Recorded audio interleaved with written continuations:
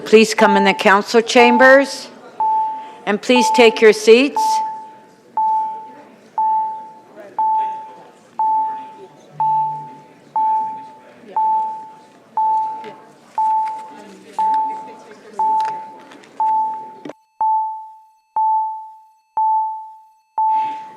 Please take your seats. Councillor Pasternak, Councillor Chang, please.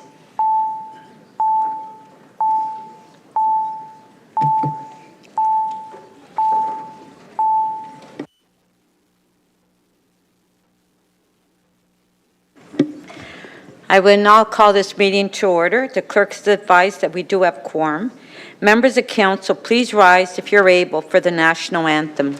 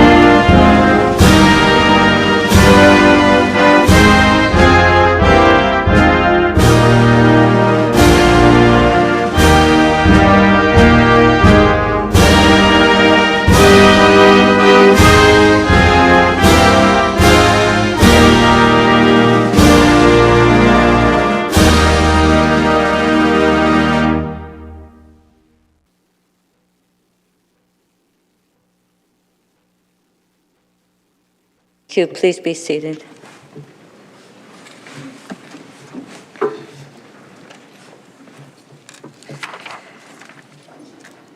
I would like to take a moment on behalf of Council to acknowledge the Indigenous peoples of all the lands that we are on today.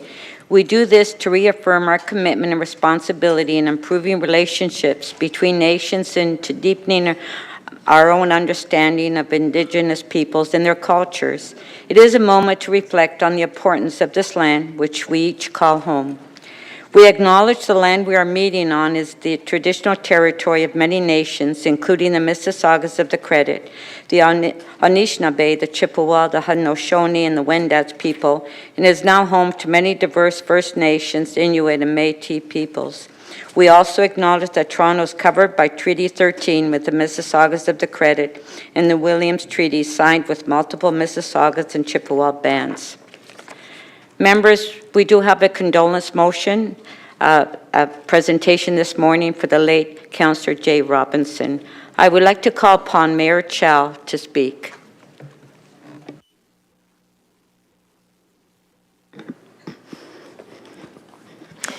Friends, fellow councillors, I rise today on a sad note to mark the passing of our dear colleague, Councillor Jaye Robinson, after a long and fierce battle with breast cancer. We've all had some time to reflect on Jaye's life and contributions to our city over these past few days. I know I have, and whether it's online tributes, media interviews, or quiet conversations with some of you, a few words kept popping up: devotion, service, and commitment. And ask anyone in this council chamber, anyone of the residents of her ward, and they will tell you Jaye was an unstoppable force for Don Valley West. She was a fourth-generation Torontonian and the great-granddaughter of a longtime editor at the Toronto Telegram. Quote, "Toronto is in my blood. It is in my family's blood," she once remarked to the Toronto Star. And long before she took her spot as the councillor for Don Valley West, Toronto and its people was the focus of her work. I knew Jaye when she was working for the city. She was working for the city for 20 years as the director of events. And she was the key part of making our city more vibrant, more fun, and more beautiful. She helped to deliver Nuit Blanche, that signature event. Summer Delicious and Winter Delicious. Food, culture, art. And to this day, the events remain a major part of our city's cultural fabric. She then set her sight, ambition, and passion for service on the council chamber. And in 2010, she was welcomed as the new councillor for then Ward 25, where she ran on a commitment to being more responsive to residents. Commitment made, commitment kept for almost a decade and a half. It was that dedication to her residents and the people of Toronto that drove her until the very last moment of her life. And speaking to Councillor Robinson's husband, Bill, last night, I was told she brought boxes and boxes of work home. She can continue working, serving her people. It is the devotion to public service that she made that we witnessed. During her tenure as a councillor, she served on the executive committees led by former mayors Rob Ford and John Tory. She also served as chair of both TTC and the Public Works Committee. Councillor Robinson and I share a love of the arts and nature. She served on the boards of director for the Art Gallery of Ontario, Leaside Memorial Community Gardens Arena, and the Toronto Symphony Orchestra.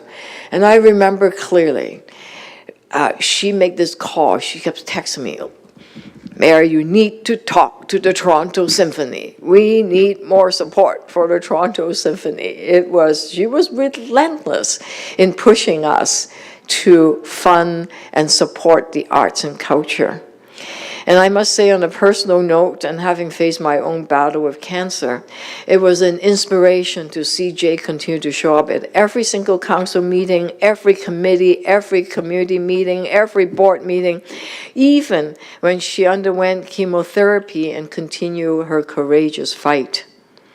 It's a testament to her devotion, service, and commitment, and it's an inspiration to all of us in this council chamber. When you think about some of the councillors we lost in the last decade, Jaye, Councillor Pam McConnell, former Mayor Rob Ford, they each passed away while dedicating their lives to the public. So in moments like these, it's an opportunity for all of us to reflect on the tremendous privilege it is to serve the people of Toronto and to pay tribute to a life well lived in service to others. So on behalf of this grateful city, I want to pass on our love and our thoughts to Jaye family, her husband Billy, her sons Sam, Will, and Jake, Jake's fiancée Brooke, who are all joining us here today. We know she loves you all very deeply, and thank you for lending Jaye to us over the years. She served her community of Don Valley West with pride, dignity, and a fierce dedication to doing what's right for her constituents. I hope you find some time and some comfort in the legacy of your wife and mom as she left behind in the thriving neighborhoods that she served. Right now, I ask that you rise, if able, all of us, and mark a moment of silence to remember our friend and colleague, the late Councillor Jaye Robinson. Thank you.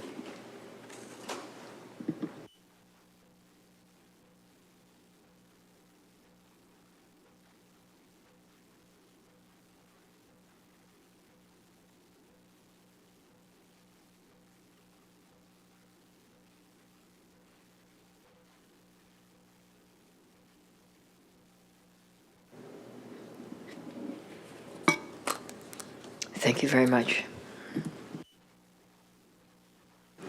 Thank you, Mayor.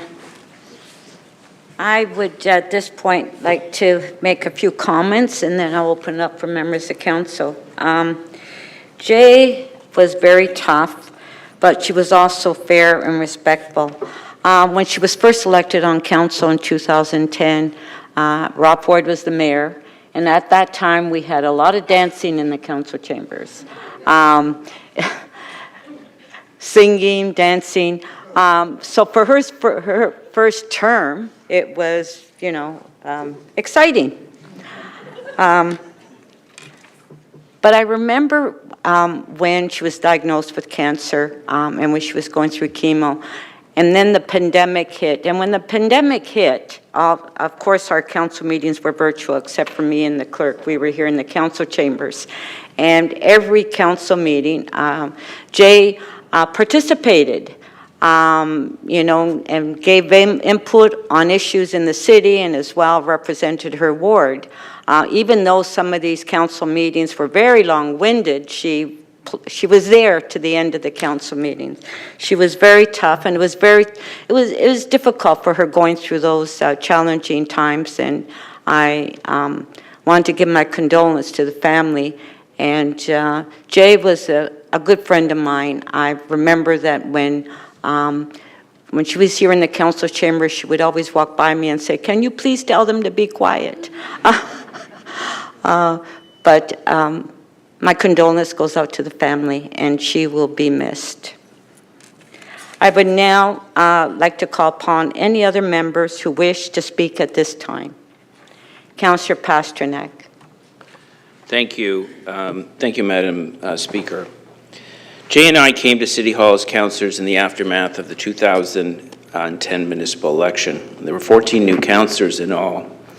And over time, we witnessed the most difficult period with instability in the mayor's office, and many of the 14 saw the need to change course and speak out.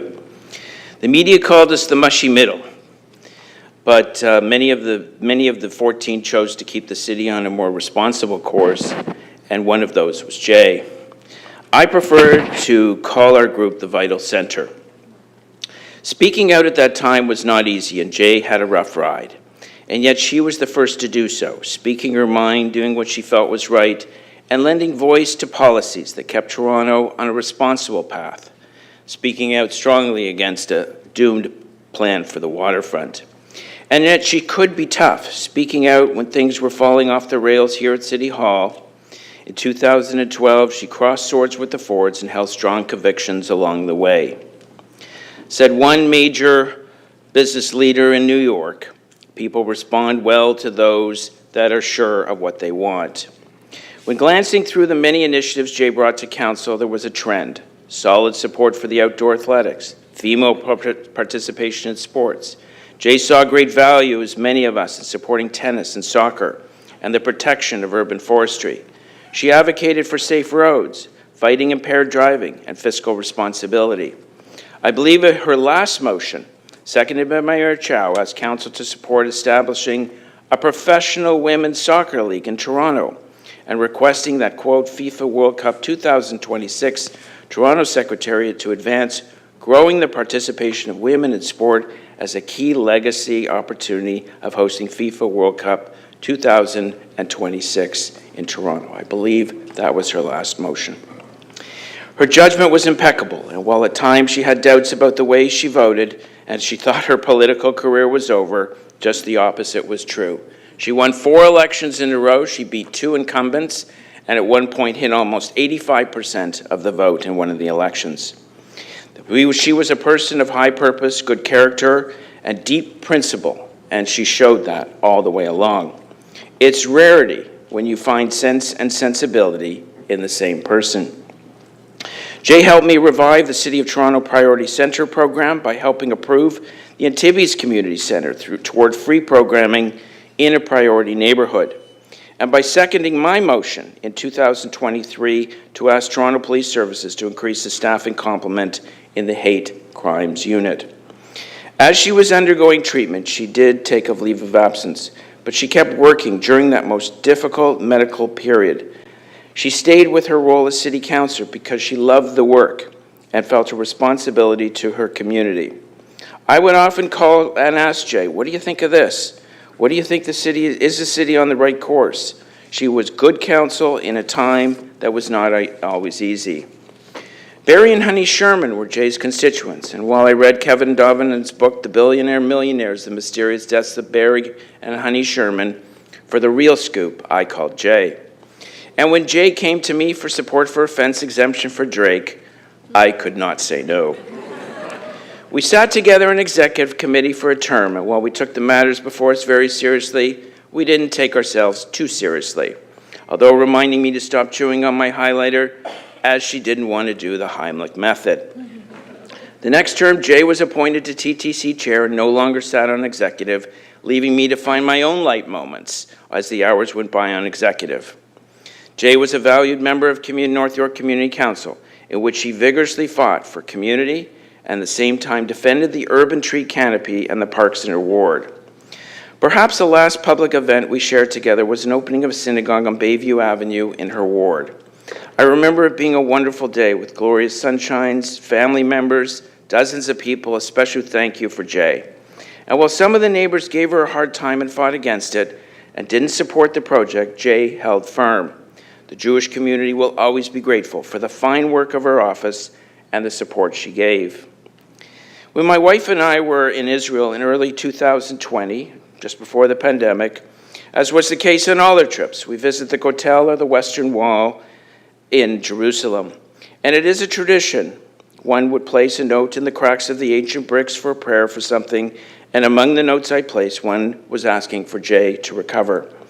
And there she was on November 22nd, 2022, at our inaugural council meeting for the 2022-2026 term. She was just a few rows back, right over here, smiling, waving, and looking healthy. On a day of new optimism, at the fresh start of a new term, what could be better than a cancer survivor joining us? One may not believe in miracles, but one cannot deny when they occur. And that the challenge of miracles, which we all want from time to time, is never sure how quite long they will last. Are they fleeting or are they permanent?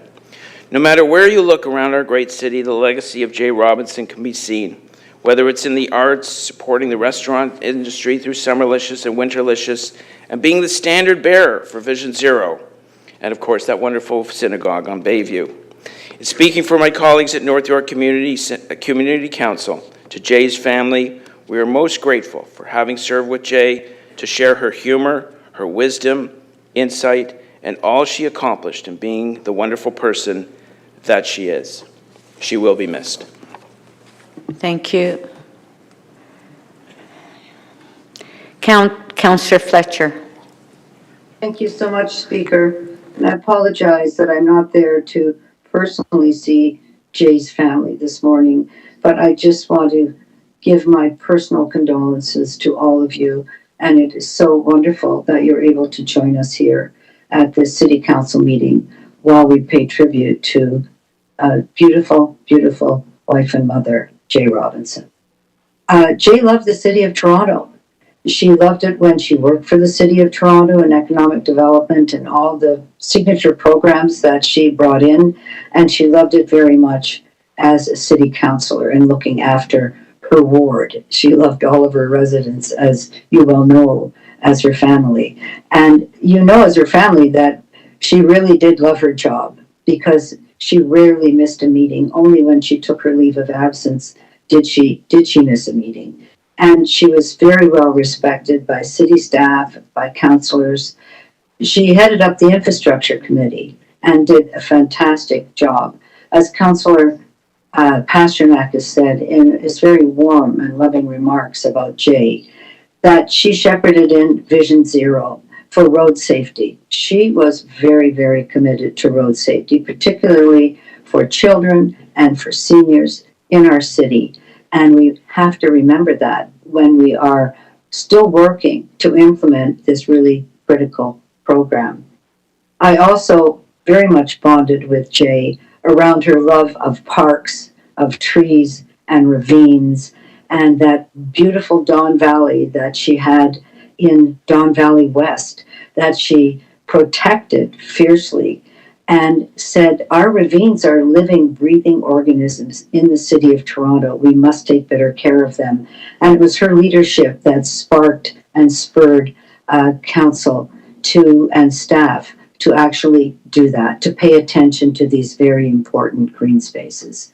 Councillor Pasternak has mentioned her strong advocacy for women in sports and women in all lives, including on council. We were always a small number of women in 2010 and 14. We're now a big band of women, of which she was a part up until the end. The last couple of meetings, I just feel that Jaye, whenever there was a motion or anything dealing with her ward, she never missed it right up until the end. She was on it. She was having a position. She told us what she wanted to do and how she wanted to do it. And Councillor Pasternak didn't mention this, but in our last economic development and community development meeting, to move a really important motion for community benefits up in Downsview, it was Jaye who came online and made that plea to the committee and moved that on your behalf, Councillor Pasternak. So right to the end, she loved her community, she loved her city, she was wonderful with her colleagues, and I know more than ever, she loved her family. Rest in peace, Jaye Robinson. Thank you, Councillor Fletcher. Councillor Bradford. Thanks, Madam Speaker. I rise to offer my sincere condolences to friends and family and colleagues of Jaye Robinson. I'm part of the class of 2018, Councillor McKelvey, Councillor Cole, and Jaye was one of the first people to reach out after I was elected. And that advice and mentorship that she offered me in those early days was something I often leaned on. We had some tough votes kind of actually right out of the gate. Open tendering was in front of us because of some provincial changes, and she knew exactly where she was going to be on that and was steadfast in her commitment, and she never wavered. And I think time will probably show in hindsight and in the long view, she was right on that, despite the vote not going that way that day. But the connection that we shared was kind of unique, and Jaye was a trailblazer in many respects, but she came from the civil service here at the City of Toronto. And to the family and the office, you look around the chamber and you're seeing so many folks here from the bureaucracy, from the civil service, who were friends and colleagues and co-workers of Jaye Robinson. And so when we had those discussions shortly after 2018, you know, she really impressed upon me, you need to transition from bureaucrat civil servant to elected official representing your community. And for a long time, I showed a lot of deference to staff, and now some of you would probably suggest I'm kind of off that now, but you know, it was a transition, and I was able to take Jaye's advice on that, and we shared a lot of important conversations and shaped me in part today, you know, to be representing and fighting for my community, and hopefully can do it, you know, to the degree that she was able to do it. And I say that having a little bit of a local connection. You know, my in-laws are up there at Bayview in the 401, and they used to just rave about the customer service, which is really what our job is about, customer service that they would get from Jaye Robinson and her team. And to Rachel and the entire office here, I know you've all been through a lot as well over the past couple of years. You guys have been a rock, I think, for the constituency, for the city, certainly for the councillor, and you do great work. And that's the stuff that really sticks with constituents. You know, we're going to have a lot of animated debates in this council meeting.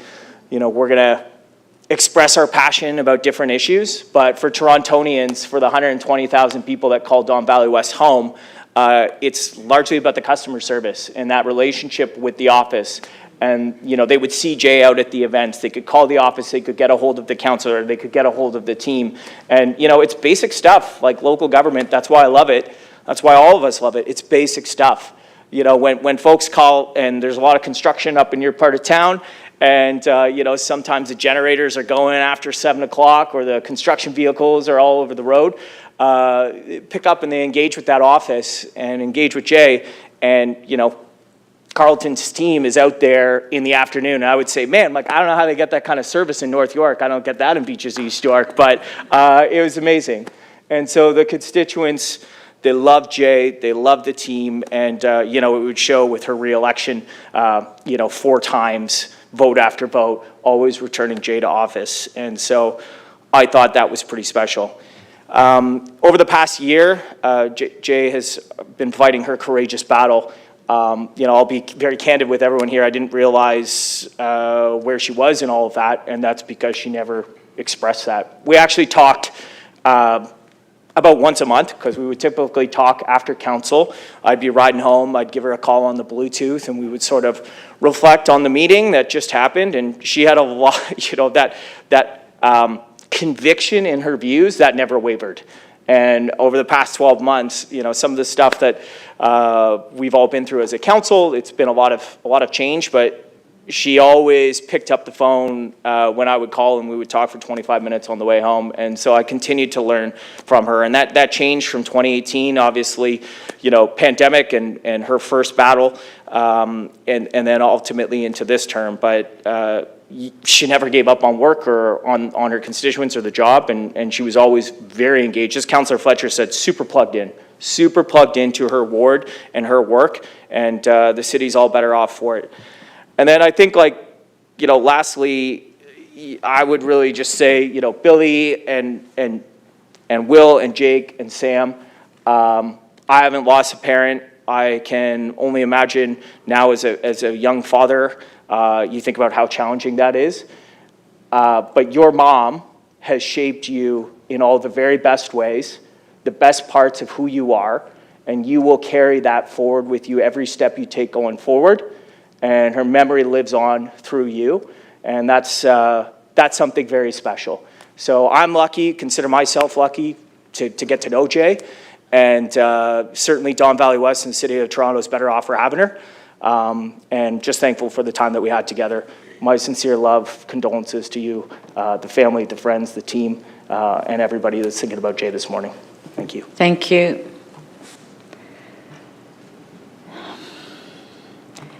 Deputy Mayor Malik. Thank you very much, Madam Chair, and thank you to my colleagues who have spoken so far.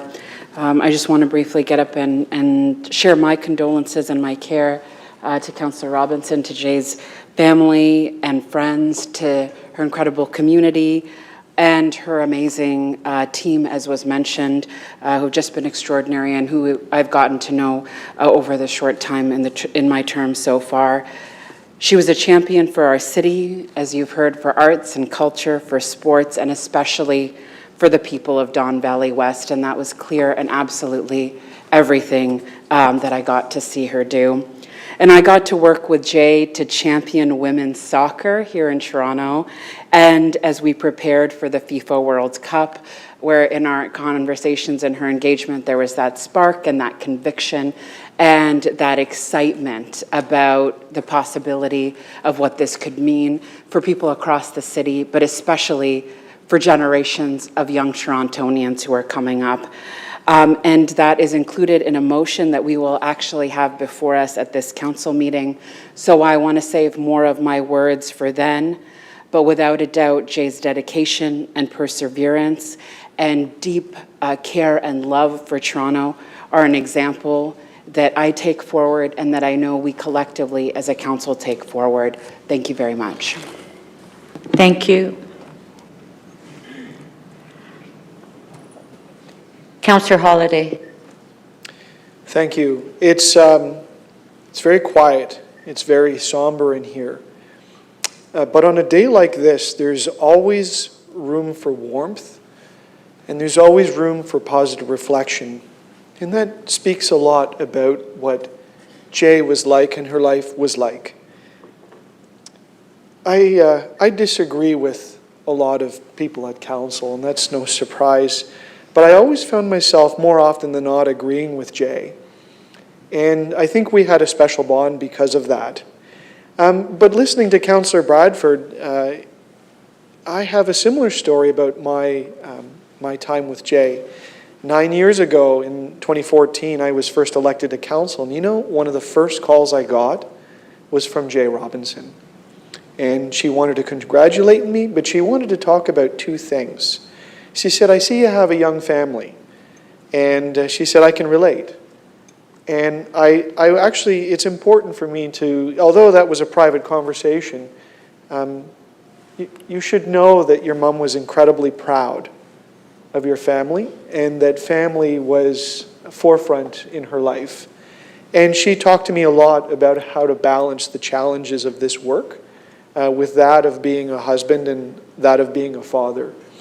And I'm really grateful for what she taught me about that and for her advice. We also had another bond, and that was we had both stepped through the threshold of being a public servant. I didn't work for the City of Toronto, I worked for the province of Ontario. And she worked at the city, and we talked a lot about how things were different once you entered this chamber. But there were still core things that were tremendously important. And I think a lot of the approach I have to public policy issues and to service issues, I got from my conversations with Jaye. And that was because she always wanted to push people to the limit that they could be proud. Whether you were proud as an elected official or you were proud as a public servant, there were so many reasons to be proud of each of those categories and the things that people achieved, but she could find ways to bring people along on that front. I really enjoyed working with her on the Public Works and Infrastructure Committee. We handled some really difficult public policy files, and I think each of our experiences in public life and being a public servant helped us to be really objective. And I was remarking earlier, I remember sitting in that horseshoe and she'd just give me this look across the room, right? And that was kind of a call to action to pay attention to what was happening with a deputation or with a vote that was about to come forward. And I always felt that that was a special time, and we really connected throughout on that. I really, really do appreciate her zest for service and service excellence.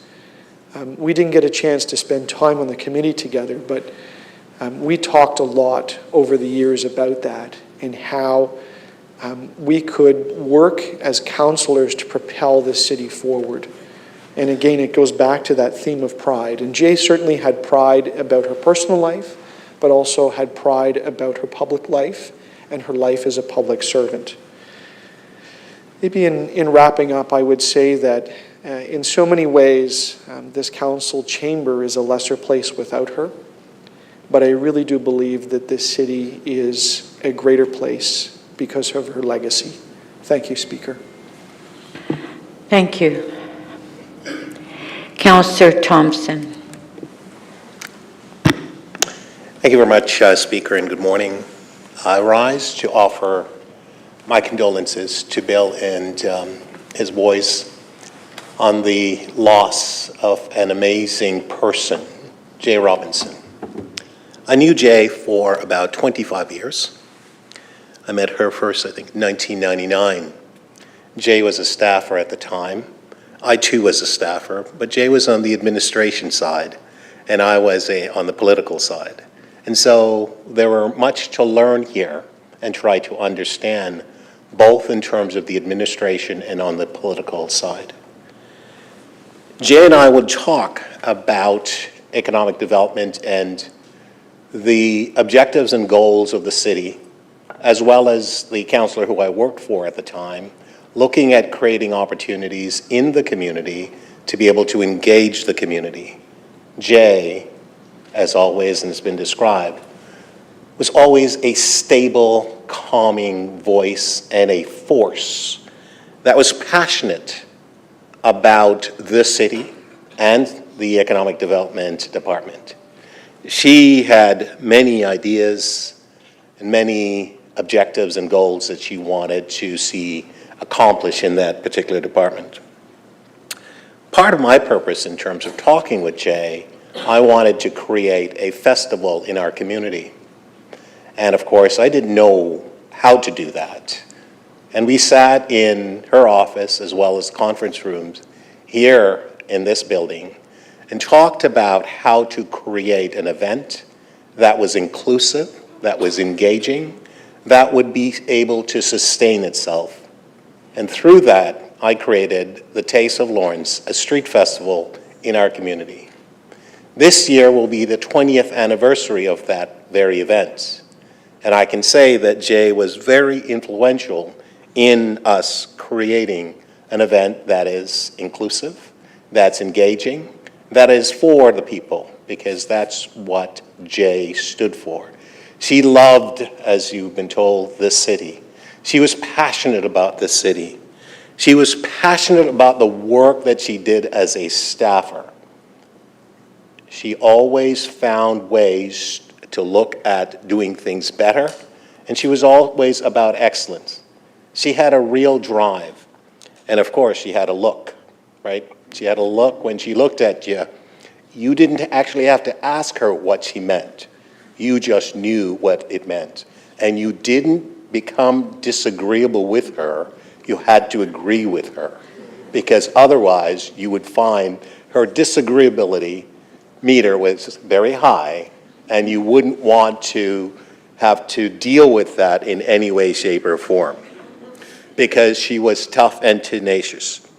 She had this great sense of herself that during difficult times, and you've heard some of my colleagues spoke about the difficult times where the transition to an amalgamated city and the first mayor and then the second mayor and then the third mayor, and perhaps the third mayor's tenure was the most difficult.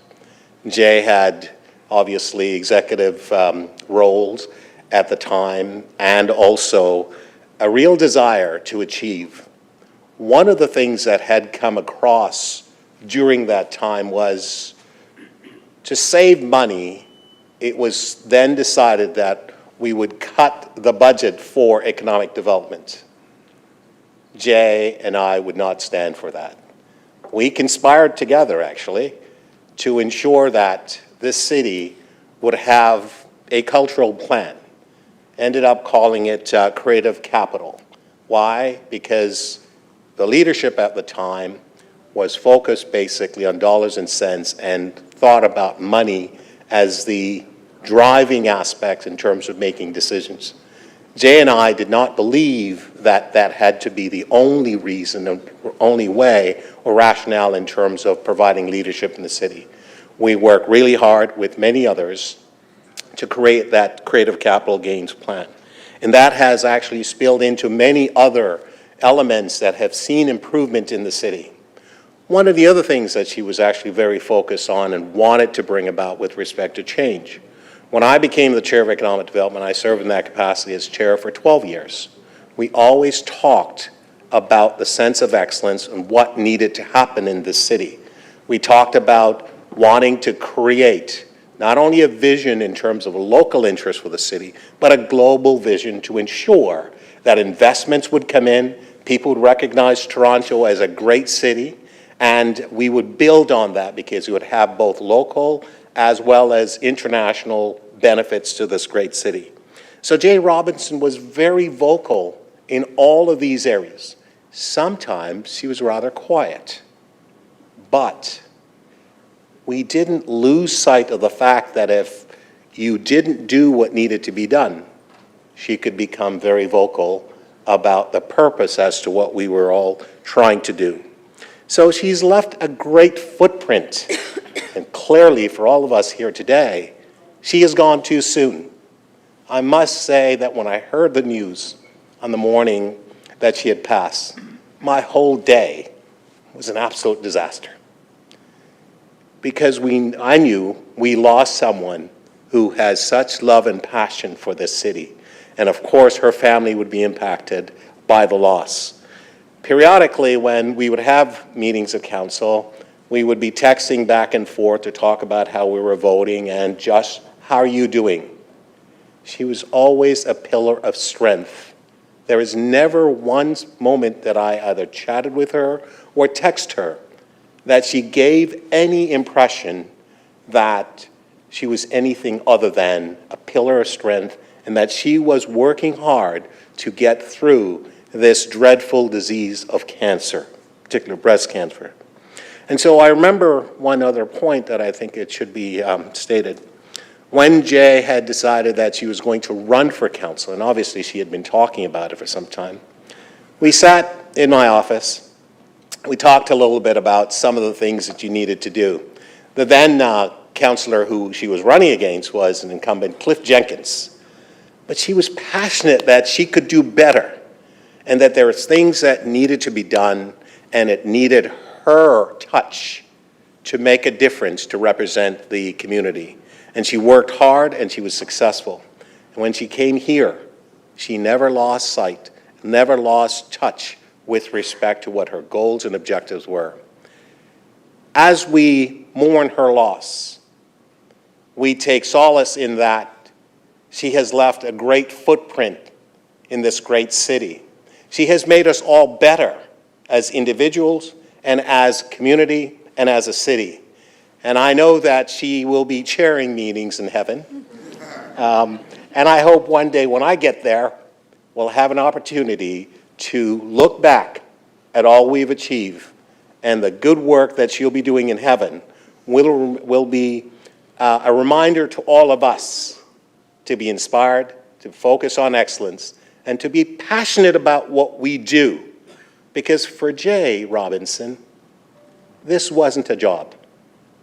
It was a calling. She was very passionate. And if we can take 1 ounce of what made her such an outstanding leader, we take the passionate piece and install it in each and every one of us, and remember that our commitment on a daily basis with respect to serving our community, serving our great city, and ensuring that our interest to ensure that everyone sees hope, sees opportunity, and sees in a city that respects them, because that's the way Jaye Robinson would want us to think moving forward, given the fact that we've had a small piece of what this great woman was all about. A strong leader, passionate, that had a great love for this city. So we should all endure ourselves to take a bit of that to make us all better, so we can serve our city better as Jaye would want us to do. Thank you, Speaker. Thank you. Councillor Perks. Thank you, Speaker. Councillor Thompson alluded to how Jaye could be firm. And from time to time, Jaye was firm with me. But I wanted to talk about 3 moments in her career where the city is better off because, unlike many people in politics, people here at Toronto City Council can see past those divisions. And there were 3 times when Jaye saw past, the kind of ideological divide that people imagine we have in politics, but we don't actually have. And the first of them was fairly early in her career. People forget or didn't know, who didn't serve on council when Rob Ford was mayor, the extent to which we were just paralyzed. It was impossible to know how to govern the city of Toronto with a mayor mired in a scandal that wasn't local, wasn't national, it was global. Literally, we would all try to find routes into the building to avoid Korean television cameras. We were paralyzed. We were absolutely paralyzed. The person who broke the logjam was Jaye Robinson. Jaye sat on Rob Ford's executive committee, and when City Hall was frozen and unable to move, Jaye very bravely got up, did a press conference, and called on Mayor Ford to take a leave of absence from council and let us govern in his stead. She was immediately kicked off the executive committee. She was politically punished. But it was that moment of courage, which was about the city. It wasn't about left or right. It was about the city that enabled council to find a path to come together to govern despite the fact that the mayor of the day was incapable of leading council. It's that commitment to the city overcoming her own interests, ideological boundaries, and just thinking about the good of Torontonians that Jaye demonstrated in that moment that I think we all have to carry with us always in this work. The next instance, some of you may know, I come originally out of the environmental movement, and for years the environmental movement in Toronto had been working for a transportation system that was sustainable and didn't kill people. And we had been working, trying to reduce speeds on roads, trying to get more investment in public transit, with some, mixed success, I'd ask you to think, each of you, about whether or not you've had a community meeting in the last year or two where you've been talking about changes on local streets in order to achieve Vision Zero. That one thing Jaye did, working with Mayor Tory, the next mayor in her career, to change the way we talk about transportation, so it's literally about not killing people, has transformed every street in my ward. All the speed limits went from 40 to 30. The road designs all change now. Every time we redesign a road, we design for the most vulnerable user first, for safety. Progressive environmentalists were unable to do that until Jaye Robinson stood up in a only Nixon can go to China moment and said, this is the future we will have. And it now affects every decision on every street that the City of Toronto takes. A remarkable accomplishment. Again, because she put her vision of the city ahead of supposed boundaries on who does what here. And finally, you'll remember the ice storm debate. That was a cranky meeting. That was a very cranky meeting. If you recall, we had trees down all over the city, power was out, 311 was shaky on its feet, and people didn't know when they would be able to leave their homes and when power would be restored. Jaye very cleverly, as an environmentalist, took that moment to say, and the City of Toronto will have 30% of its space covered by tree canopy. Just sort of slip that in a debate about a different thing. And as a result of that, tree protection has grown tremendously, tree planting has grown tremendously, our expectations for what developers do on the lands around their buildings has changed tremendously. It's a subtle thing, it's an abstract thing, but it's one of the things that will prepare us for the changing climate that we're in. It's one of the things that will make Toronto livable for generations to come. And again, it's not the thing that you expect from someone who sat on the executive committee with two Conservative mayors. Again, it's an example of how Jaye saw beyond those, rigid political lines and saw a way for her to contribute to making the city a better place for everyone to live. To Jaye's family and friends, she made a profound difference in the city we live in today, but also the city that my grandchildren, I hope, will be living in. Thank you very much for sharing, Jaye, with us, and my condolences on your loss. Thank you. Okay, thank you very much. So members, one of our colleagues recently experienced a loss, and I would like to offer condolences to Councillor Shelley Carroll on the loss of her father, Jack Baskerville. The celebration of life is today, and I know a number of members would like to attend. I propose we recess for the balance of the morning session to give members time to convey their sympathies to the families of Councillor Robinson and Councillor Carroll. Before we do that, Councillor Bravo, you would like to make an introduction? Speaker Perruzza, can I take A couple of things, please. Sorry, we're just at the end. No, I understand that, but I didn't know how to put my name on here. Who is it? Who? Perruzza, Speaker.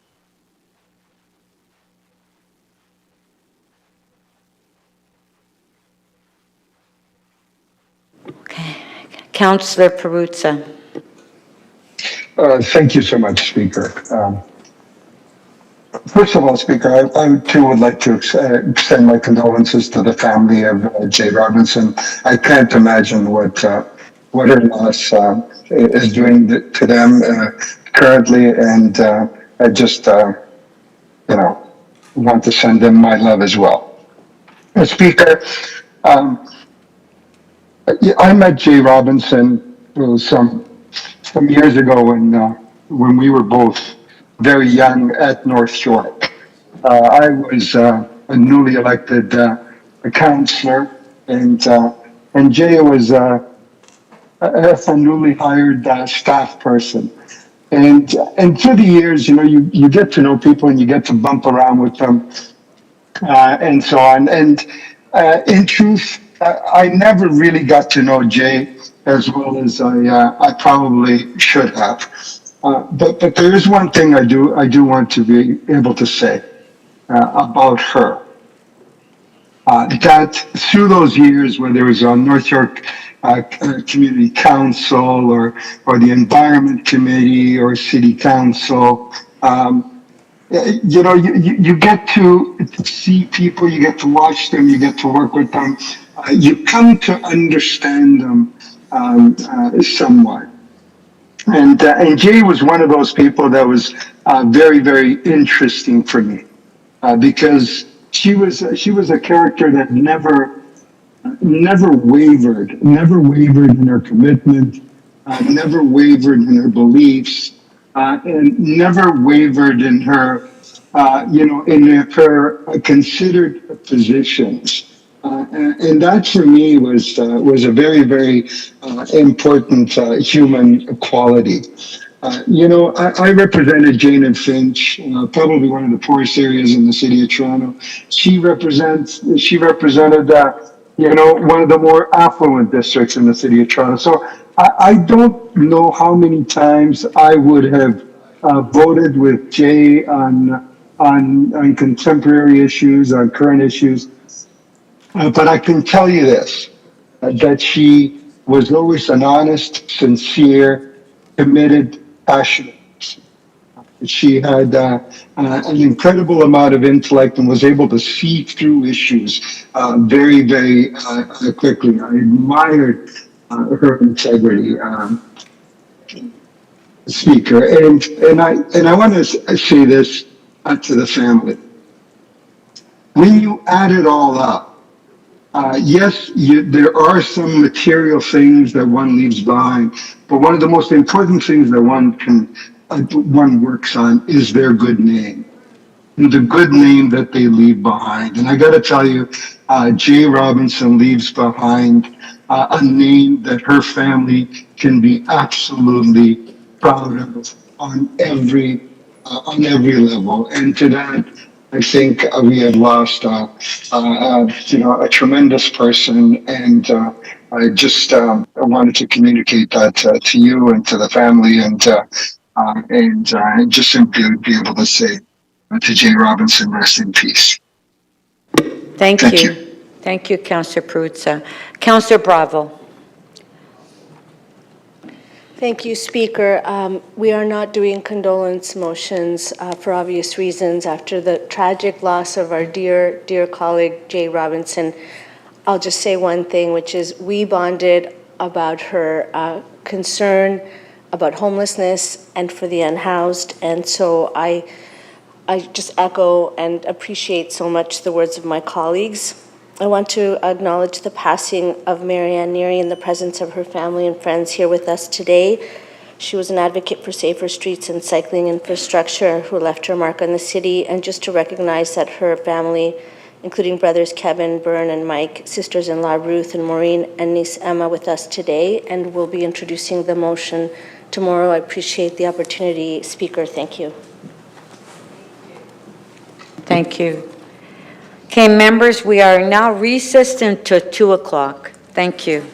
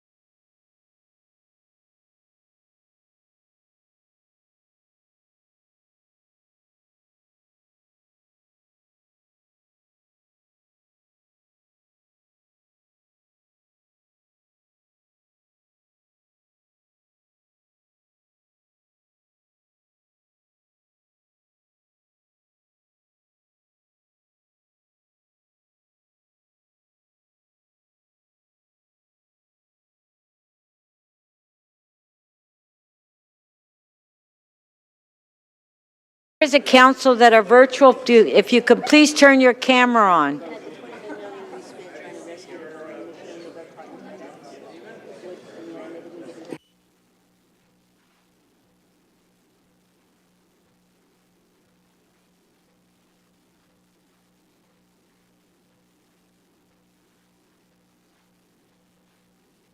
Can I please have everyone take their seats so we can start?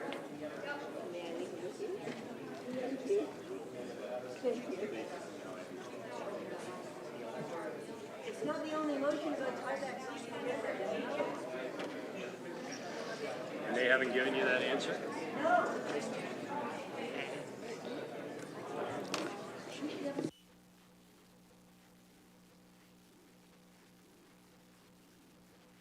Okay, members, Councillor Perks. Councillor Candival, if you can please take your seat so we can start the meeting. Councillor Pasternak. Thank you. This meeting is now resumed. Members, please rise if you're able to join me in observing a moment of silence in memory of Jack Baskerville.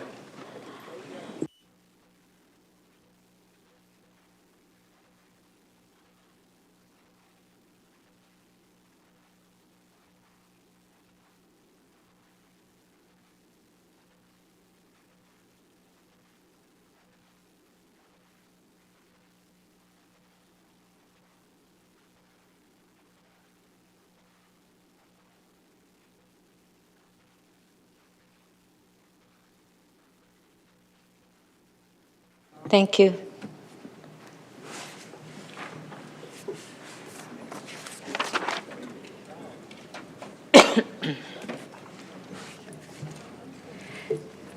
For the benefit of those who are connected to the internet, the City Clerk has posted all of the agenda materials for today's meeting at Toronto.ca/council. This meeting is being held as a hybrid meeting and is being streamed live on YouTube. I'd like to welcome the public who are with us here today and who are watching the meeting online. May I have a motion to confirm the minutes? Moved by Councillor Thompson. Put the motion on the screen.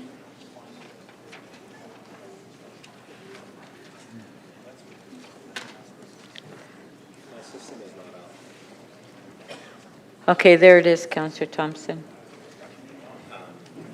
Oh, sorry. There you go. Yeah, there we go. Thank you so much, Speaker.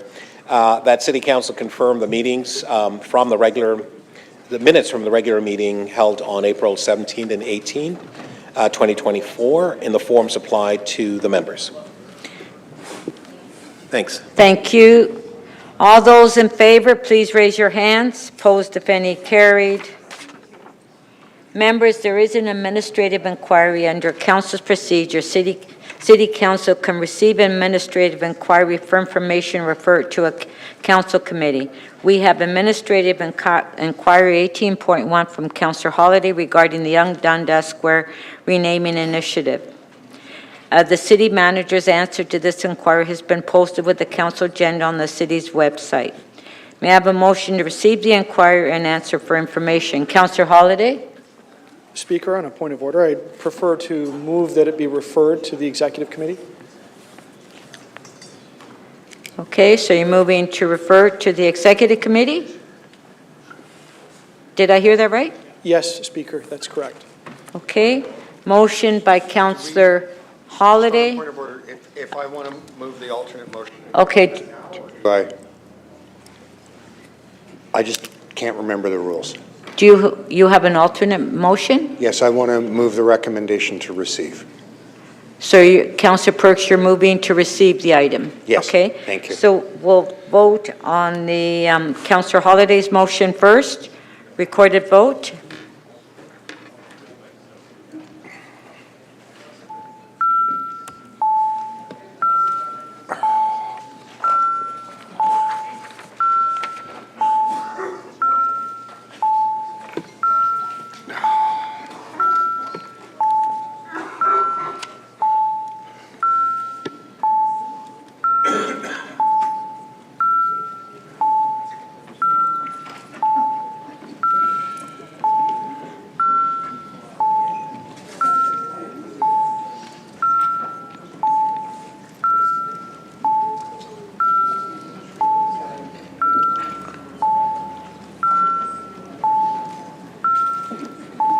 Councillor Perruzza, are you in the meeting, please? If so, could you please turn on your camera?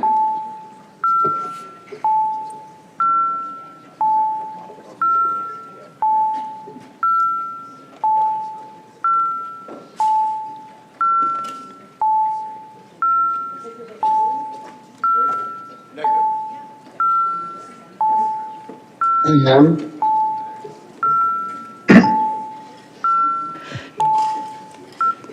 Councillor Perruzza, how do you vote? In favor.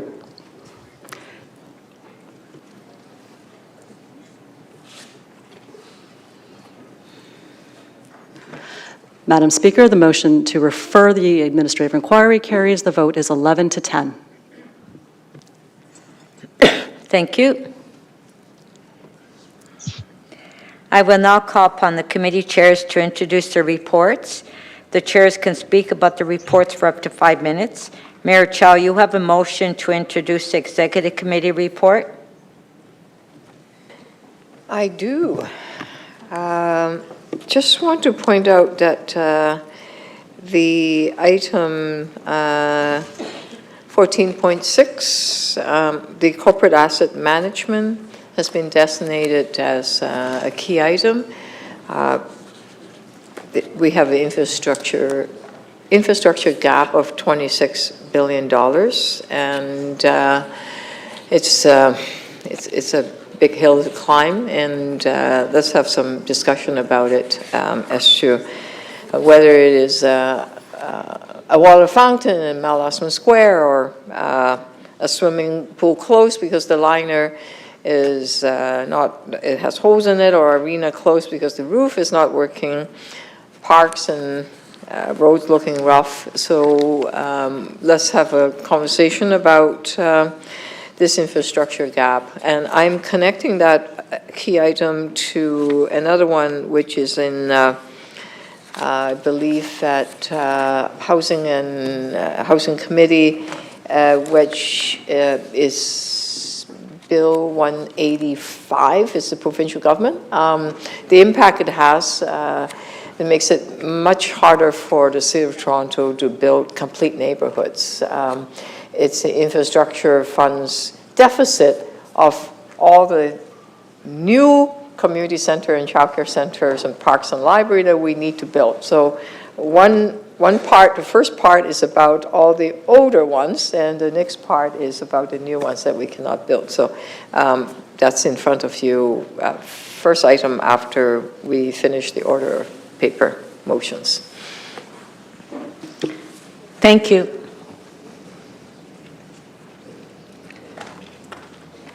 Councillor Moyes, you have a motion to introduce the Board of Health report.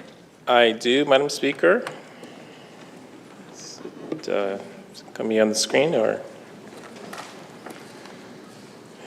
The report from May 12th of the Board of Health listed on the agenda for Council to present for consideration.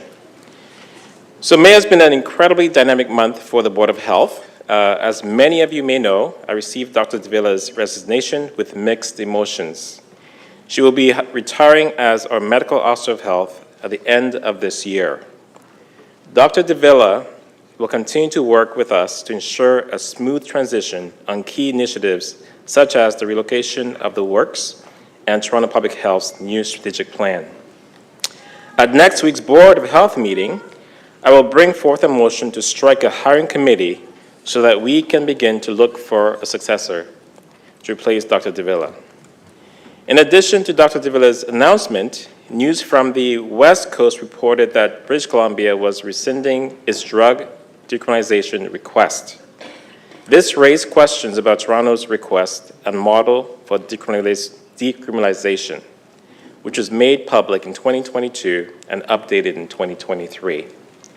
I want to emphasize that Toronto Public Health remains concerned and deeply committed to addressing the mental health and addiction crises we are experiencing across our city and our country here in Canada. Last fall, we launched Our Health, Our City, a mental health, substance use, and harm reduction treatment strategy for Toronto. Decriminalization was only one approach we were exploring as part of this new comprehensive strategy. At this time, the Board of Health remains focused on delivering a range of critical harm reduction and treatment services, including a 24/7 low-barrier crisis stabilization spaces. We are encouraged by the province's commitment to investments in treatment and services and supportive housing as we work collaboratively with them in addressing the root causes that underlie the substance use and addiction challenges we are facing here in the city. Last week, Mayor Chow and I wrote to the Prime Minister and the Premier asking for 3 orders of government to partner on a pilot program that encompasses connections to primary care, supportive housing, harm reduction, and partnerships with emergency services to combat the drug toxicity epidemic. The item before you today is requesting an in-year amendment to our 2024 budget to accept a one-time grant from Vital Strategies so that we can implement a new project exploring public awareness and health behaviors during heat or wildfire smoke events. While Toronto Public Health will lead the project's implementation, this work will advance the mandates of the Environmental and Climate Division and key initiatives that Toronto Public Health has committed to regarding climate change and health actions that reduce health inequities. Thank you, Madam Speaker. Thank you.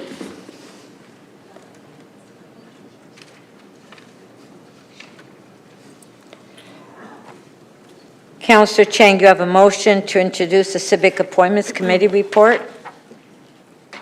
Thank you, Madam Chair. I'd like to move that the report from meeting 16 of the Civic Appointments Committee listed on the agenda of Council be presented for consideration.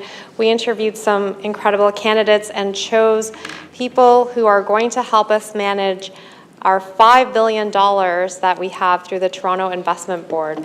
It's incredible to think of the responsibility that we are giving people in our city to oversee this very important investment, and I'm grateful for my committee colleagues in the interview process and choosing the candidates that we chose. Thank you. Thank you.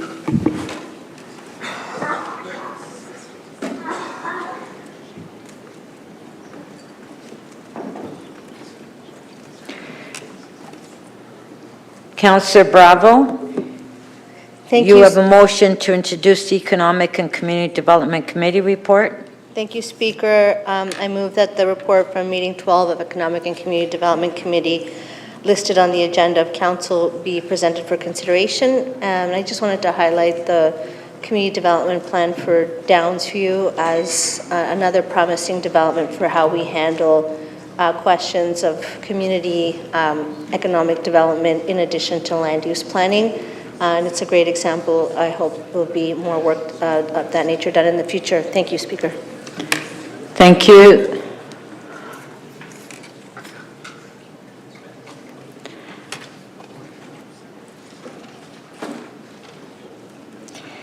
Councillor Ainsley, you have a motion to introduce the General Government Committee report.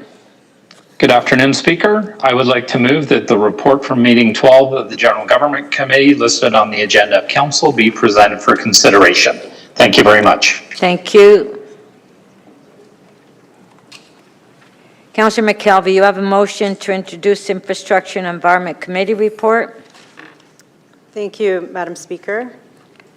That the report from meeting 13 of the Infrastructure and Environment Committee listed on the agenda of Council be presented for consideration.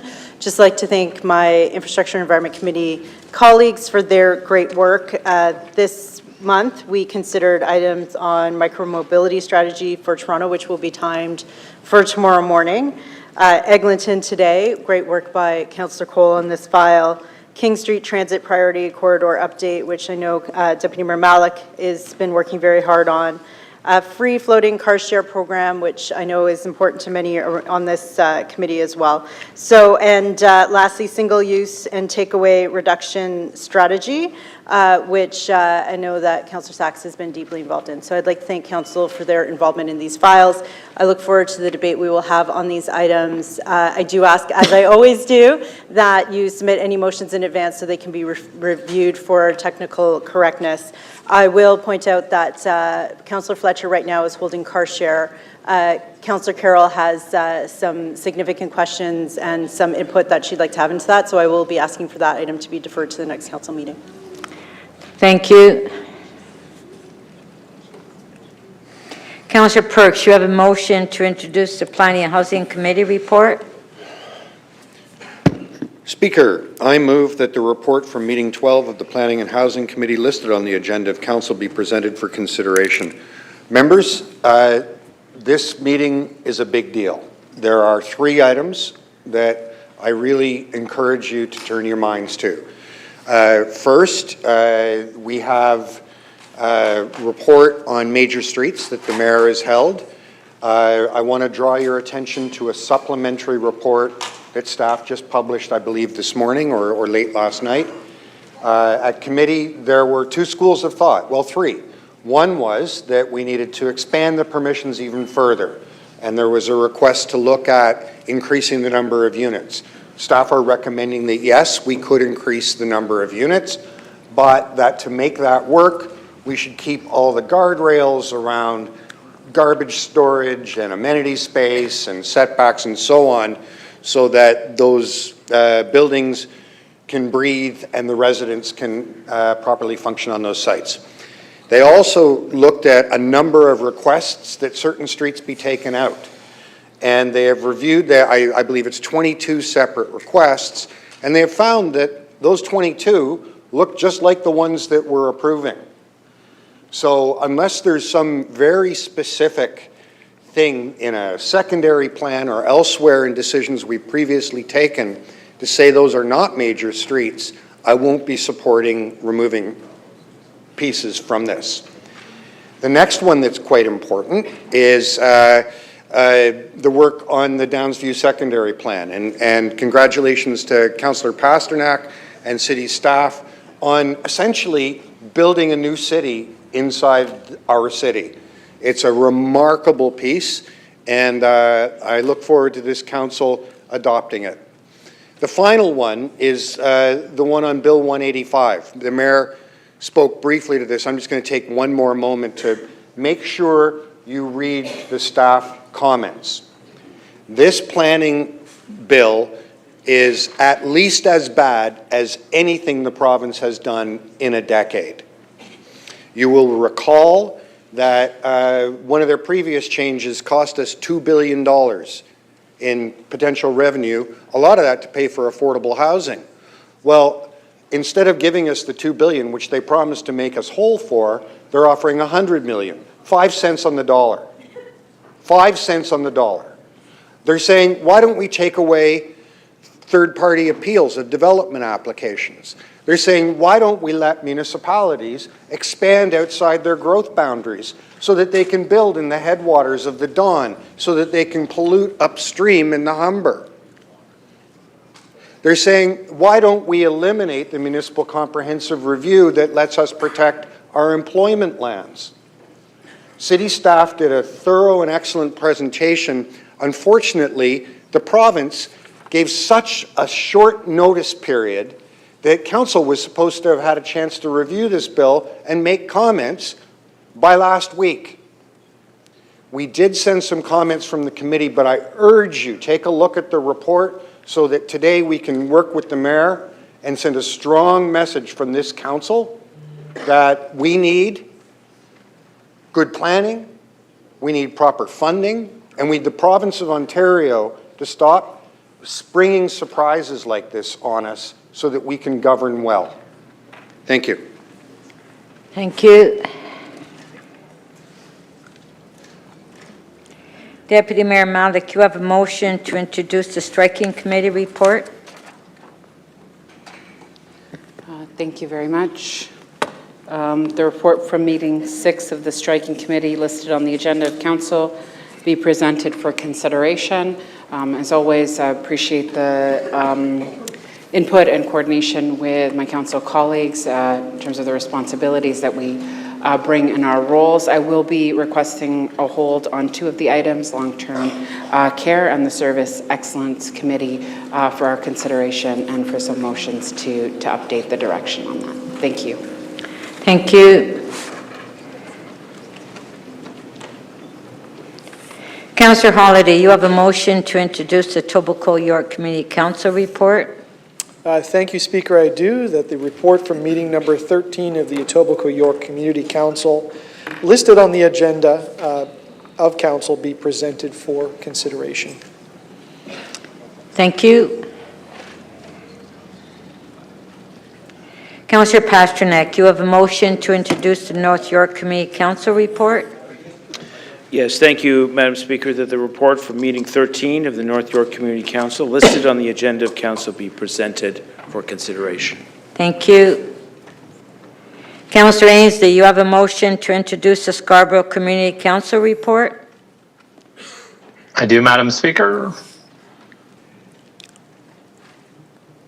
That the report from meeting number 13 of the Scarborough Community Council listed on the agenda of Council be presented for consideration. Thank you. Thank you. Councillor Moyes, you have a motion to introduce the Toronto and East York Community Council report. Yes, Madam Speaker.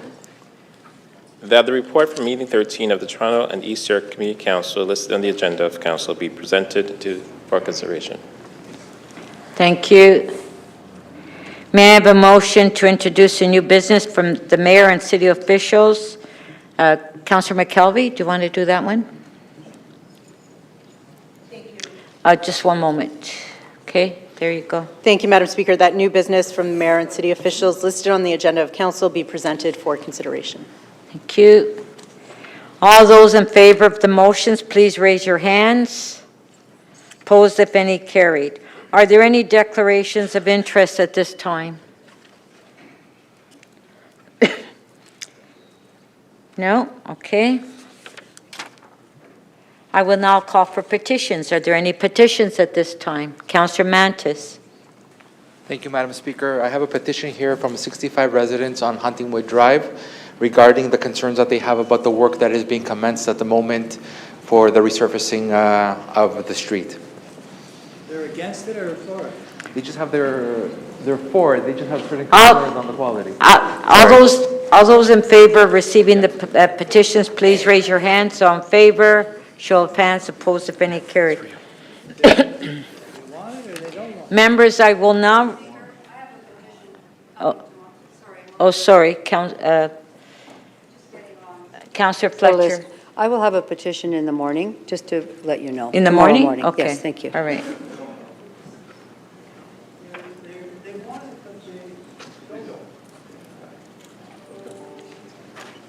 Councillor Bradford, you have a petition? Yeah, thanks, Madam Speaker. I have 2, actually. First one I'd like to introduce, this is a petition to accelerate the rebuild of the Gardiner Expressway, signed by more than 1,500 Torontonians. And this is a petition signed by more than 1,250 Torontonians in support of the member's motion to establish community safety zones around places of worship. Thank you. Thank you. Councillor Perks, you have a petition? Yes, Speaker. I have a petition on item TE 13.10, which is a development application at 1304 through 1318 King Street West and 143 through 145 Cowan. The petitioners want to make it plain that this application does not fit in the local community, and I will present it to the clerk momentarily. Thank you. All those in favor of receiving the petitions, please raise your hands. Opposed, if any, carried. Members, I will now review the order paper. Once the order paper has been approved by council, any change will need a 2/3 vote. The city clerk has posted today's order paper online with agenda item RM 18.7, review of the order paper. If council adopts any amendments to the order paper, they will also be posted with this item. We have 3 deferred items before us today. T 9.14, PH 8.5, and PH 11.7. The mayor has designated item EX 14.6 on the City of Toronto's 2024 Corporate Asset Management Plan as their first key matter and first item of business today. The Mayor has designated item PH 12.3 on expanding housing options in neighborhoods, major street study, final report as their second key matter and first item after members' motion tomorrow. The notice of run-through is scheduled for 2 p.m. tomorrow, only if the Mayor's first key matter is completed. Members, with the Mayor's consent, I would propose that the following related matters be considered together. That item PH 12.7 on city comments on proposed Bill 185 Cutting Red Tape to Build More Homes Act 2024, Provincial Planning Statement 2024, and New Minister Zoning Order Framework be considered with the Mayor's first key matter. EX 14.6 as the proposed changes to the Development Charges Act and Bill 185 reverse some, but not all, of the previously introduced changes to the Act that impact the city's ability to collect development charges to fund growth-related service. Mayor Chow, would you consent to the joining of these two items? Yes? Okay, thank you. Members, there are some further related matters on the agenda that I propose to be considered together, if they are held. Items EC 12.2 and PH 12.1 on the Downsview Community Development and Secondary Plan. The city clerk has noted that the items that members wish to hold, and I will now go through the items to take additional member hold, and I will review the order paper one section at a time. The city clerk will open the speakers list in CMP, and you can place your name on the list. When I recognize you, state the item or items you wish to hold, and I will go through the agenda one section at a time.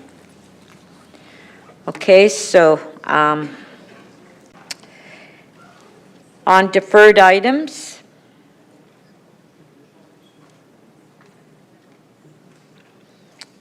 okay, so we do have,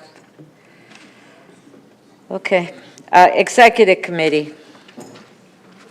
Councillor Moyes.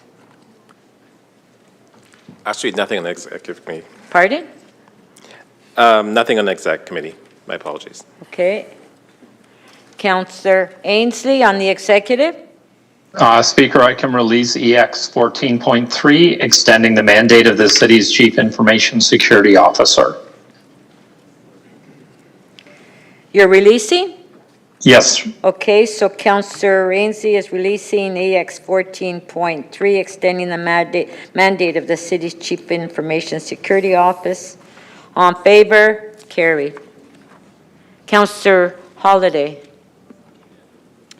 Thank you, Speaker. I'd like to request a recorded vote on EX 14.11, report back regarding item GG 8.20 and revisions to the fair wage policy and updating the fair wage schedule to include 2022 to 2024 wage rates.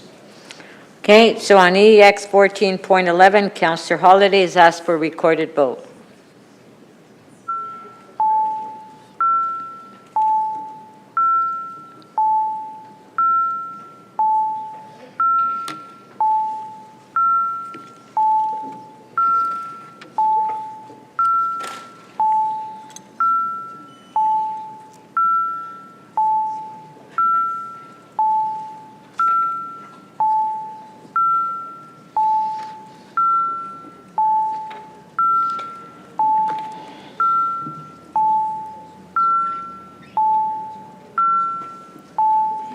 Councillor Burnside, may we have your vote, please?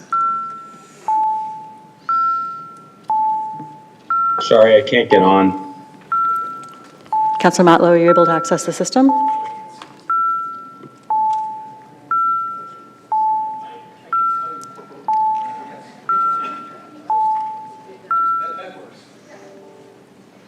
Councillor Burnside, may we have your vote, please? Affirmative. Councillor Matlow, your vote, please? In the affirmative. And Councillor Perruzza, your vote, please. In favor. In the affirmative, thank you. Madam Speaker, the motion to adopt the item carries. The vote is 23-1. Thank you. Board of Health? No. Civic appointments?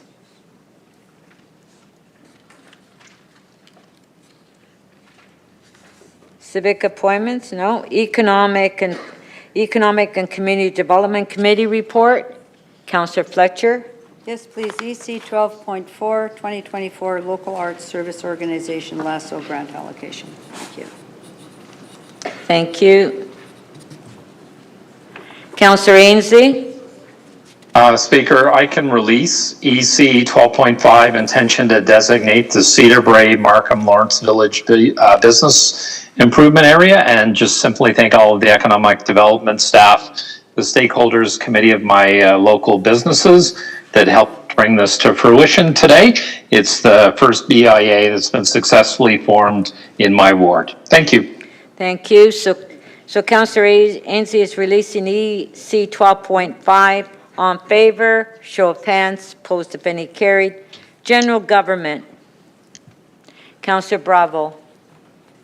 Thank you, Speaker. I'd like to hold GG 12.14, new non-competitive contracts and amendments to various competitive and non-competitive blanket contracts to maintain shelter services. I'm going to be moving a technical amendment on the request of staff. Thank you. Councillor McKelvey.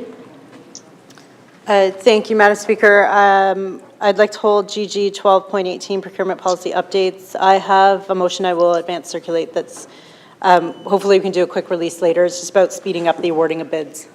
Okay, thank you. Infrastructure and Environment Committee. Okay, I'd like to hold IE 13.2. Okay, IE 13.2, I'll hold. Councillor Moyes, Infrastructure. Yes, I'd like to hold IE 13.1 and 13.3. 13.1 has been held by Councillor Fletcher. And 13.3? Okay. Councillor Fletcher. Yes, I'd like to defer 13.4, which is the revised free floating car share program, to the following meeting at the request of the chair of the committee. So the following council meeting? Yes, please, yeah. Okay. So Councillor Fletcher is moving deferral. Right. IE 13.4 to the next council meeting. On favor? Show of hands. Opposed, if any, carried. Councillor McKelvey. I can release, I think, 13.6 and 13.7, update on stage 2 single use and prohibiting distribution of plastic manufactured items. On 6? Pardon? Well, I'll continue to hold 6, but I'll release 7. So you're not releasing anything? I'll release 7. Oh, okay, and you'll continue. So Councillor McKelvey is releasing IE 13.7. On favor? Show of hands. Opposed, if any, carried. Councillor Cole. Chair, I'd like to hold IE 13.9, the 1,000 mural graffiti removal blitz. Mike, you are a treasure. Okay, thank you. Okay, that's it. Planning and Housing.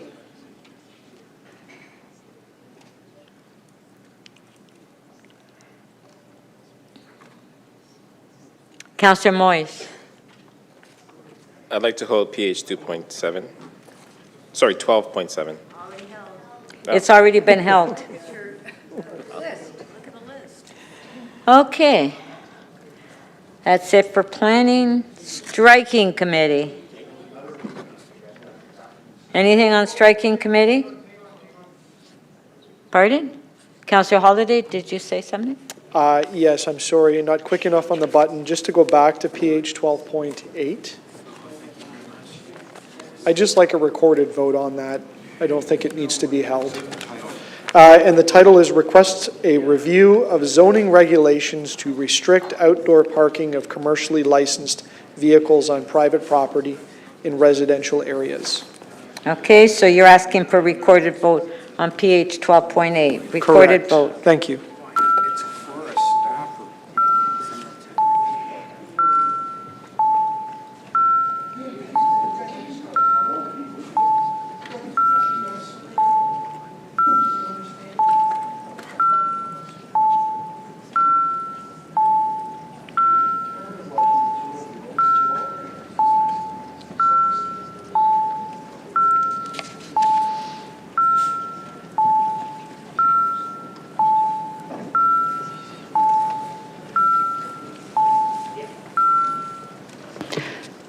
Councillor Perruzza, if you're in the meeting, could you please turn on your camera?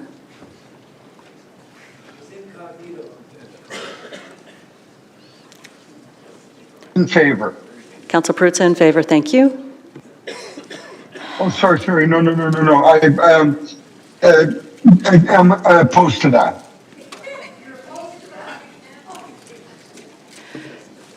Councillor Perruzza, did I hear you correctly? You are voting in the negative? I'm voting in the negative, yes. Thank you. On private property.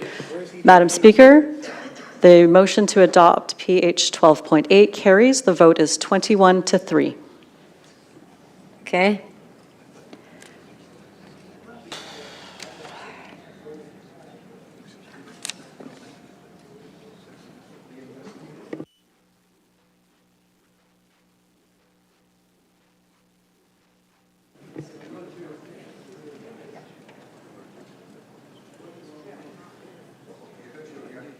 Councillor Sachs. Would you like to go first? Go ahead. Planning and Housing? No, sorry, it was that we were on strike. Councillor Sachs. We're on striking. Yes, ST 6.3, please. 6 point what? Oh, you're on striking. ST 6.3? Thank you. Okay, thank you. Any further holds on striking? Yes. Oh. Who put their hand up? Okay. Councillor Fletcher. Councillor Fletcher. The chair is on the list. Yeah, she's on the list, top of the list. Chair of the committees. I don't know where we went on this list, sorry. Everything is going kind of fuzzy up here. Deputy Mayor Malik. Sorry, I am holding the first two items. My computer is acting up, so it's ST 6.1 and 6.2. Okay. Thank you. Maybe we can get somebody to come and look at the computer. Yes. Councillor Fletcher. I was going to hold one, so it's done. Thank you. Okay. Etobicoke York Community Council. Okay. North York Community Council.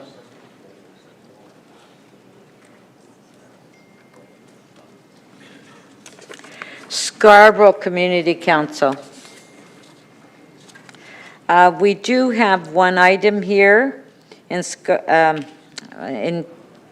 Toronto and East York Community Council that's here without, it's here without a recommendation for you're holding it? Okay, good. Okay. Councillor Matlow. Madam Speaker, I'd like to hold TE 13.22, 24, 1404 to 1428 Yonge Street Construction Staging Area. And I'll just use this opportunity, if I may, just to give you the heads up.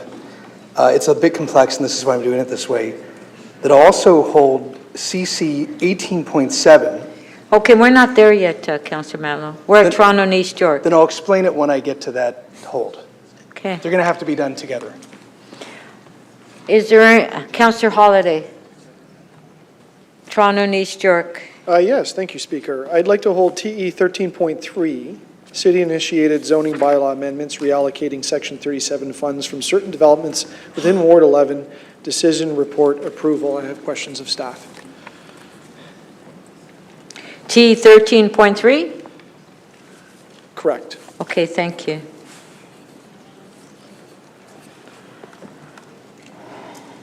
Councillor Bradford.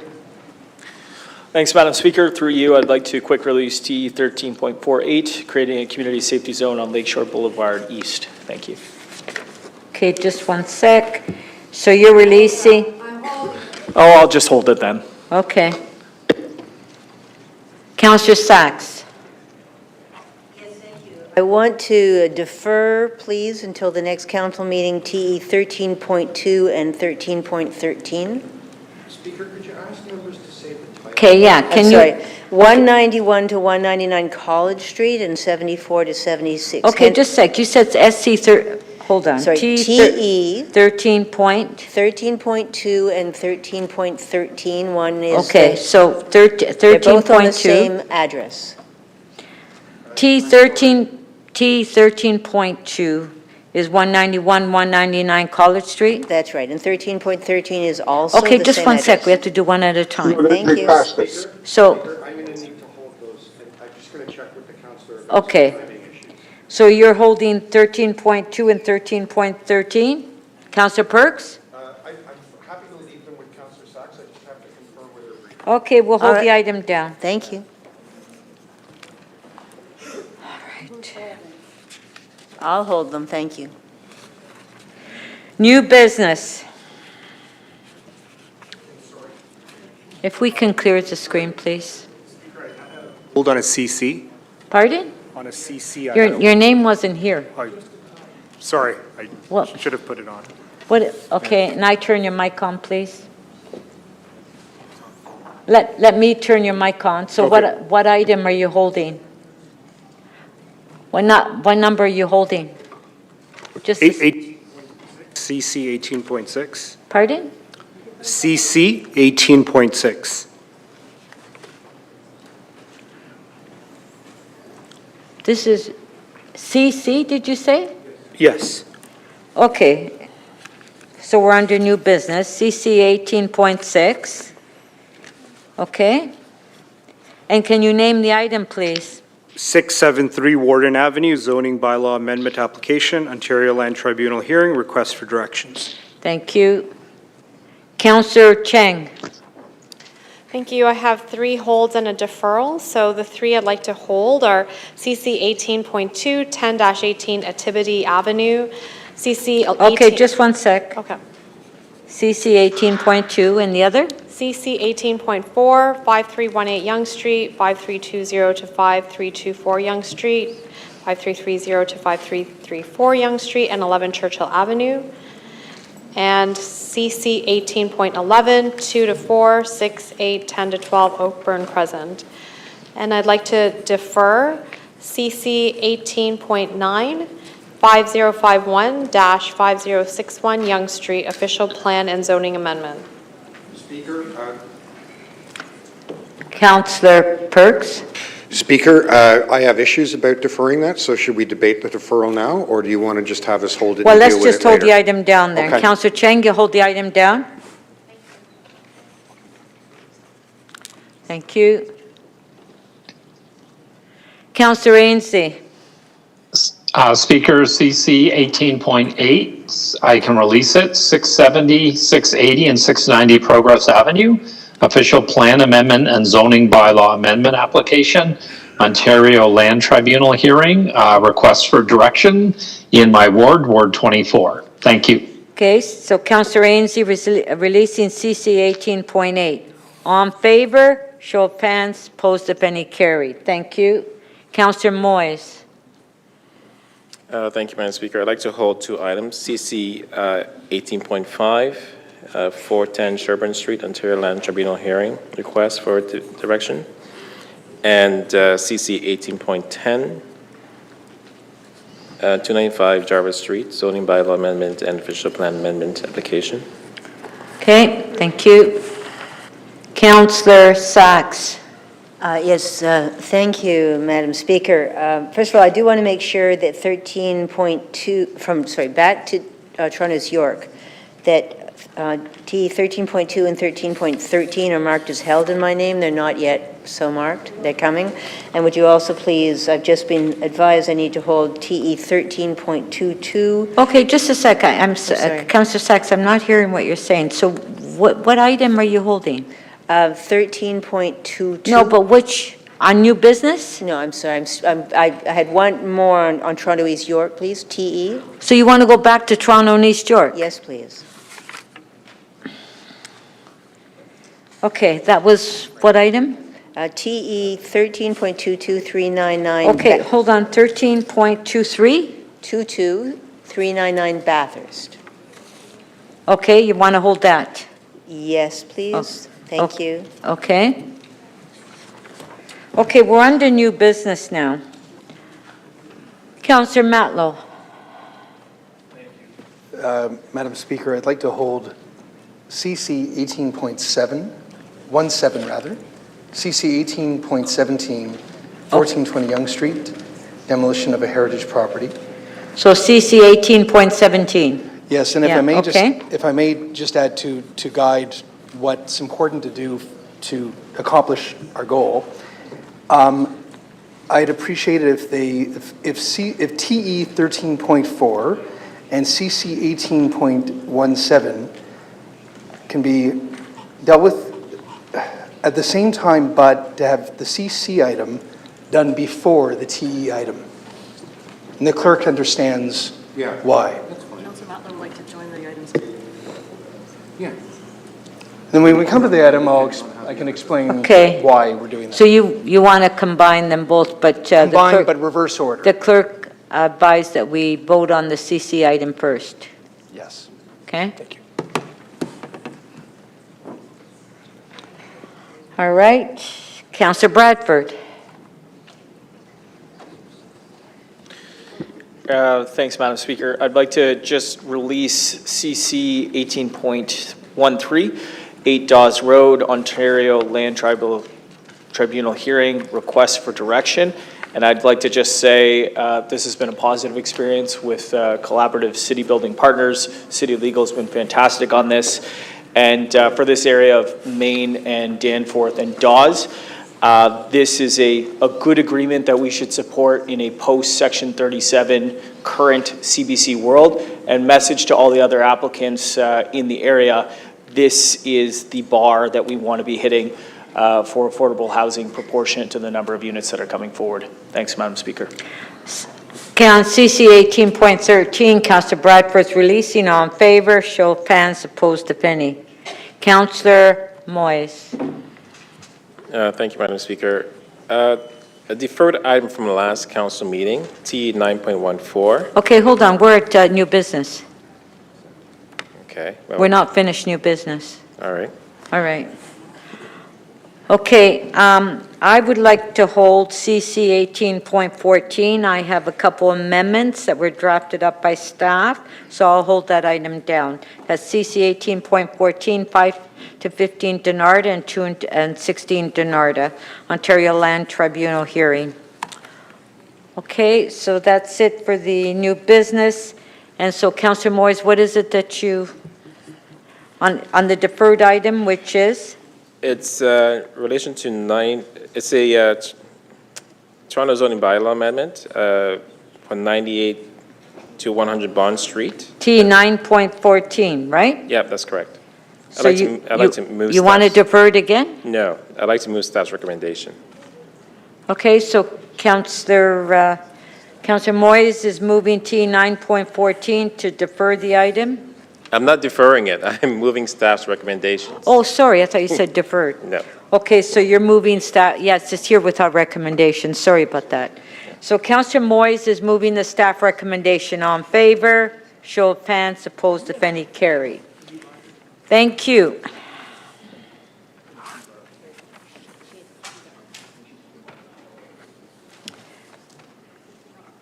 I will now consider requests to make items urgent and time-specific. Councillor McKelvey. Thank you, Madam Speaker. I'd like to time IE 12.1 or 13.1, sorry. Micromobility for 9:30 tomorrow morning. And what are you timing it to? 9:30 tomorrow. 9:30 tomorrow? Okay. Morning. Tomorrow morning, yeah. Jennifer, you should have said tonight. No, yeah. Just for fun. On favor? Opposed if any, carried. Okay. Councillor Pasternak.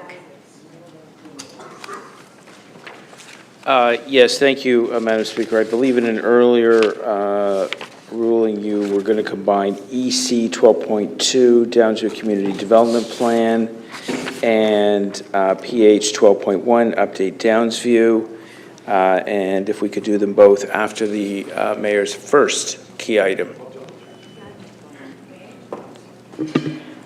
On favor? Opposed if any, carried. Okay, thank you.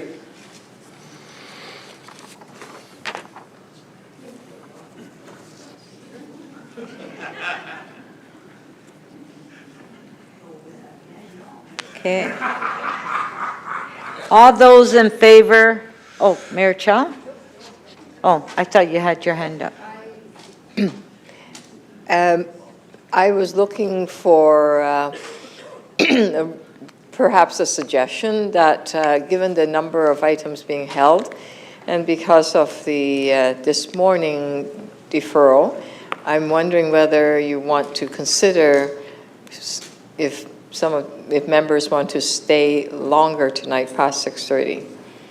I don't know when you want to consider that suggestion, either now or later. But I just wanted to put it in front of you. Yeah, I think we can do it now while everybody's in their seat. Okay, so, Mayor, what time are you given any time specific?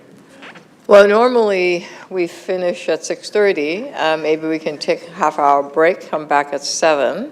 No, normally we... we can just go through, okay. Okay. And go through to 8, perhaps? Okay. Yeah, was that, I'm just taking a number. Okay, people are nodding. Okay. So we'll go to 8, and adding an hour and a half. Okay, so, yeah, normally we break at 6. Oh, 6, pardon. So you're suggesting that we go straight through to 8 o'clock, correct? Okay, so motion by Mayor Chow. On favor? Show of hands. Opposed, if any, carried.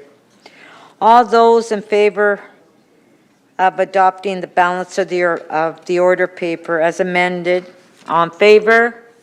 Carried.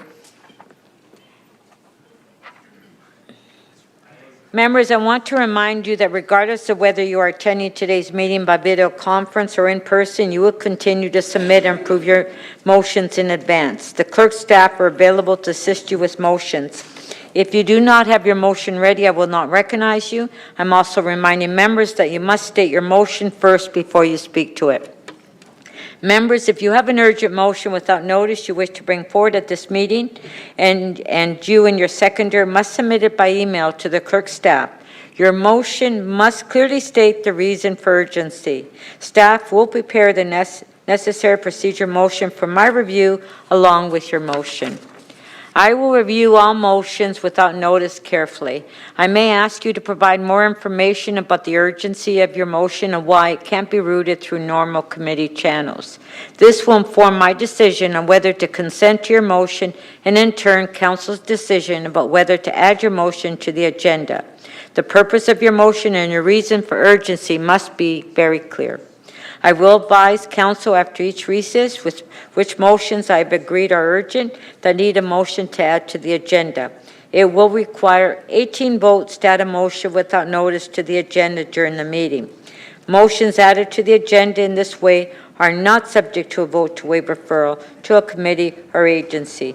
We will now go to the Mayor's key item, which is EX 14.6.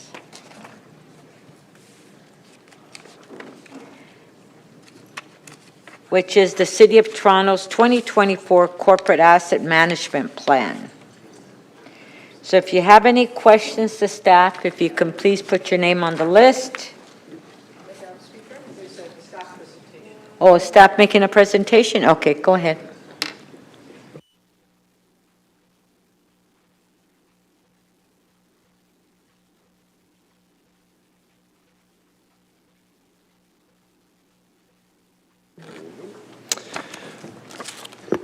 Members of Council, thank you for giving us an opportunity to present on the City's Corporate Asset Management Plan. I am joined here today with Felicia Jenkins, just to my right, who is a manager within Finance and Treasury Services and leads our corporate asset management function. I mentioned this at Executive Committee, but it deserves saying it again. I owe immense gratitude to Felicia and staff from across 25 divisions, agencies, and corporations here at the City who have made considerable efforts over the last year enabling us to present our comprehensive citywide corporate asset management plan for Council's consideration. You'll hear more from Felicia soon, but I do want to emphasize the importance of this document. While the results of this work do not lead to any new or novel findings that haven't been stressed in past work like the long-term financial plan, state of good repair reporting, or even divisional or agency capital investment plans. However, it does stress the importance of continued emphasis on the need to prioritize infrastructure renewal in our capital planning and decision-making. And it now provides us with a consistently applied citywide framework to asset management, which is absolutely critical to support our recent efforts in developing an enhanced capital prioritization framework. I would now like to turn it over to Felicia Jenkins to walk us through our corporate asset management plan along with its initial findings. Thank you, Stephen. The Citywide Asset Management Plan is essentially a blueprint or a framework that allows the city to centralize and standardize its asset management practices to align with capital planning processes to support evidence-based decision-making to advance council's strategic priorities. Now, the development of this Corporate Asset Management Plan, or AMP, is a major milestone in terms of the city's asset management journey, as it's the first with such a far-reaching, wide breadth and scope of stakeholders. It actually incorporates 25 divisions, agencies, and corporations, and it also, more importantly, builds on existing asset management work that has been done throughout the city and continues to happen throughout the city, whether through tactical asset management plans that are done at the divisional or the agency level, as well as our core infrastructure asset management plan report that was done back in 2021 related to Toronto water and transportation services. Now, this AMP meets the July 1st milestone under the Regulation 588-17. Now, in response to that regulatory requirement, we are asked to report on the cost to maintain current levels of service, which actually differs from the focus in our long-term financial plan, the city's budget process as it relates to SOGR backlog, and other business plans such as TTC's capital investment plan. When we're referencing SOGR backlog, what we're really talking about is the cost to eliminate all of our SOGR renewal needs, bringing them to zero.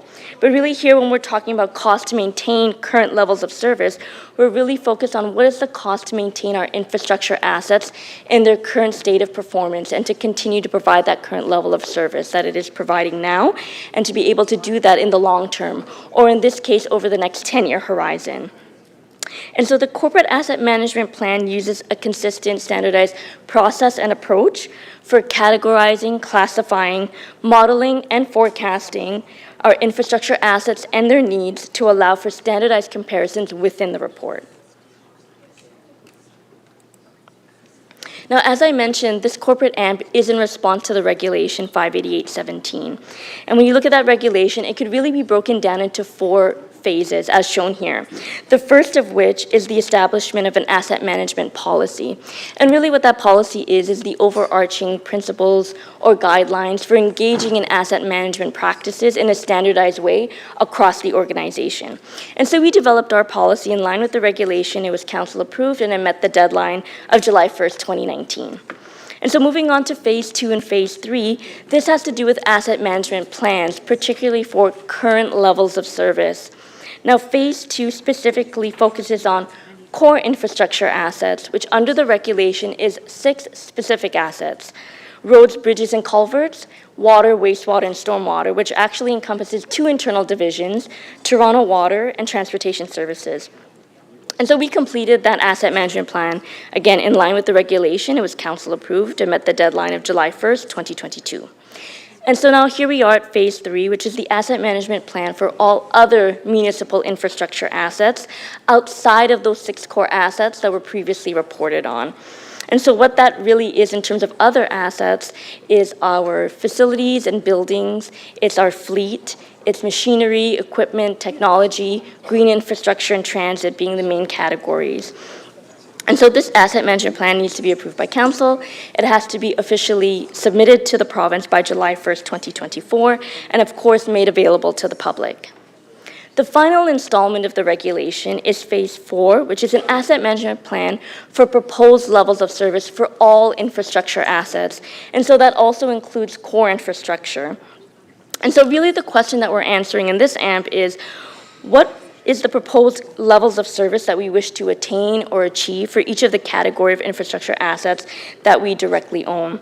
And so here's where we start to make the distinction between the cost to maintain current levels of service versus the cost to restore levels of service or increase levels of service to a higher level or a higher standard, depending on public expectation. It then begs the question to understand how much does it cost to achieve that proposed level of service? Do we have sufficient funding? And if we don't, what are the funding strategies that we want to put forth in this AMP as possible options available to us to be able to address that identified gap? And so that asset management plan is due to the province next year, July 1st, 2025. Now, bringing it back to this corporate asset management plan, the key findings or results really indicate to us that the replacement value of all of our infrastructure assets is around $73 billion. Now, based on our SOGR modeling of asset needs and renewal investment, the cost to maintain over the next 10 years our levels of service is around $40 billion. Now, it's important to note that that $40 billion, what that actually represents. That $40 billion does not speak to the optimization of service level or value that we wish to attain or achieve, but is really the cost to maintain the current performance distribution of our assets and to continue providing that level of service. Compared to our current SOGR funding, the cumulative 10-year SOGR infrastructure gap or shortfall is about $26 billion. Now, as it stands, the average overall performance of all of our infrastructure assets is deemed to be fair, which really means that our assets, on average, are nearing the end of its service life, but are still in working order and continue to provide service delivery to the public. Now, roughly 40% of those assets are categorized as poor or very poor performance, which really indicates that those assets, yes, are past their estimated service life, and so do require current renewal investment, whether in the form of major or minor rehabilitations or straight replacements. But these assets are still able to provide services to the public, but likely at an increased operating cost or increased cost maintenance to be able to maintain those assets, or likely at a suboptimal level of performance. But that suboptimal level of performance has no bearing on the health and safety of the public, as the asset management plan is focused on state of good repair and noting that public health and safety are considered and prioritized accordingly. The areas identified as SOGR investment needs as they impact levels of service, as we see here, really doesn't differ from the areas identified as a challenge through the long-term financial plan and the city's annual budget process, where further investment is required in existing transit and transportation infrastructure, parks, facilities, and community housing. And as we've seen over the last several years, the city has made great efforts to develop strategies and put mechanisms in place to direct funding to these key areas. Now, particularly through unforeseen events such as the pandemic, we did see renewal needs were further exacerbated, as much of the SOJR work that was planned to be completed was actually paused or deferred. And so through the analysis done in this asset management plan, as you see, the same key areas keep popping up as areas of risk for declining levels of service over the long term if existing renewal needs are not addressed and identified in the short term. And so I'll pass it over to Stephen. Thanks, Felicia. As I mentioned at the start of the presentation, Felicia just spoke to on the last slide, the results of this work, and specifically the $26 billion infrastructure funding gap, did not come as a surprise and actually further validated past analysis. And while not a true apples-to-apples comparison, the updated long-term financial plan from last year noted $46.5 billion in funding challenges over the next 10 years, with the majority related to capital needs. We annually report on our state of good repair backlog.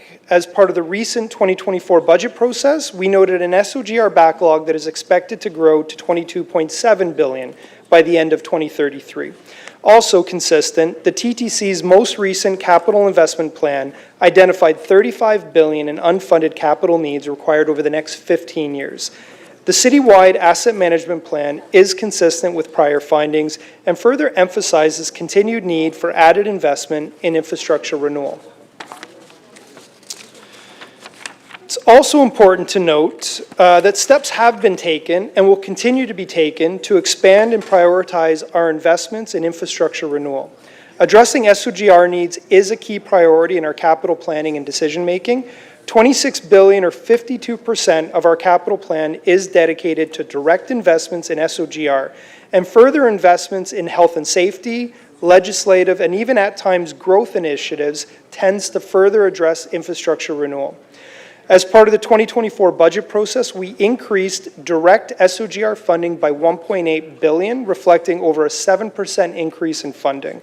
We have also seen our level of SOGR funding grow over the last 10 years to the level of $26 billion today from $16 billion 10 years ago. This growth in SOGR funding has been made possible through council decisions that have increased capital funding capacity, such as water rates that have been set to fully support infrastructure needs, the creation and continued annual adjustment to the City Building Fund that supports a total of $6.5 billion in priority transit and housing infrastructure investments. And with the new deal, we have eliminated the city's single largest SOGR liability in the Gardiner Expressway, and coupled with the Don Valley Parkway, we have nearly $2 billion in existing funding capacity that will be available to reduce the infrastructure funding gap identified in the asset management plan. Last month, staff brought forward our capital prioritization framework that will be integrated with the city's 2024 capital asset management plan and will enhance the city's existing prioritization process and provide input for strategic decisions on when and where to prioritize capital infrastructure investments. In terms of next steps, aside from seeking council approval on the asset management plan and submission to the province by July 1st, we have identified 3 important next steps on the following slides. The first step, we will continue to advance asset management planning in the city. Key actions will include preparing for July 2025's provincial requirement to include proposed levels of service for each category of infrastructure asset in our asset management plan. Further develop our corporate asset management function, and advance data maturity, completeness, and confidence across the organization. Just as an example, SOGR has been a priority in capital investments, and using the library as an example, there have been 8 major rebuilds or overhauls since their last available facility condition index data from 2020 for libraries. We estimate that factoring these actions would increase the number of library assets in fair or better condition to over 40%, which will be confirmed and reflected in future reporting as our data matures. The second step will be to continue to engage with federal and provincial governments on infrastructure priorities. While municipalities receive about 9% of total taxes paid in the country, we disproportionately hold the greatest burden for infrastructure renewal requirements, as we build and maintain an estimated 60% of the country's infrastructure. It's imperative that we continue to partner with the federal and provincial governments for shared infrastructure investment priorities, especially in the areas of transit, housing, climate action, and really all other infrastructure investments that support critical city services. The last step, and really a key message in today's presentation, is that we need to further enhance the prioritization of capital planning. Our capital investments need to be assessed on 3 key areas: value optimization, risk mitigation, and cost reduction. We must focus on reinvestment in aging infrastructure and asset deterioration. Continue to prioritize existing SOGR needs over service improvement and expansions, and ultimately review and even reconsider planned investments in new or expanded infrastructure against our SOGR needs. Our capital prioritization framework, complemented by our asset management plan, will be key to enabling this prioritization exercise. I thank you all for allowing us to present on this important work. And I'll actually now turn it over to Ms. Vimvakis and Mr. Ng, who will provide a short presentation on PH 12.7, specifically Bill 185.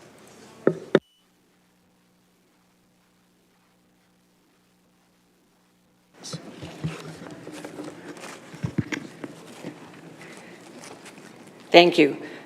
Good afternoon, Madam Mayor, Madam Speaker, and members of Council.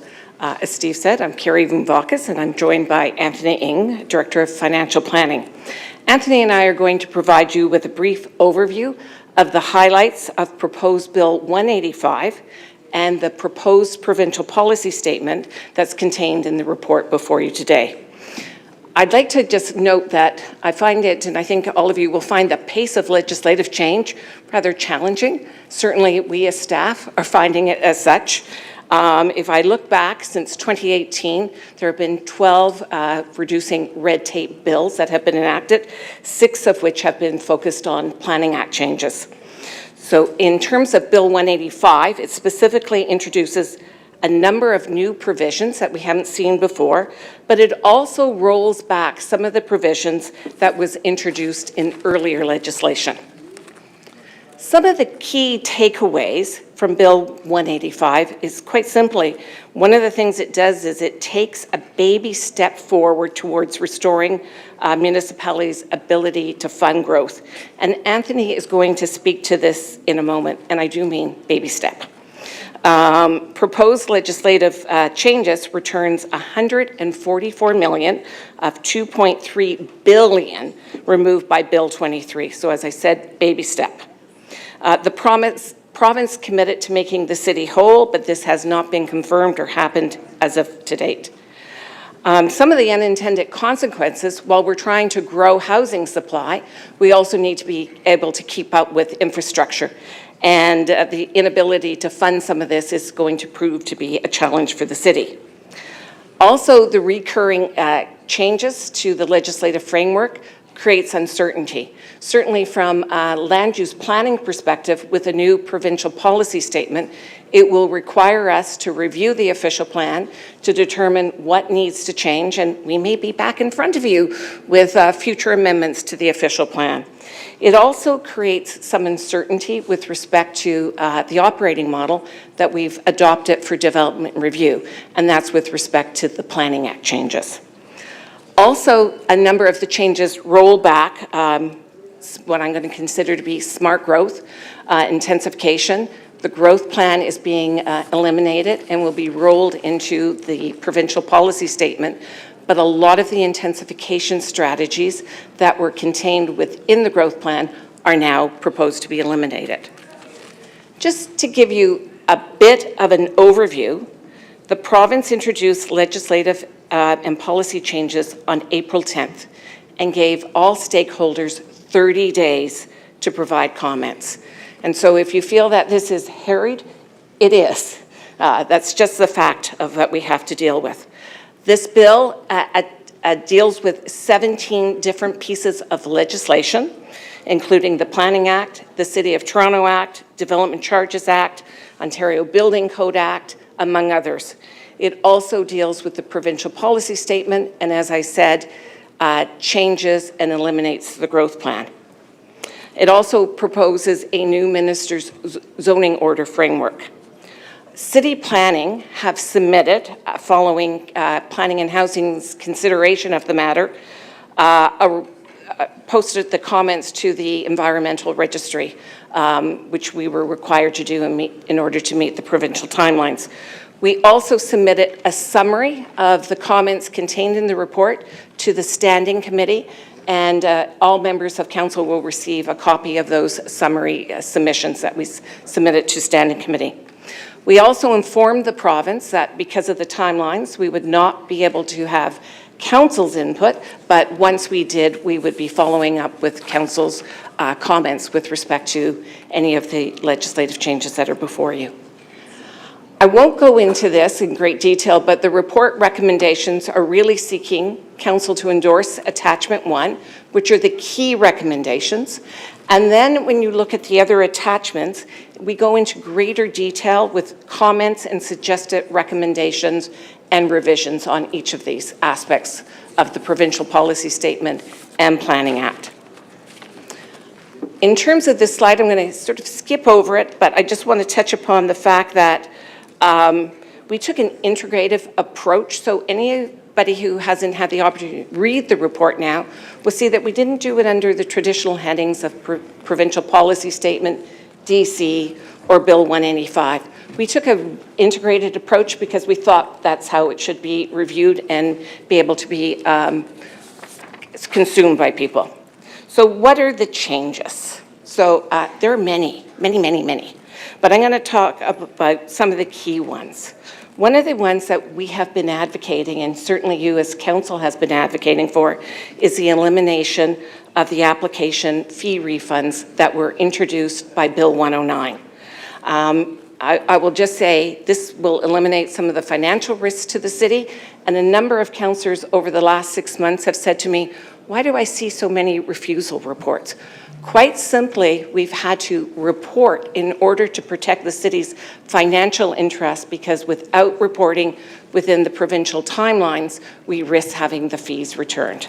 I'm happy to say that this is proposed to be rolled back. Another change is the Community Infrastructure and Accelerator. This is being eliminated by the legislation, and members in this chamber will recall that last year we brought forward a framework for a community infrastructure and housing accelerator.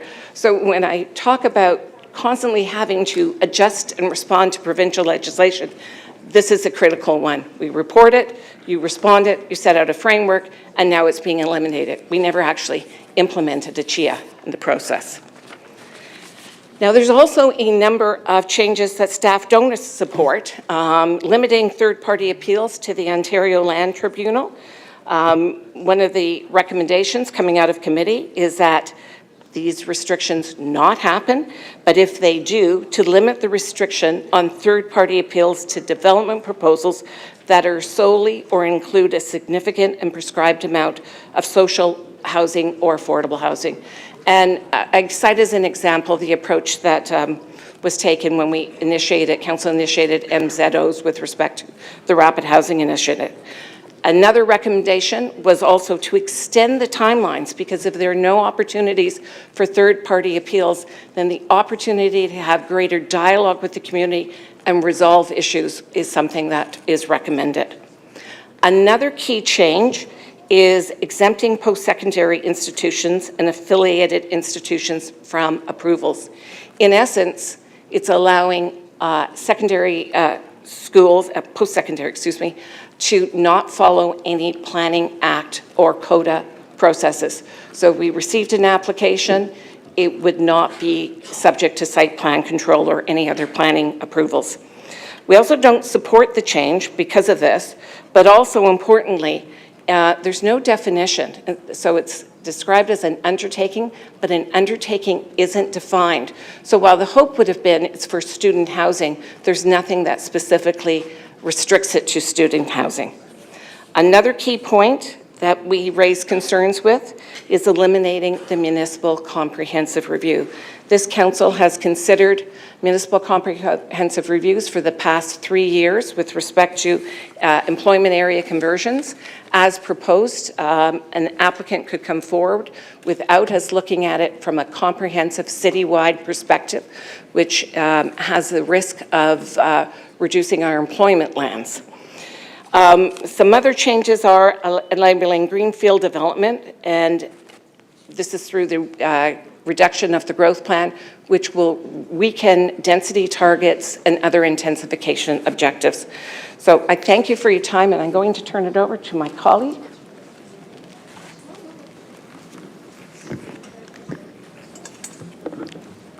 Good afternoon, Speaker and members of Council. Thanks for the opportunity to provide Council with a high-level summary of the impacts of development charges resulting from Bill 185, which proposed some amendments to Bill 23.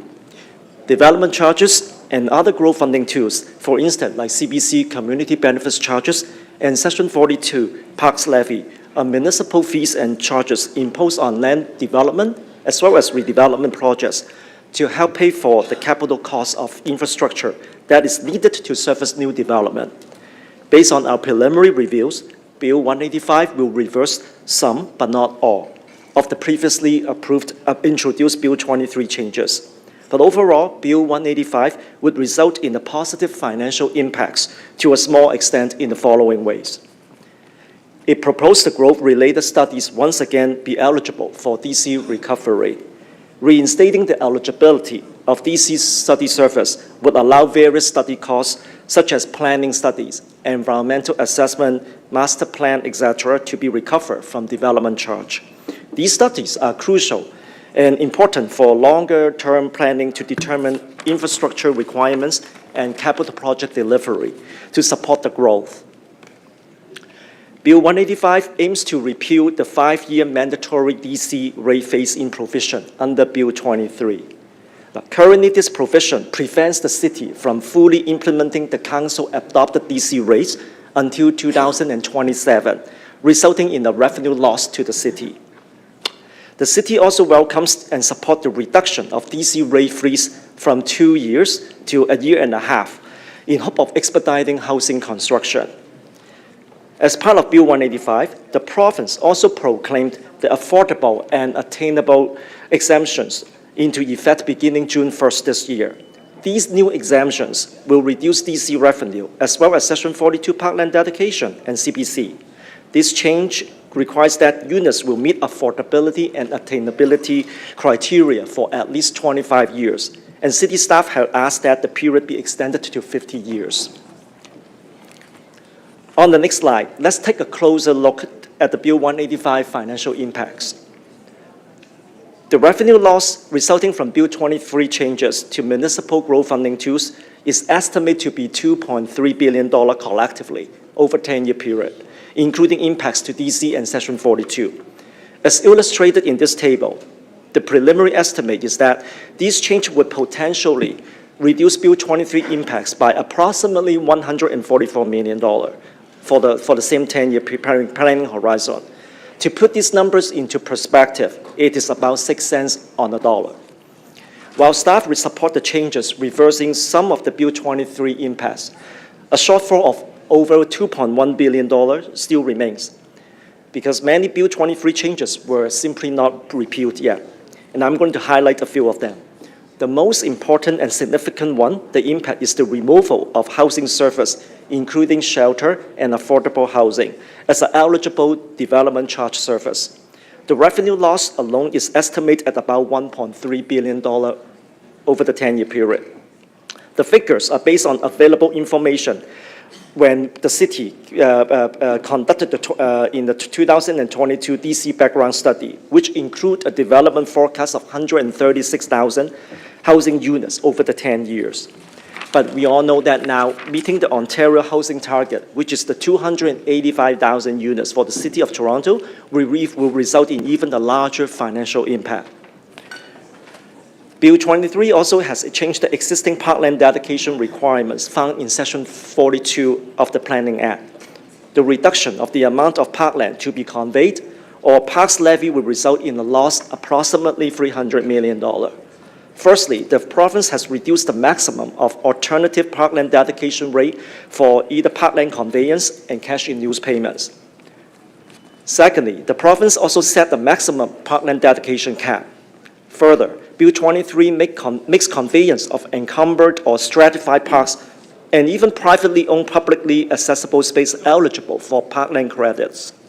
So over and above the $2.17 billion loss resulting from Bill 23 as addressed in the table on the slide, the previous Bill 108 legislative changes that replaced the Section 37 density bonusing with the CBC, capped at 4% of land values, are estimated to result in a reduction of $50 to $70 million, or roughly 40% annually when compared to the previous Section 37 regime.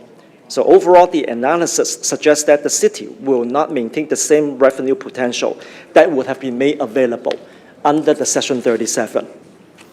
The province has previously indicated that it would make the city whole for the impacts of the legislative changes associated with Bill 23, but which is yet to be confirmed. I got a contact system administrator error, so I tried restarting it. It is important to highlight the city's current 10-year plan, combined for both rate and tax supported programs in the amount of $50 billion over 10 years.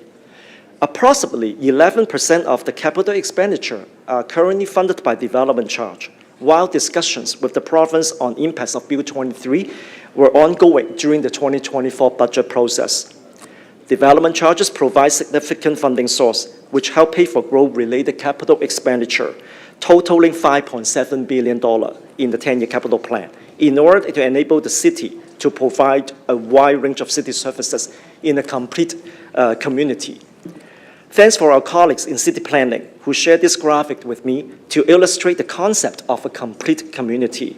As you can see, the complete community concept meets the basic needs of all residents and business through integrated and strategic planning for various services From a social and community perspective, it includes like library relocation and expansion project, a brand new community recreation center, childcare center, long-term care homes for senior. It also includes emergency infrastructure facilities, such as the new multifunction ambulance station, fire station, and amalgamation of police divisions. More importantly, the city has made significant investment in housing-related infrastructure, such as the drinking water infrastructure, wastewater infrastructure, solid waste management, public transportation planning, as well as roads, to name a few. These examples in the slide are real projects which are currently funded by the 10-year capital plan across city divisions and agencies. Less than 2 months ago in March, the city just celebrated the opening of the Antonona Washtina Community Recreation Center and Library located at North York. It used to be called Bazaria, which is a multi-use recreation center with the aquatic center, childcare center, and the library branch in the hub. In addition, there are close to 200 parking space garages which are operated by Toronto Parking Authority on the lower levels. For that particular project, DC provides more than $60 million in funding sources. So that is a great example. So the intent is to provide a livable community where it is possible for everyone to live, work, and enjoy daily life through the integrated land use, planning, and community design. Development charges help pay for growth-related capital costs for a wide range of municipal services, but the revenue loss to the city would dramatically impact the city financial position and our ability to provide necessary infrastructure to support the significant planned growth in population. As a result of Bill 23 and Bill 108, and also other statutory exemptions, caps, and discounts, as well as council adopt policy, the growth funding tools apparently do not fully recover the cost of growth. When growth does not pay for growth, the budget shortfall must be funded by somewhere else. The result is that the city may not be able to fund all the important capital projects. In the short term, the city may be able to manage it, but in the longer term, there will be a discussion about state of good repair or growth-related initiatives that the city will not be fully funded, as it was previously addressed in the presentation by the CFO and my colleague, in the city's corporate asset management plan. So staff will need to prioritize investment within the available funding capacity. In the absence of any other funding sources, growth-related capital projects may have to be deferred, which impacts service levels and potentially the longer-term success for the city as an attractive place to live, work, and invest. In my final slide, the province has previously indicated it would reimburse us the impact of the Bill 23. However, this commitment to keep the city whole has not been confirmed. So we have asked that the province reinstate the housing as an eligible DC service. In addition, we request that the provincial phase-in discounts for all permits issued with frozen rates on or after Bill 185 be repealed. To be more effective in achieving the desired outcomes, the city has requested that the province provide developers and homeowners with direct incentives, such as grant or rebate programs, targeted at developments meeting provincial criteria, such as affordable rental or affordable ownership, rather than reductions in the city's municipal growth funding tools. Overall, the city welcomes the proposed change as part of the Bill 185 that has a positive impact to the city. However, we urge the province to continue engaging with us in closing the funding gaps that we have identified. So, thanks to the Speaker and Council for the opportunity to present this material.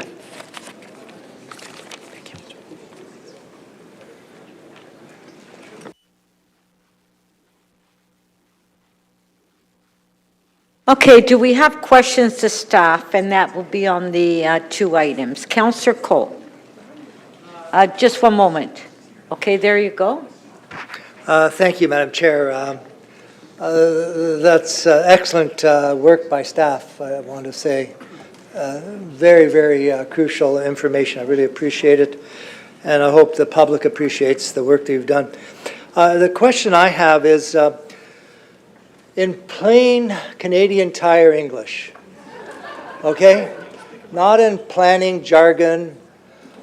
How does this affect the average taxpayer in Toronto? What the province has done with Bill 185 and I guess with Bill 23? Through you, Madam Speaker, it puts more pressure on the City of Toronto taxpayer.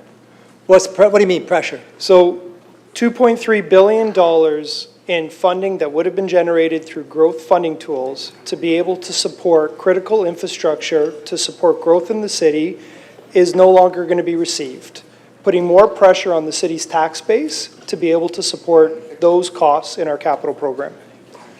So that means that Toronto residential taxpayers, commercial taxpayers are going to have to pay more taxes to pay for development. Is that a good way of summarizing it? The decisions would be either defer that work that is critical to growth in the city or put more pressure on the taxpayers. But how can you defer work like putting in water mains and sewers that can service these new developments when these developments are underway or will be soon underway? Yeah, through you, Madam Speaker, where the work is absolutely critical, it would put more pressure on the city's tax base. To find the money to pay for the development. That's correct. Now, out there, many citizens say to me, well, the city is approving all this development because look at all the increased taxes they're going to benefit from all these new developments. Does the city benefit financially when we have this massive development without the money to pay for infrastructure? Are we basically,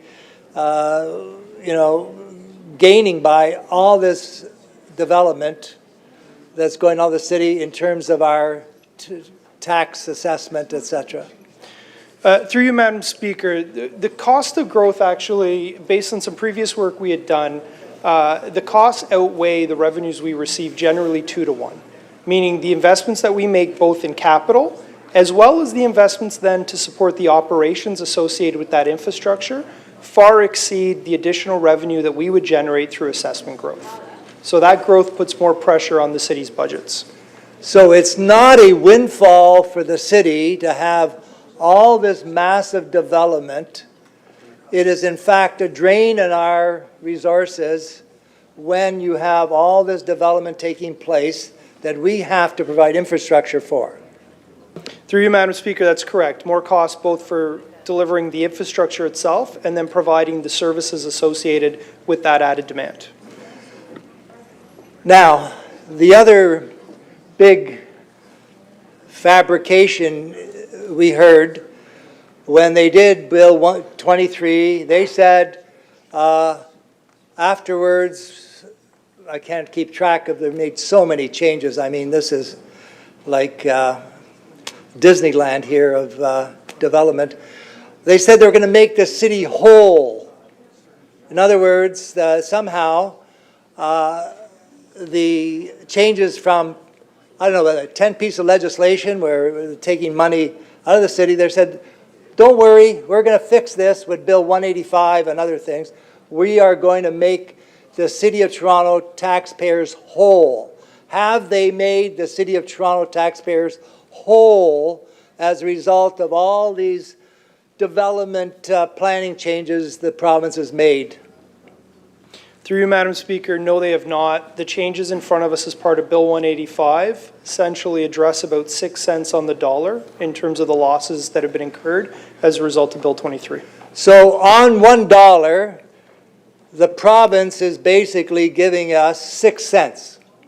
Is that a good analogy? That's what we're getting, 6 cents back. So That's here, correct. we owe you $1, but we're not going to give you the dollar, we're going to give you 6 cents. Last question, Councillor Cole. Through you, Madam Speaker, that's correct. Thank you. Thank you very much. Mayor Chow. We're still waiting for the housing money from 1998.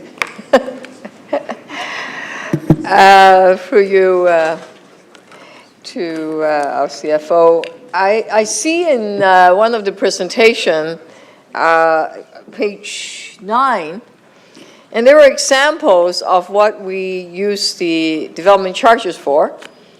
I see that Lillian Smith Library is 15 million, so that means any new development, correct me if I'm wrong, we won't be able to do a library. And the next on the list is a recreation center. Child care center is about 4.6 million. Long-term care homes, it's about 46 million. Police division is 41 million. Ambulance station, 35 million. Fire station is 9 million. Extending the road is 140. Am I correct in this slide you're showing? These are the infrastructure that we need, and it was all funded through development charges, 5.7 billion of it. And now that we don't have that $2 billion, how are we, it means we cannot build those, or are we going to hammer the taxpayers with huge property tax increase, but those are incredibly big amount of money. Through you, Madam Speaker, this slide identifies the amount of funds that are included in our 10-year capital plan today to fund critical infrastructure to support growth in the city that are funded through development charges. Identified in that list, and if we refer to slide 8, you'll note that of the total loss of revenue, about 600 million of that is associated with all of the infrastructure requirements outside of housing, which directly puts those projects on the list at risk of either being deferred, reduced, or eliminated from the plan. Otherwise, additional funds would have to come from the property tax base. In addition to that, 1.3 billion loss in the removal of housing as ineligible services puts the entire housing program that would have been funded from DCs not only at risk, we've actually seen projects paused to date and removed from the current capital plan.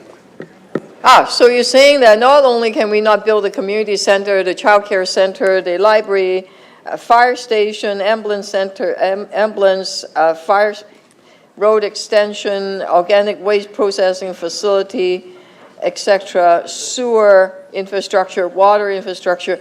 Not only can we not do that, we're going to have trouble building housing, because, especially affordable housing, because that's also where our money comes from. Am I correct in hearing that? Through you, Madam Speaker, that's correct. That's depressing. In your presentation, which is page 5, pardon me, of your presentation, you summarize in the corporate asset management plan. I noticed that there are some item that has huge amount of backlog. So for example, you listed in transit, we have the funding gap is 77%. We are short $2.4 billion. What does that mean in TTC? Less track works, station, elevator's not going to work. What can, because of the huge backlog, 2.6 billion is a lot, 2.5 billion is a lot of money. Through you, Madam Speaker, what's identified in this report, which is consistent with SOGR backlog reports, TTC... SOGR meaning state of good repair. State of good repair. Capital investment plans conducted by the TTC identifies the requirement for additional funding to be able to address infrastructure renewal needs at the TTC. This means replacement buses beyond the next couple of years. It means replacement subway cars. It means track work. It means other infrastructure renewal needs within the TTC. Again, we have increased funding in the TTC, and that funding has been directed, obviously, to health and safety requirements and immediate SOGR needs. But over the 10-year period, there is a significant shortfall in the investments that we're required to make within our transit system. So it means bus and track works, etc. There's another alarming one, is senior service and long-term care. Does that mean our long-term care homes some of them are quite old. It is 23, like it's 75% funding gap. That's huge. Through you, Madam Speaker, yes, and this was also consistent with what we had identified as part of the long-term financial plan, looking at our renewal needs across all of our long-term care homes in the city and the requirements to invest in those assets. So this complete list, and this is my last question, this complete list actually show that whether it's roads, public transit, dock wall, long-term care homes, City Hall, whether it's Nathan Phillips Square or Mel Lastman Square, all of them, community housing, TCHC, that's 52%. All of that, it has a huge funding gap, and we can't really maintain whether it's the elevators or ceilings or any number of things. We can't do them unless we have there's lots of deferral of items. Am I correct in that assumption, or big property tax increases? Through you, Madam Speaker, yes, our corporate asset management plan identifies a funding gap of approximately $26 billion over the next 10 years to maintain our assets in a state where we preserve existing service levels. Thank you. Thank you.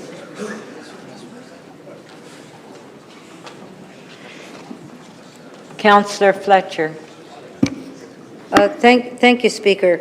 I just want to address what I'm just going to call really critical infrastructure, which for the economy is absolutely required. So I think you might agree with me that the TTC is critical infrastructure for the economy, that Toronto Hydro, our hydro system, is critical infrastructure for the economy, our water system is critical infrastructure for the economy. Would you identify any others that you'd say that we can't have, we can't fall beneath a certain state of good repair? Through you, Madam Speaker, I would add roads to that list.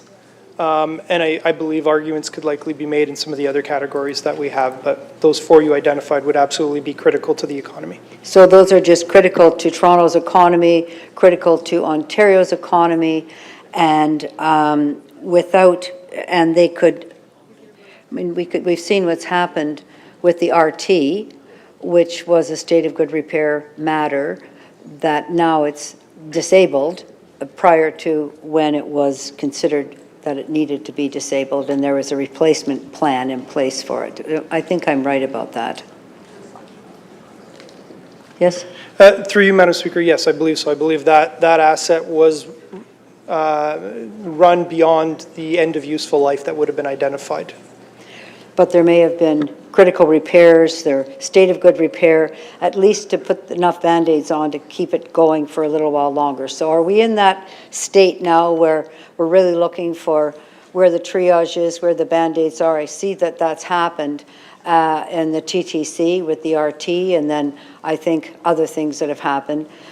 And that if we were to put a red flag, I think those are pretty big red flags for the economy, not just for the city. Yeah, through you, Madam Speaker, and the asset management plan coupled with our capital prioritization framework is doing just that. It's going to enhance the prioritization we do today, where we already prioritize legislative projects or safety projects, but we will continue now to look at our entire capital plan, ensure we're prioritizing our finite funds against those critical infrastructure renewal needs, both in terms of asset optimization, but to your point, benefits achieved across the city and the economy. And I guess I'm going to ask the city manager a couple of questions, because it's one thing, and I've lost that slide that showed all the different things, and to have the library fixed up, many things, but for what I'm calling the critical infrastructure assets, TTC, roads, hydro, water, that's something that we need more than this city council to be worried about. Obviously, those who are interested in the economy in the City of Toronto, and there's quite a few, we've got the Board of Trade, we've got many, many that are invested in our city. Do they truly understand the crisis of our critical infrastructure that keeps our economy running in the city at this point? Or is there more we could do to highlight those particular issues that we're facing? So through the Speaker, I would say there is more to be done, as we did looking at some of our operating costs, to really hammer home the point that what we're investing in is exactly about that. It's the economy not only of this province, but the country. And these are not core assets that simply provide a slightly higher quality of existence to the City of Toronto. They are actually the critical pieces that keep the economic engine of this province, 53% of the GDP of this province, and 20% of the GDP of this country functioning. So to suggest that this is ours alone to deal with is just not accurate. It needs to be a shared responsibility. And highlighted to the other levels of government, to the leadership in the city that are concerned about the economy at the moment. Real estate board, everybody. I mean, everybody's got to be worried about those big four, because if they stop, now the economy is going to be grinding to a halt, as we can see with the problems with the Gardner, that having let things go for a long time. I guess I'm just interested in as well, because two of those, hydro and, well, just hydro anyway, as a critical piece of infrastructure, that's a board that oversees their spending, state of good repair. Oh, also the TTC, that's been delegated to a board by City Council, correct? So it's not directly operated, but it's delegated. What kind of oversight do you or Mr. Conforti have on ensuring that those boards are not letting the infrastructure, that they have proper financial oversight of these strategic assets? That was your last question. So through the Speaker, when it comes to the TTC, they are part of this plan. So what you're hearing today and what you're seeing in terms of our asset management program and the office that we're building around that, there will be a total integration and also a consistency of how we're dealing with the assets at that.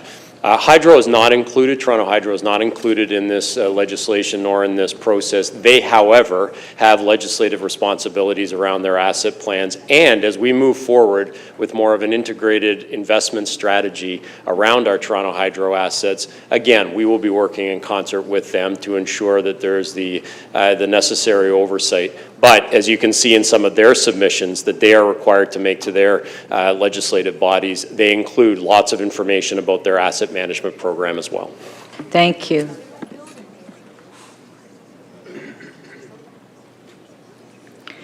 Councillor Bravo.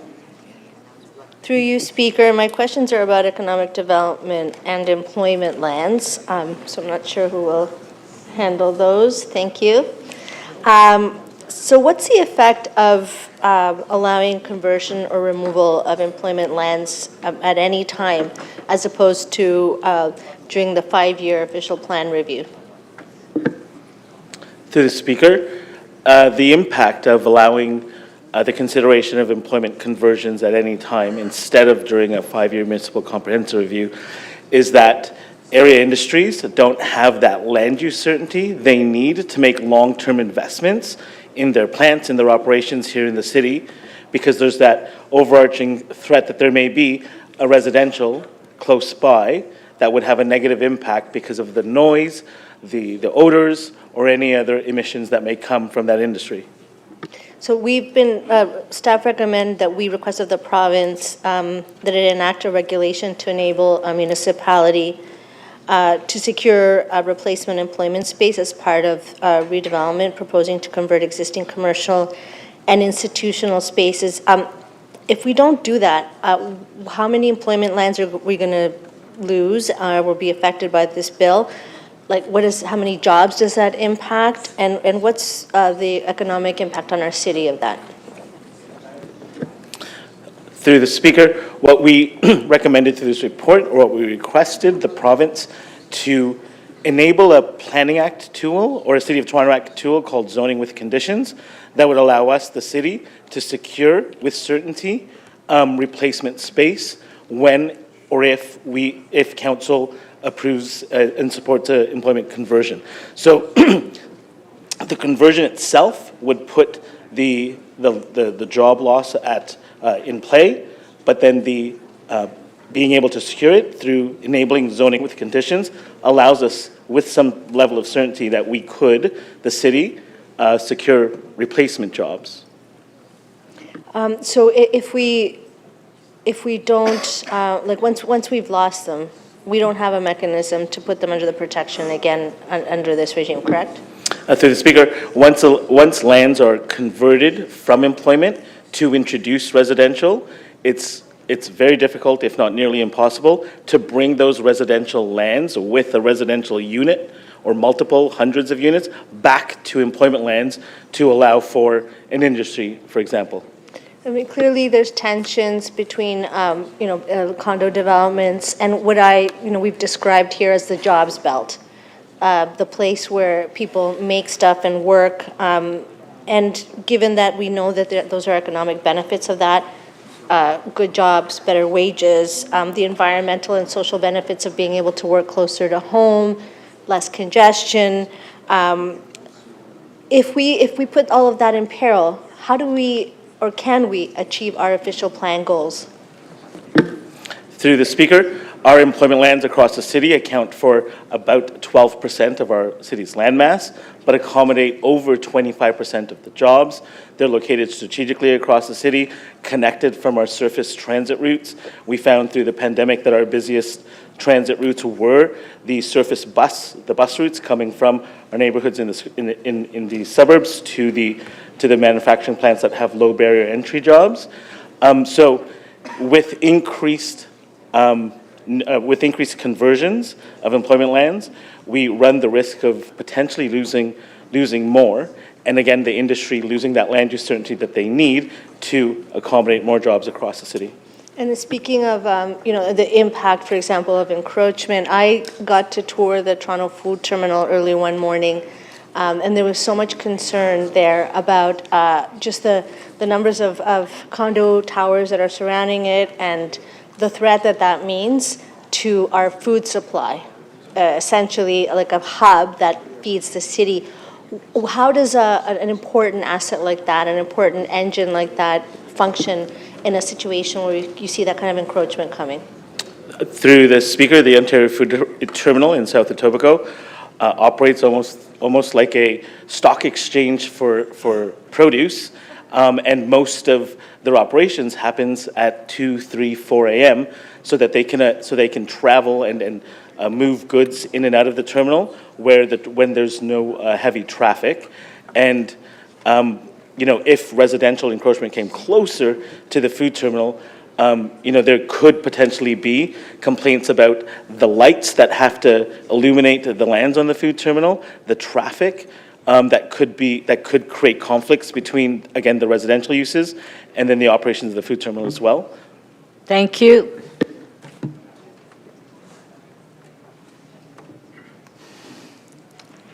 Deputy Mayor Malik. Thank you very much. I guess my first question is about community engagement and input and the implications of proposed Bill 185.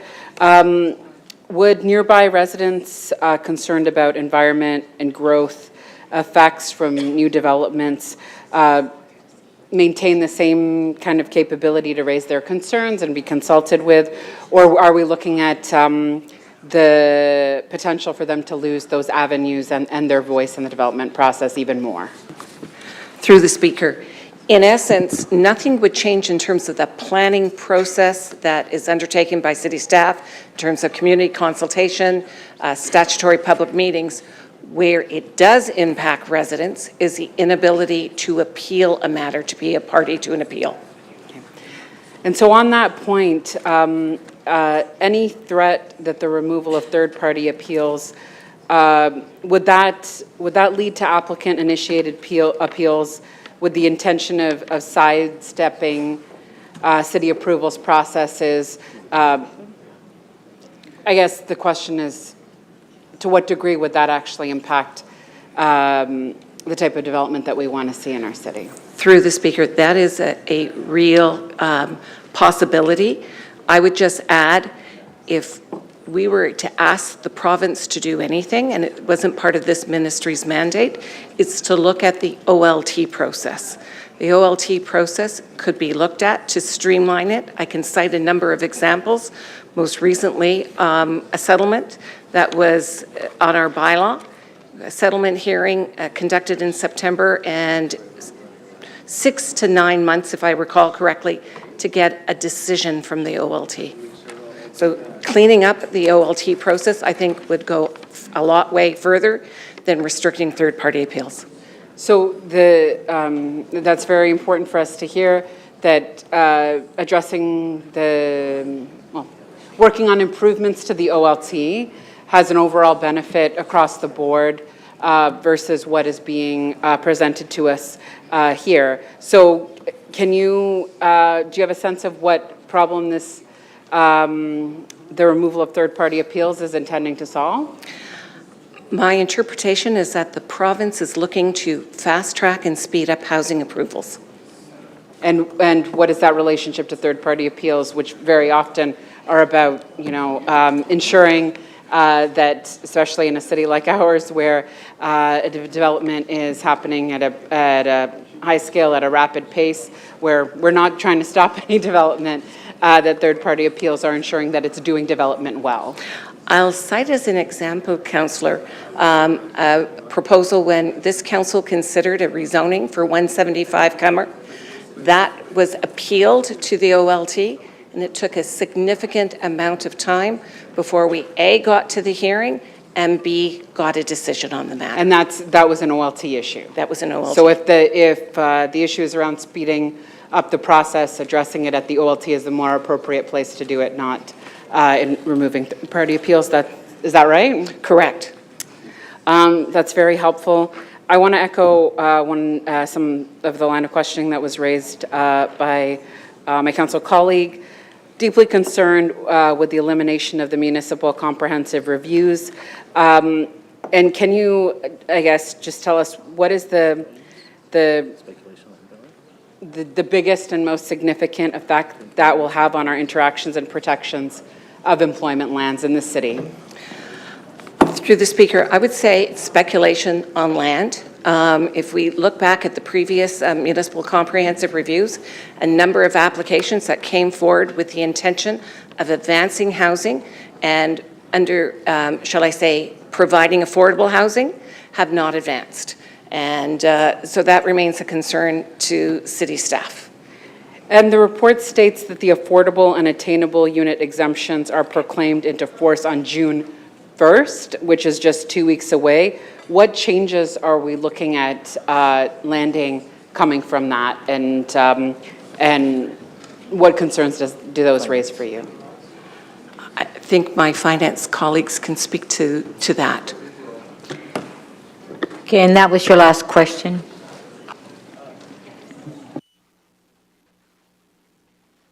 Go ahead, you can answer. Through you, Madam Speaker. Sorry, would you mind repeating that question? I missed.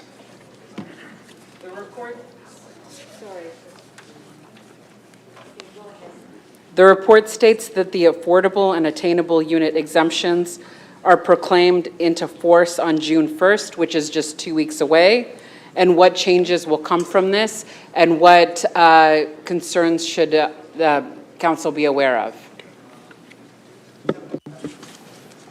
Through you, Madam Speaker, we're in the process of reviewing the changes, and one of the requirements is that there be an agreement entered into between the city and the applicant to ensure the affordability of the units over 25 years. So we're working together with our legal colleagues as well as housing to implement the new exemptions. Thank you. Councillor Holyday. Thank you, Speaker. Ms. Vumbakis, I'll go first, and Mr. Conforti, I'll come to you next. Just furthering the Deputy Mayor's questions, the advice you have in this report is that, we should object to the removal of the rights of third-party appeals. That is correct. Now, I think it's despicable to remove them, but you use softer language. You said nice things that, really the public's participation adds value. Is that right? That is correct. Then why on earth in the same report would we say, but it's okay to limit third-party appeals on things like something with a lot of affordable housing? Why the double standard? I would say to you, it's not a double standard. It is an option. So if the province is going to pursue the removal of third-party appeals.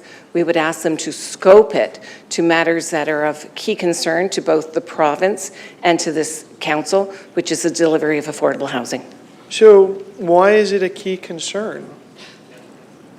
Because we are in an affordable housing crisis, and the ability to deliver quickly affordable housing is important. And frequently, the objections are not based on land use. They're based on the person and the people who will occupy, not from a land use perspective. And this is an economic lens, right? Not the land use, the affordable housing. Affordable housing is both a concern and an official plan policy, the delivery of a full spectrum of housing for the people within the city. Fair enough. Your advice to council was that operators of major facilities would retain their eligibility to appeal. It looks like committee took that off. Could you tell us who these major facilities are and why the advice was in your report that they would be included? Major facilities would be manufacturing operations, food terminal, rail yards, all those kinds of places that are economic engines and integral to a city? Yes. Very good, thank you. And very quickly, because I have limited time, in your report there's a little discussion about using electronic means to provide notice to residents. We're in a big city, we've got access to newspapers. The province says, you know, maybe in smaller places where they don't have that, they can go online, but we're asking for the same.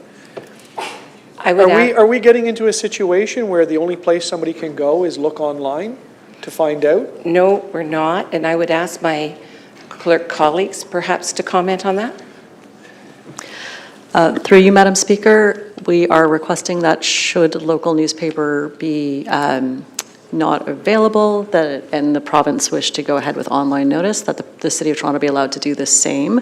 However, that would not preclude us from also issuing notice by mail. Right, optionally. Correct. Thank you so much. Mr. Conforti, effectively the province cut the DCs, which is kind of like a tax cut, kind of. Is that somewhat fair? Builders of new homes have to pay less to the municipality. Through you, Madam Speaker, I'd probably relate it more to a cut to a user fee. A user, fair enough. Do we have any studies or things that show that that savings was passed on to the end consumers? Did the price of housing go down? Through you, Madam Speaker, we do not have any studies that show that. But the tax bills went up, or at least we didn't do as much work as we expected to do. Through you, Madam Speaker, that's correct. So we had to eat it. How much of the city budget goes to subsidy of affordable housing? And it doesn't necessarily mean cash, but at least foregone revenue or foregone sales opportunities, waiving of DCs, that sort of stuff. Through you, Madam Speaker, going off memory, I believe our capital plan is in the area of about $3 billion, I believe, in direct funding, and then I think there was about $5 billion over 10 years. In foregone revenue, waiving of fees, and things to that effect, and that would be in relation to a $50 billion capital plan. Right, and the net effect of that, though, is to subsidize the units. It's about economics, once again. The units aren't special. They're not built different. They're among many others. Through you, Madam Speaker, that's correct. Those are incentives provided to be able to achieve our goal of creating more affordable units. How much did you tell us in the budget was used towards social programs that are the responsibility of other orders of government, but this council decided to spend on? And how does that compare to all of the money we need to fund the capital plan that you put before, sorry, the asset plan that you put before us? So we're comparing operating and capital. I believe it's around 1.3 billion off memory. 1.3 billion of our operating budget, of our property tax base, goes towards social programs. The capital asset management plan identifies about 2.6 billion a year, so it would be roughly half of our capital asset needs. Thank you.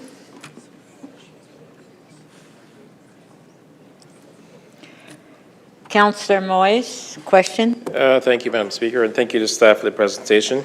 I hope the media was here listening and will educate the public on what is not. I do have one question.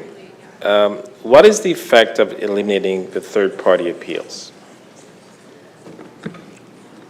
Through the Speaker, the proposed elimination of third-party appeals would limit what's called a specified person as the only people who can lodge an appeal, and a specified person in the definition is a utility, the municipality, or a First Nation.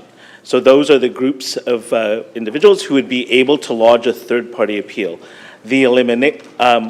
And limiting third-party appeals just to those specified people, therefore eliminating the ability for everyone else to lodge a third-party appeal. So the only appellant are those specified people, including the applicant at the Ontario Land Tribunal. So if there was a contested hearing at the tribunal, the only contested parties could be a specified person, an applicant, and the city. Okay. Thank you for clarifying that. Thank you.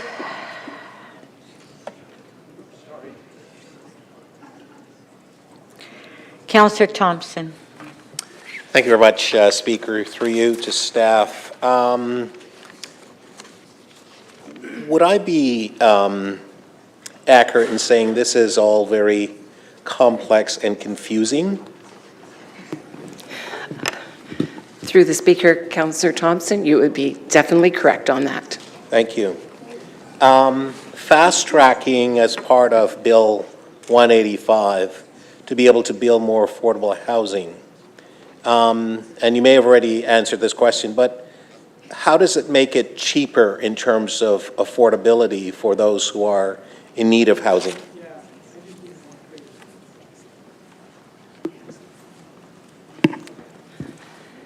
Through the Speaker, I would say it doesn't necessarily. I mean, we do know that faster approvals can result in savings to an applicant, but it doesn't necessarily mean that the applicant will follow through with a shovel in the ground. And that's what we're experiencing now, which has nothing to do with planning approvals, decisions of this council. It has to do in large part to interest rates and availability of employees. And that's part of the complication and the confusion, quite frankly, right? Correct. I want to try to get a better sense of understanding. So we used to have Section 37, and we're able to negotiate various benefits to the community. We now have the CBC, that regime that's coming into effect. The delta between that and Section 37 is rather significant. When I look at the number that's actually in the report, about $2.3 billion, and you indicating a net benefit to the city of $144 million. That's what you indicate, is that correct? Through you, Madam Speaker, that's correct, but that does not account for the changes in Section 37. Right, because I wanted to understand that. So that further complicates the challenges for us as a city. Is that correct? Through you, Madam Speaker, yes, and changes in Section 37, which I believe predated Bill 23, we estimate had an impact of about 50 to 70 million annually in terms of the changes from Section 37 to a community benefit charge. So from your understanding and your expertise, and maybe City Manager can maybe offer some insight on this, and we've heard from the acting Chief Planning Administrator, Ms. Bombacas. You're doing a great job, by the way. We haven't missed a beat since we lost our Chief Planner, and although he was a great guy. I want to try to understand then, Mr. City Manager, through to you, what is your sort of strategic plan, or what's the game plan in terms of how we counter this with respect to the province? I'm wondering, is there a planned collaboration with the mayor and our approach in terms of how we're going to get the province at least to pay attention? Because it doesn't appear that they're paying attention to the goose that lays the golden egg. It seems that they're not feeding the goose to lay the golden eggs, but there's a requirement, 53% as your comment for the province's GDP, 20% for Canada's GDP. How do we sort of plan a future where the city will grow and benefit, obviously, ourselves and the rest of the province and the country? So through the speaker, the mayor is certainly having these types of conversations. This is a conversation we continue to have as part of the working group that emanated out of the New Deal discussions in the fall. The one piece within the New Deal, which does give us an entry point to continue this exact conversation, is the part that said that while we recognized in the fall that part of the New Deal was about dealing with specific operational needs immediately and the upload of the DVP Gardner to provide some capital relief immediately, there is longer conversations required in order to build a stronger stability here at the City of Toronto. So it's through those avenues we'll continue to raise this, both politically through the mayor and members of council, I would also suggest, as well as through staff, through that working group structure. So the conversation we're having today is an opportunity to preempt a variety of things in the future where we would normally go cap in hand at the last minute and say we need help. In this case, in the capital, we want to advance the discussion in order to ensure that we can have a plan in place to actually recognize the needs of the city. Through the speaker, correct. We're trying to find the ways that we build the best possible case. There's an adversarial piece, I suppose, a bit in terms of how do we make all this money work, but really the goal here is to do the kinds of things that we agree together we want to do. We want a strong economy in Toronto, and that's been repeated across successive councils. We want to build housing in the City of Toronto, and that has been repeated successive councils. So the goal of how we get there is the conversation we want to continue to advance. Thank you.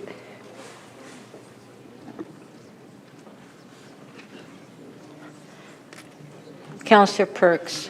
Thank you. Before I start, I just want to alert, I'm going to have questions for Ms. Bond and Mr. DiGeronimo as well. My first question, though, is to the acting chief planner and her staff. One of the things that I saw in this that alarmed me the most is this notion of allowing municipalities to change their growth boundaries. My understanding is that as a result of this change, municipalities, without providing any strong evidence, can start building on land that's currently protected in the Greater Toronto Area. Is that correct? Through the speaker, the proposed changes allows our neighboring municipalities to expand their settlement boundaries outside of an MCR. Previously, the settlement boundary expansions could only happen during a municipal comprehensive review. The proposal is to eliminate that restriction of when it can happen. It can happen anytime, and appeals also could then be lodged to a municipality's decision on those settlement area boundary expansions. So just to be clear, that means that things like farmland and other protected lands throughout the Greater Toronto Area could suddenly be made available for development. Through the speaker, that's correct. And if I'm a property owner, as we learned during the Greenbelt fiasco, I suddenly make a paper profit if my lands are suddenly developable. Through the speaker, yes, land speculation could be an outcome of this. Okay, thank you. To Mr. DiGeronimo, one of the things that council has been seized of a number of times over the years is the effect of development on rivers that come into Toronto. If I recall correctly, a few years ago, actually a previous environmental commissioner, not Councillor Sachs, but one of her predecessors, came down to City Hall and deputed that development activity in York Region was threatening the Don River. Do you recall that? Through you, Madam Speaker, that's correct. That was Commissioner Miller. Yeah, and the issue was that they were developing in the aquifer that fed the Don, and this was causing the Don River to drop. There was a number of concerns causing some wells actually to dry up at that time, as well as getting impacts on water quality concerns. How do you address them without proper management?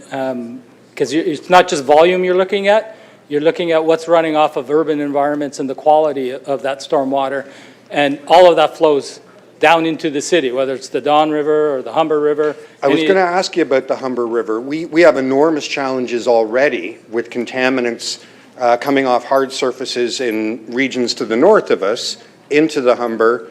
And we've speculated that it would cost us billions of dollars to try to treat it once it gets into Toronto. Is that correct? That's correct. The Humber Water Rivershed, only 15% of that is within the city. 85% is outside the city.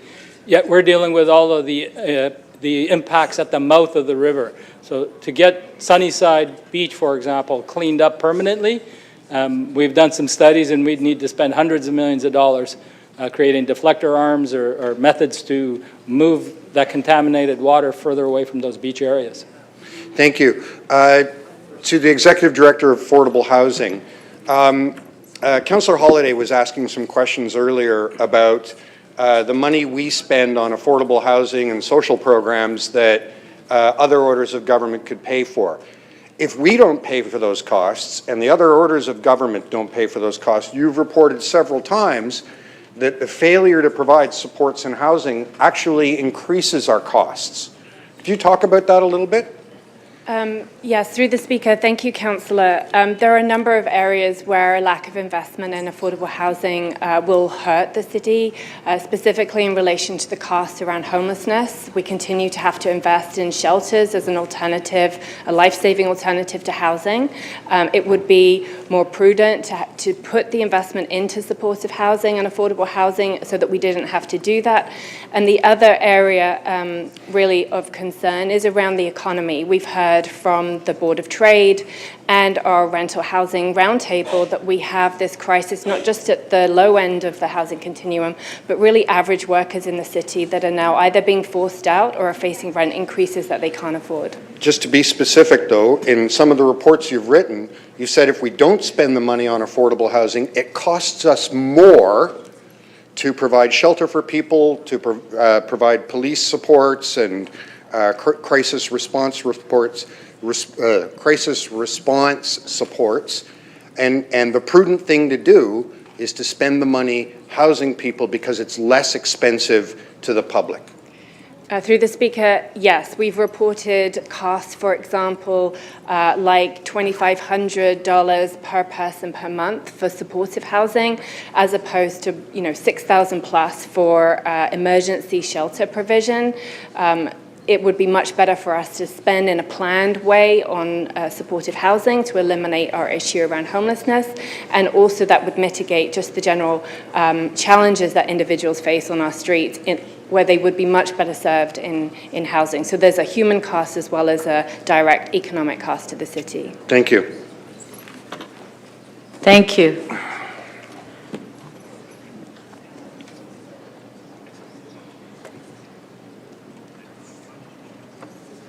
Councillor Cheng, questions? Thank you.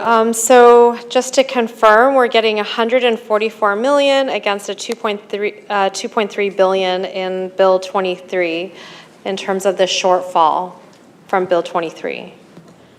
Through you, Madam Speaker, yes, that's correct. Of the $2.3 billion in identified revenue loss or DCs in Section 42 loss, Bill 185 is expected to recoup about $144 million. Has the province indicated how they feel we should fund the growing infrastructure needs of our growing city? Through you, Madam Speaker, we haven't had those conversations specifically as they relate to the Bill 23 impacts. In terms of Bill 185, will we be able to require minimum visitor parking in protected major transit station areas? To the Speaker, the proposal is that municipalities will not be able to require minimum parking spaces within protected major transit station areas. The proposed legislation is unclear whether or not our municipalities are prohibited from requiring visitor or accessible parking spaces. We've asked this question of them. So it's still pending whether or not we can require visitor parking, and we won't know until maybe the policy is already implemented. Through the Speaker, that or whether or not the province issues regulations, kind of just the details that tell us no minimum parking except for visitor accessible. We don't know if that's being proposed at this time. Thank you. So this whole package of policies, Does it help us get closer to building community centers, daycares, community spaces in our city with the loss of development charges and not even addressing the loss of Section 37? Through you, Madam Speaker, no. So growth funding that we would have received, specifically development charges, is now at a reduced state, which will have an impact on our ability to invest in growth-related infrastructure across the city. So when we look at the capital budget, the sources of funding for our capital budget, how important or what role do development charges play in our capital plan? Development charges represent nearly $6 billion of our $50 billion capital plan. So over, probably 11.5% or so of our 10-year capital plan. And when that starts to shrink, as it is, how do we recover from that?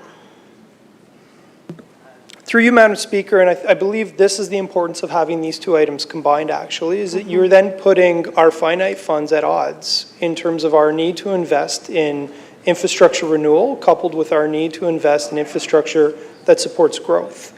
And these are the challenges that we face, where decisions will need to be made in terms of where investments are to be made, or putting pressure on the city's tax base. And I was reading about the incentivizing affordable housing in Bill 185. Who is paying for those incentives? Where are those incentives coming from?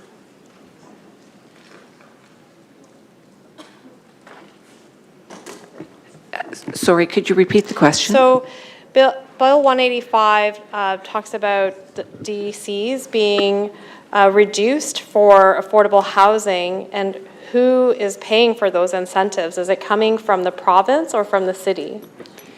Through the Speaker, Councillor, because they're really talking about the waiving of DCs, these are costs that fall to the city. So at this point, they're not proposing to reimburse us for the waiving of those fees. So they are incentivizing affordable housing on our backs. Is that correct? In a way.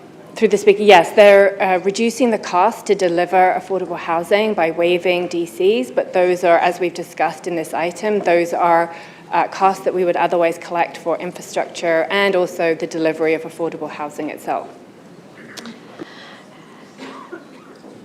And since we lost Section 37 and now been converted to 4% community benefits, has there been a notable drop in the number of developments that include in-kind community benefits? That was your last question.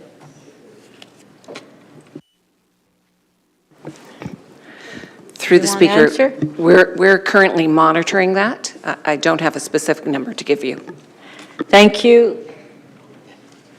Councillor Perruzza, questions? Yeah, I don't know who would be able to answer this question, but who can tell me, whether they've seen this kind of meddling by a provincial government in the local planning process? When was the last time this happened to this extent? The kind of meddling we've had over the last 4, 5, 6 years. I would say on reflection, number of years that I've been with the city, I've never seen the amount of provincial legislative change being brought than I have in the last 6 years. Right. So you get the sense that the province of Ontario wants to manage land use planning in both Toronto and across the province, correct? I mean, that's the sense you get from all of this stuff that's been happening, correct? I would say that the province is well-intended in terms of wanting to see more housing built. I think the approach and the mechanisms that they're taking is not necessarily beneficial to achieving the desired outcome. So the province Ministry of Housing or wherever or planning, they don't really have planning departments per se, correct? They don't have the folks on hand to actually do and deal with development applications or land use planning issues, correct? Certainly, the province does have planners, but they don't deal on a day-to-day basis with development applications. Their specific role, for the most part, is developing legislation and approving municipal official plans that come before them for approval. And just remind me, so in Toronto, we have about, at last count, 200,000 residential housing units that have been approved but are not yet built, correct? More or less. That would be correct, approximately. And we have only been able to, at best, build, say, between 15,000 and 20,000 residential units per year, i.e., you know, so much labor, you know, concrete, you know, you get it, but you got to kind of wait. St. Mary's Cement doesn't produce it as fast as the world eats it up, right? Steel and so on. So it takes about 10 years of heavy construction and heavy building, you know, all the cranes you got in the air, to build about 150,000 residential housing units, correct? A decade. What I would say is that the city actually approves more housing units than are built, and approximately 17,000 units get built annually. Right. Thank you for that. So it's 17, I thought 15, 20, but okay, 17,000 more or less. So we've approved 200,000 that have not yet been built.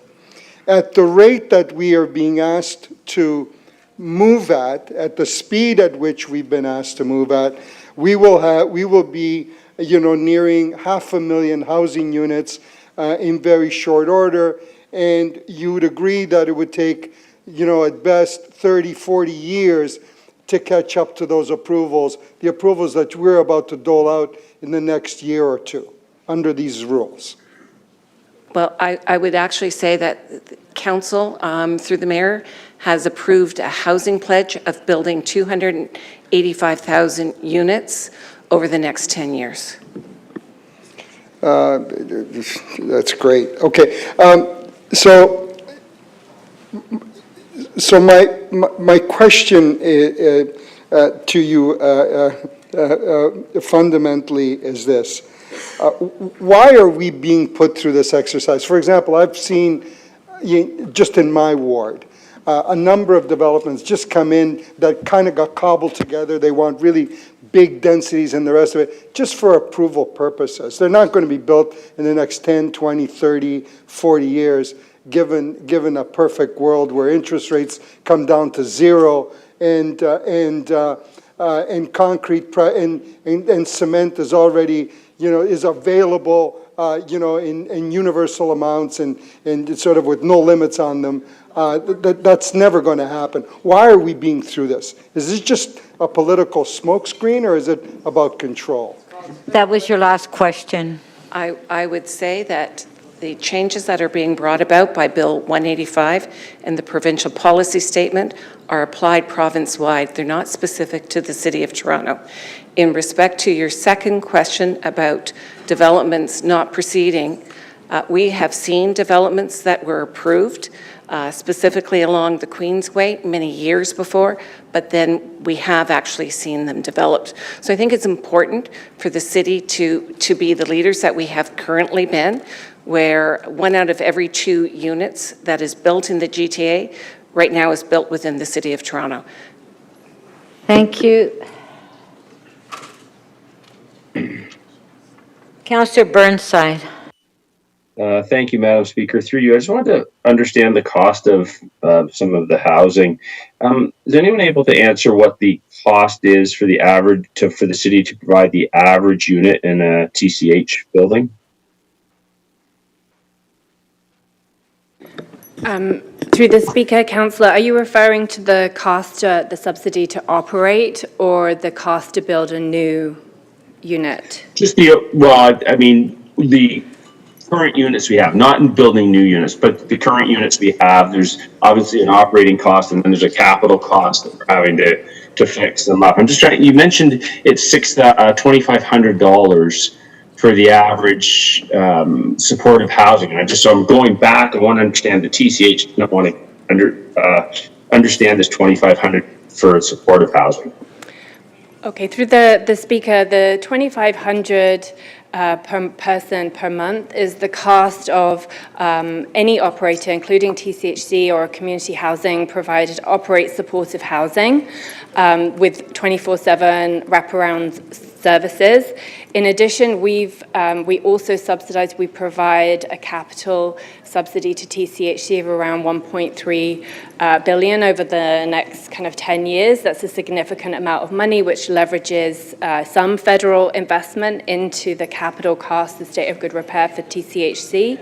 And in addition, in our generational and transformational report, we indicated that to build new affordable housing supply, we would need we were estimating between 470,000 to 520,000 per unit.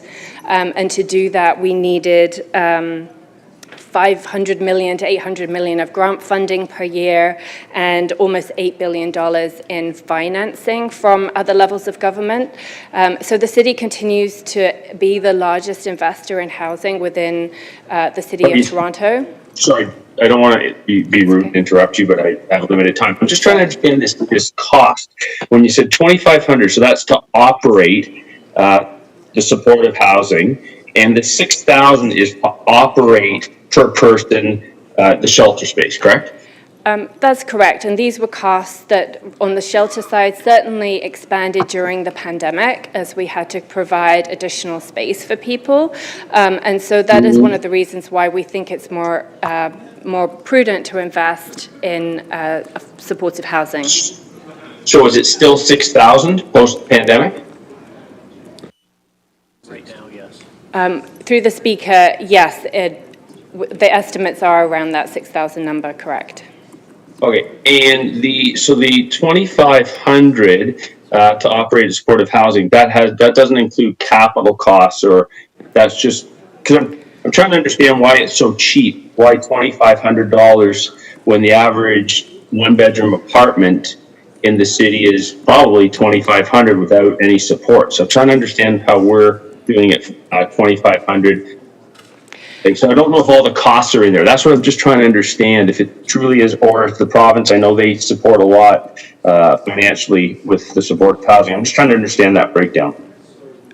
Thank you, Councillor. Through the speaker, for our supportive housing strategy, we've been successful in securing a significant amount of money on the capital side from the Rapid Housing Initiative from the federal government. And so the cost to build are around the same numbers that I previously indicated, around that 470 to 500,000 per unit. It's just that we've been able to secure money for new supportive housing, 100% of that in grant funding from the federal government, and which is why it's such a good proposal where we put the land in, they put the capital in, and the province comes to the table for that 2,500. In that 2,500, have you included the opportunity cost for our land? Through the speaker, no, that is 2,500 for operating costs only. So, okay, and so if we were to expand the supportive housing, would we still be getting the same subsidies from the feds? And then my other question, and then I'll have one quick question after that.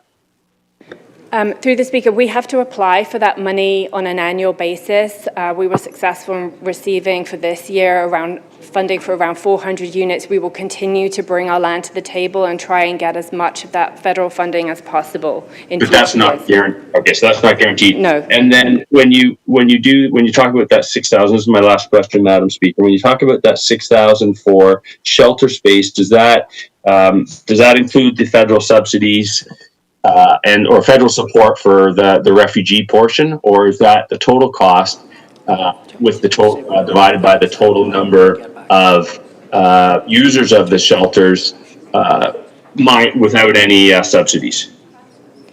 That 6,000 cost. Oh, sorry, that was the last question. That 6,000 cost is the cost to operate. It doesn't include any kind of revenue that we might get back from the federal government or any subsidy. It's just purely the cost to, lease, put the staffing costs in place, provide the food programs, make it a safe space for people. And obviously the city has advocated to have much of those costs met by the federal government in particular. So it's not a fair comparison. Okay, That was thank your you. last question. Okay, if we can go to the speakers list, Mayor Chow to speak. Yeah. Thank you, Madam Speaker. I'm just imagining a situation where there's a couple of two kids. Kids are getting older. Wouldn't it be wonderful if the kids have their own room so they could be in a bunk bed rather than sleeping in the living room? But if we save up $10,000, is that what I'll do? Is subdivide, put a drywall up, and create a room for the kids, which is desperately needed. But except 4 out of 10 items in the house is not working. The roof might be leaking, the faucet might be leaking, light bulbs doesn't work.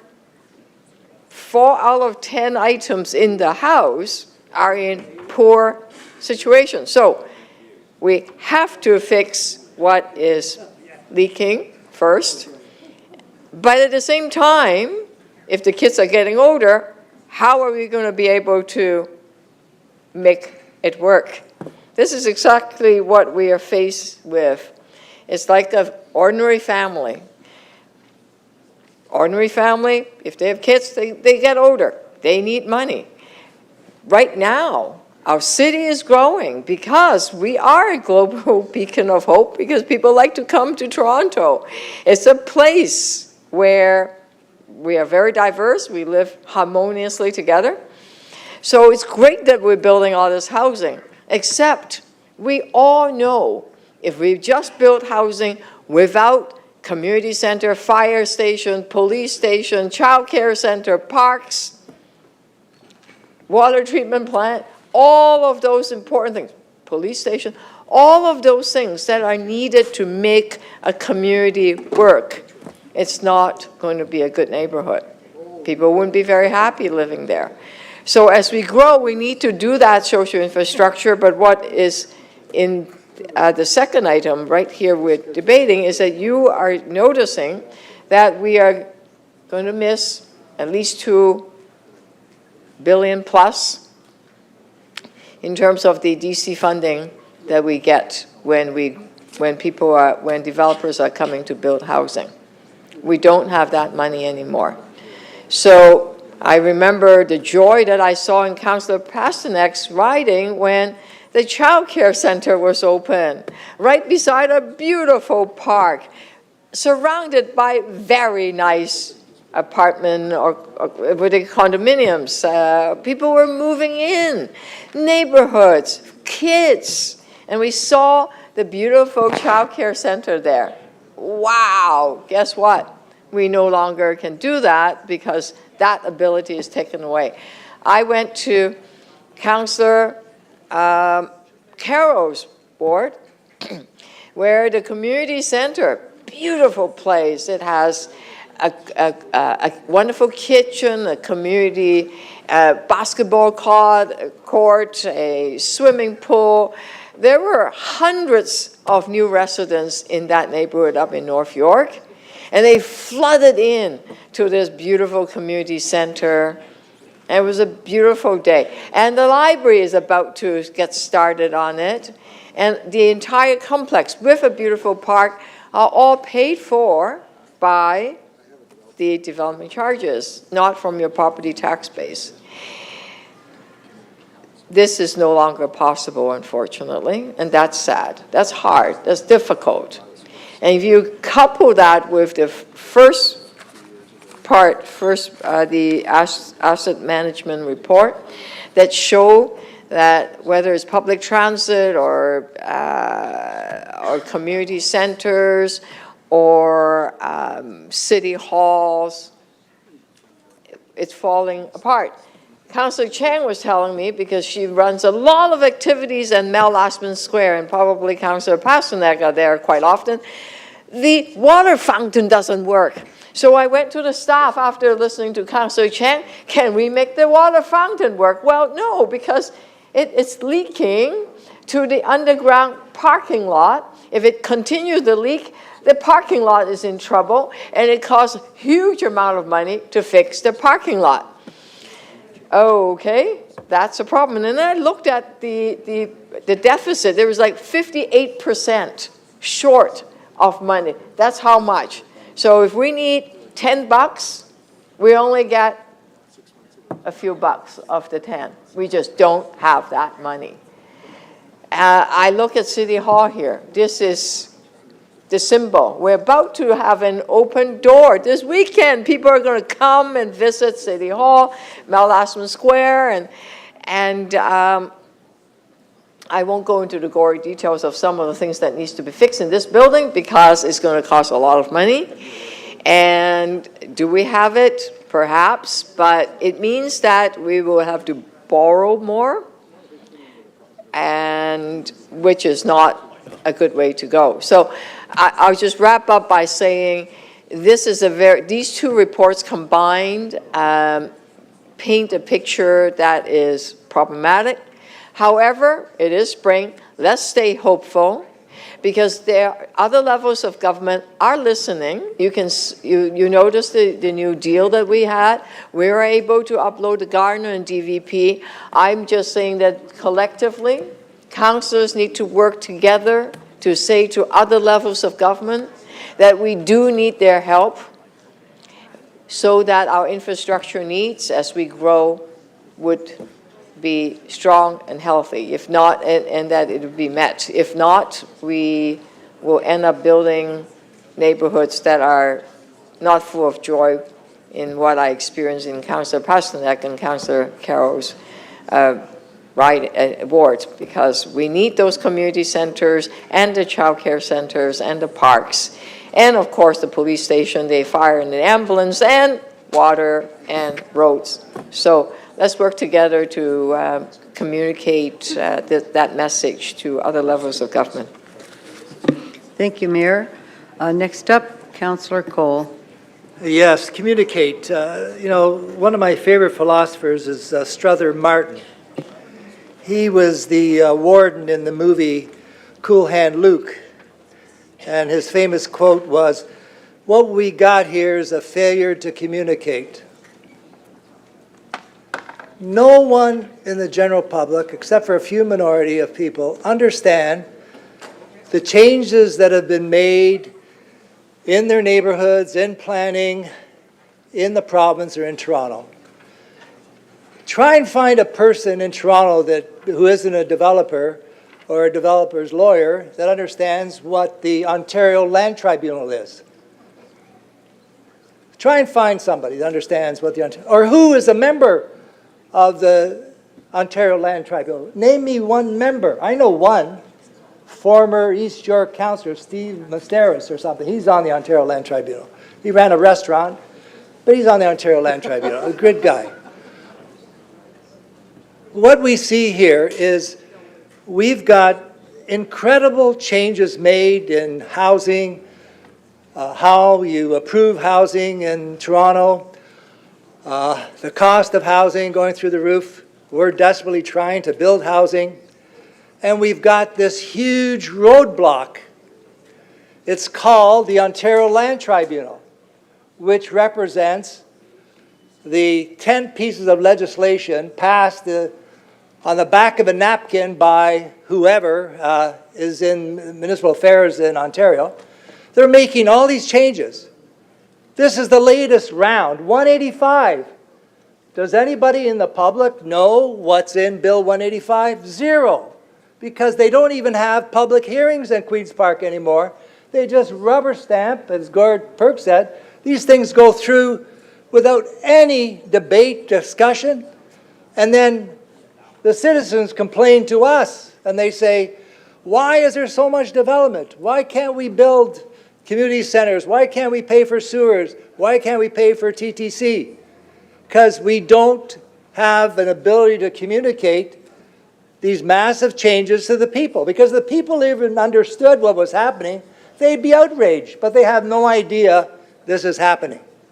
So we come back to council over and over again saying, oh, we're being shortchanged again by billions. The province is doing this again. What happens? We get a few pennies back, and then they do the same thing to us again. Well, what I think we should start talking about is a simple, understandable thing. Abolish the Ontario Land Tribunal. You want to get rid of the costs, the delays, the backroom deals, the patronage appointments. Abolish the Ontario Land Tribunal, and we would get some housing that would be built in this province, get rid of delays for the developers, delays for the housing advocates, delays for the city. Get rid of the Ontario Land Tribunal. If you really want to do something about this problem of financing infrastructure, getting housing done, get rid of that Ontario Land Tribunal. It is nameless. It's just a bottomless pit of people who can't even process something. It takes a year to go through it. And even the developers complain because they got to hire lawyers, planners, and then all of our poor planners have to spend all their time in the dungeons of the Ontario Land Tribunal trying to come with consultation, mediation, and it just goes on and on and on at great cost, confusion, and the public has no idea that their lives are being basically determined by this nameless, faceless, very costly Ontario Land Tribunal, which basically runs housing in the province. And they're not accountable. They don't know what they're doing. They can't keep up. They can't get anything done. Look at the Cummer Avenue debacle there, 56 units, whatever it is. It started in 2021. They can't build 56 units of affordable housing on Cummer Avenue because some people went to the Ontario Land Tribunal to try to scuttle 56 units. This is what is happening in this province, and the people are paying the price in higher taxes, no housing being built, not enough affordable housing. And so we've got to start to do a better job of letting people know, and I know it's very complicated for the media, they can't get into this kind of detail, but it's about time we started talking about getting rid of the Ontario Land Tribunal. So, thank you, Councillor. Next speaker is Councillor Holyday. Thank you, Deputy Speaker. If I could have the clerks present the two motions for me, I'll talk about them in a second. I just wanted to reflect a little bit on my colleague. I'm frustrated with the Ontario Land Tribunal too many times, but I guess the option is to leave it in the hands of City Council. And I hope he doesn't mean that people then couldn't go and make an appeal. Because I think residents should always have that chance. It's more than just residents, right? It could be a business, could be an industry, it could be something like in the questions, we heard about the food terminal, something really, really important. So my motions look really long and complicated, but they say two really simple things. The clerks made me put them this way. Effectively, one says that we don't want the province to scrap third-party appeals, full stop. The other one is very simple. It's even more precise. It basically says that City Council is not going to go and advertise online. We're going to continue to advertise in the newspaper, a more traditional format, because that's what this report was suggesting, is that we, like a small town with no paper, we find a way to advertise online. I'm not okay with that. Two general points I wanted to make. The first was, thank you, staff, for bringing forward the asset report. Like the mayor talked about, we're living in this house with cracked walls, a leaky roof, leaky plumbing, cracks in the floors, and what we have is now a photo. And it's a photo that we can compare ourselves to in a few years to see if we bent the curve one way or bent the curve the other. The one thing I will disagree on and caution, and I think the public knows this, we always say we have no money. But I'll turn back and say council's made lots of choices all the time. Ones that I'm critical of sometimes, but the numbers I threw out there, And I'll hear lots of arguments, I'm sure, from my colleagues about housing and spending money and cheaper this and cheaper that. But, you know, we do cover $1.3 billion in social services that council has chosen to burden ourselves with, rather than the people that ought to be providing those services, which is the federal and provincial government. And the other thing council has deliberately chosen to do is to subsidize putting a roof over people's heads in a very, very large way. And that is trending further and bigger. We don't always give cash for that. We give land, we give breaks and development charges, and so on. And so in the very same set of reports, you know, we're endorsing a break on development charges on affordable housing, and then over here we're saying we don't have any money. You know, it was like the TTC meeting the other day. We were saying we had no money, yet we were offering now subsidies for high school students to take trips, as if we're flush with cash. But look, I mean, that's the politics of these things, and that's the way that it plays out at council. There is something, though, that really I struggle with this report, and I'll talk about the format in a second, but it's around third-party appeals.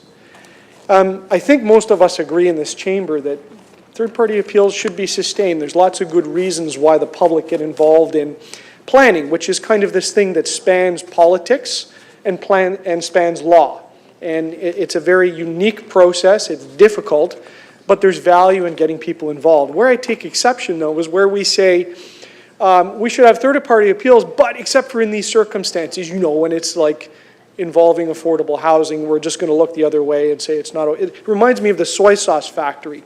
If anyone remembers that debate here, we had this great report that came to council, and it talked about the heritage value of a building, and it was all proper before us. And what did council do? They tore it up because, you know, there was some thought that affordable housing might be there, and all of a sudden we compromised all the things that we had valued in the past.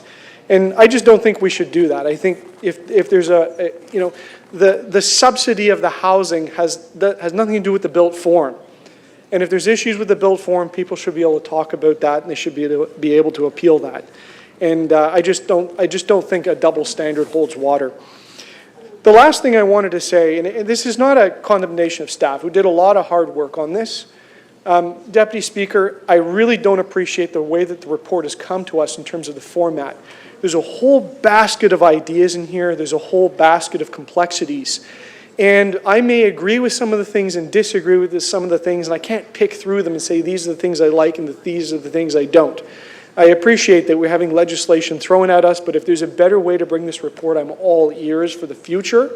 I think it would be better just to narrow it to things that council truly objects to, and not have to re-endorse support for something and get into the weeds of different bits and pieces. I just think it's a cumbersome and klutzy way to try to bring a message forward, and I have to choose whether to adopt it substantially or not substantially. Thank you, Madam Deputy Speaker. Thank you, Councillor Holyday. And you do have a question, and it is from Councillor Perks. Yes. And here you go, Councillor Perks. Go ahead, please. Thanks. I'm just going to ask a couple questions to verify my understanding of your two motions. So on the notice one, my understanding is that the recommendations that council or that the committee sent here ask the province to give us the ability to use newspaper ads when we want to, but not in every single instance, and your motion says we just must. Is that a reasonable summary of it? My understanding is different. My original motion to the clerks was to simply say that council commits to continuing to use the traditional methods to notify people. My understanding is that the recommendation before council is asking the province to treat us exactly the same way as a municipality that doesn't have access to a daily newspaper, which means that then we can go and use online notifications instead of using a newspaper.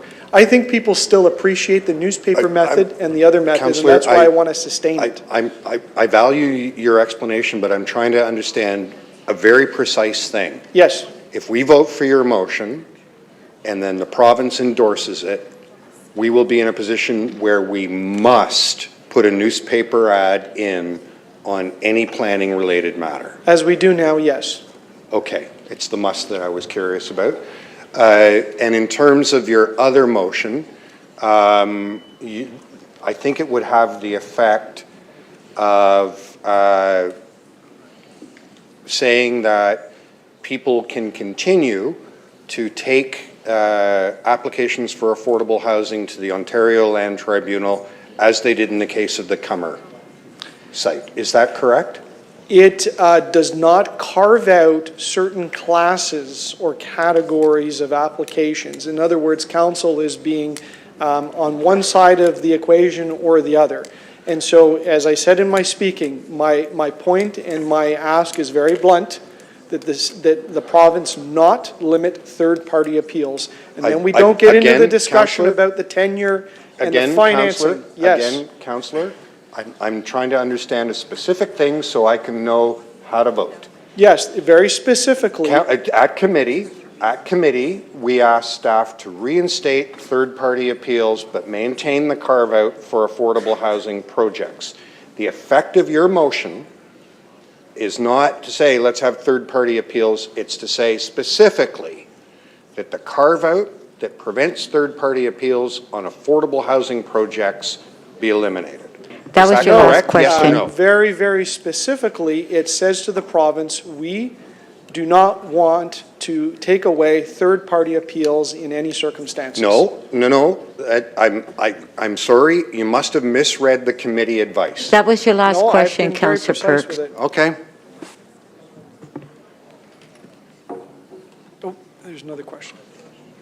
Councillor Fletcher, questions on the motion, 3 minutes. Yes, it just has to do with the publishing of planning notices and which ones are currently being published. Are you aware which ones are being published, Councillor? Yeah, in my discussion with the clerk has several options before them on how they publish this. They can do this through a notice in distance, or they can do it through a publication in a newspaper, in fact, that was just approved at Government Management Committee. So this effectively asks for the status quo, where the report before council is asking for an exemption, much in the same way a small town would have an exemption. Yeah, where I they don't heard have a that. newspaper. I just want to clarify. So currently the clerks have what I'll call options.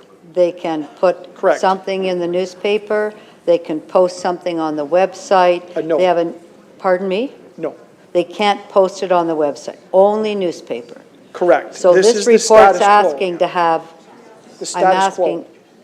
you're asking for the status quo, which is Correct. only the newspaper, Correct, not a combination. Because the recommendation from staff that went through the committee to council is asking for additional rights.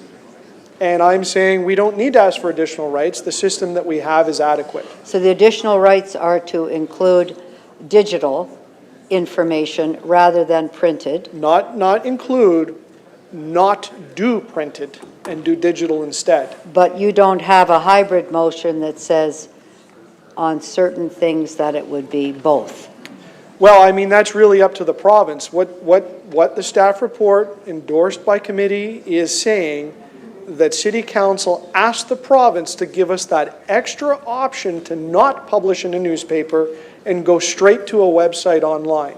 And my motion before council is to not ask that and leave the status quo alone. And the clerks indicated they would like to continue informing the public in that way. I didn't ask the clerk the opinion. I think it's the public's opinion on how they want to get notified.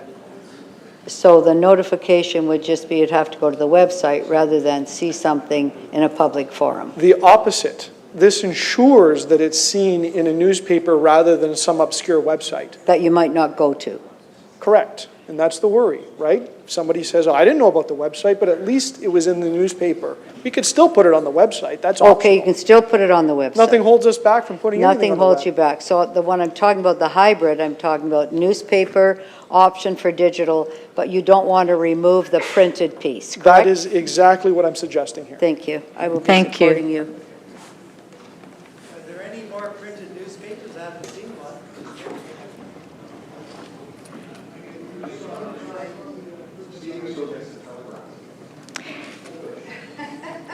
Councillor Chang to speak. I have a story of two buildings in my neighborhood. One building is on the southwest corner of Yonge and Shepherd, and there is going to be subway access from that building included in a Section 37 agreement. Fast forward a few years, now we have another building coming up, a tower that's going to be added to more towers that are coming on the southwest corner of Bayview and Shepherd. And guess what? There will be no tunnel. There will be no subway access, even though there is a subway station there. Out of the 3 corners, that is the one corner where there will be no subway access. And why is that? Because it's just not feasible with a section 4% community benefits, and they don't want the uncertainty of what that cost will be. So the developers are saying, no, we don't want to invest in subway tunnels and access anymore. And so that is just one of the battles that happened because we lost Section 37. 24 to 43% of Toronto roads are in poor condition with a $3 billion backlog for roads. That was in the e-mobility report. And I'm sure we don't even need that statistic because you drive across Toronto and you know that our roads are not in a great condition. And as our mayor said, the fountain at Mel Lastman Square is broken.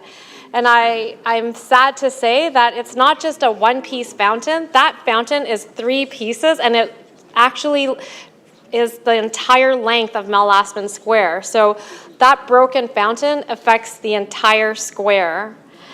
And not only is the fountain broken, the steps are cracked, there's a chunk of granite missing on the pillar that is part of North York Civic Center. The electric wiring trips at Mel Lastman Square when we're trying to host events, and the paint is chipped along all the railings.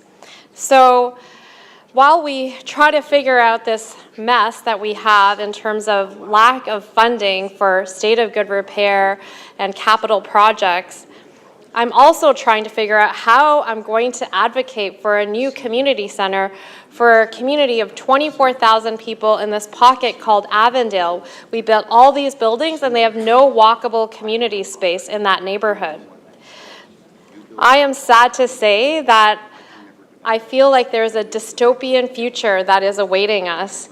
And so I want to say to anyone who wants to shoot a zombie movie, if you need a set, come to Mel Lastman Square, because it's a beautiful place. We're working on trying to fix it, and the bell Councillor works, Cole, but please. But I know, but what? The wind chimes on the fountain are broken. The water is broken. The parking lot could be broken if we continue to let the fountain work. So I'm so grateful that we have actually more permits for Mel Lastman Square than ever before. So it will be beautiful with people, with food and animation. But when those events are not happening and you walk in the square, you can really feel like something is fading. The hope that Mel Lastman had for North York is fading. And so I think we need to continue to advocate. I had a school visit me this morning. Unfortunately, they couldn't come into council, but I said to the kids in this class, repeat after me, the city needs a new fiscal framework. And I explained it to the teachers were nodding. They seemed to understand, but that is the only answer. We can keep begging and borrowing, but that does not lead to a world-class city. And I want Toronto to fulfill its potential for my kids, for the future, and the trajectory that we're on. Unfortunately, I think I need therapy because it feels quite hopeless at times. So we will continue to battle this together, to work on it, but the answer has to come from our upper levels of government. Help us be the beautiful cash cow that we are to the province and the federal government. Help us be sustainable, help us to be beautiful, and help us to grow the Canadian economy. Thank you.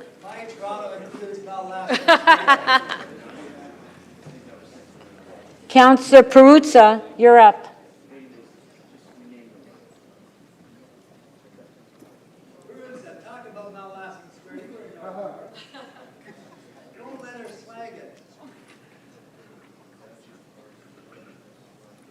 Councillor Perruzza to speak. Appreciate that. Thank you. I just wanted to just add a couple of words to this conversation as it relates to the city's response to the latest provincial Bill 185. Speaker, I've been here at City Council, at this council, and around the municipal scene now for a few years, a few days. And I'll add them up for you another day, but I can tell you it's been a few days, and I have never, ever, and this is why I asked this question earlier of the staff, I've never seen a provincial government more actively meddling in local planning than I've seen over the last 4, 5, 6 years, since about 2018. Now, you all know it takes some time to pass a provincial act, a provincial law. It's tough, you know. You gotta write it, you gotta think about it, it's gotta go through 3 readings, it has to make a legislative session before the House rises, blah, blah, blah, royal assent and so on. So this is a government that I just want to point out how clearly they've got into a municipal meddling. Since 2018, Bill 197, Bill 108, Bill 109, Bill 23, Bill 138, Bill 185, with names like More Homes for and More Choices Act, Helping Housing Protecting Tenants Act, More Homes for Everyone Act, More Homes Built Faster Act, Plan to Build Ontario Together Act, and blah, blah, blah, blah, blah, blah, blah. But I can tell you this, here's what they've really done. Without the provincial expertise to weigh in a very significant, real way on this in land use planning. We heard earlier today that the City of Toronto has about 200,000 residential housing units already approved. You heard that based on, the 600,000 people that work in construction in Ontario, representing, I might add, about 8% of the entire Ontario workforce, we're able to build about 17,000 units of housing a year. That's going full kilter, full out, non-stop, shovel in the ground, concrete in those forms, build it faster. That's it. That's what we can do. Doesn't matter how many bills or acts you bring in. Doesn't matter. You can bring in another act and and it don't get faster than that. Well, maybe a little faster. But pretty soon, what we're going to be at is about 500,000 residential units approved, mostly for speculators. And we're because of interest rates and other stuff now, we're building fewer and fewer houses. That's just the way it works, right? It doesn't, but what these guys have done is they've really, really messed it up in the sense that you have developments now come through these big monstrosities because they come through lickety split, and then they just sit there forever. But what they do is drive up land values. They drive up land values for real builders, for people that want to really produce housing. I just want to point out this little blunder that they did for site plan, right? Because they just don't know how to do it. They put in, that 60-day clock on a site plan. You pay your fee, you got 60 days. At the end of 60 days, if we don't approve your site plan, you get to ask for your money back. Well, you know what? If the site plan, you still haven't figured out what sewer to connect to, you know what the city is obligated to do now? Deny you. They send you a letter saying, sorry, your site plan application has been denied. Here's your poison for the guy who really wants to build. 5 seconds. What's your poison? OLT another year, or start all over and pay another fee. Thank you, Councillor Perruzza. Damn. Thank you. Best speech ever.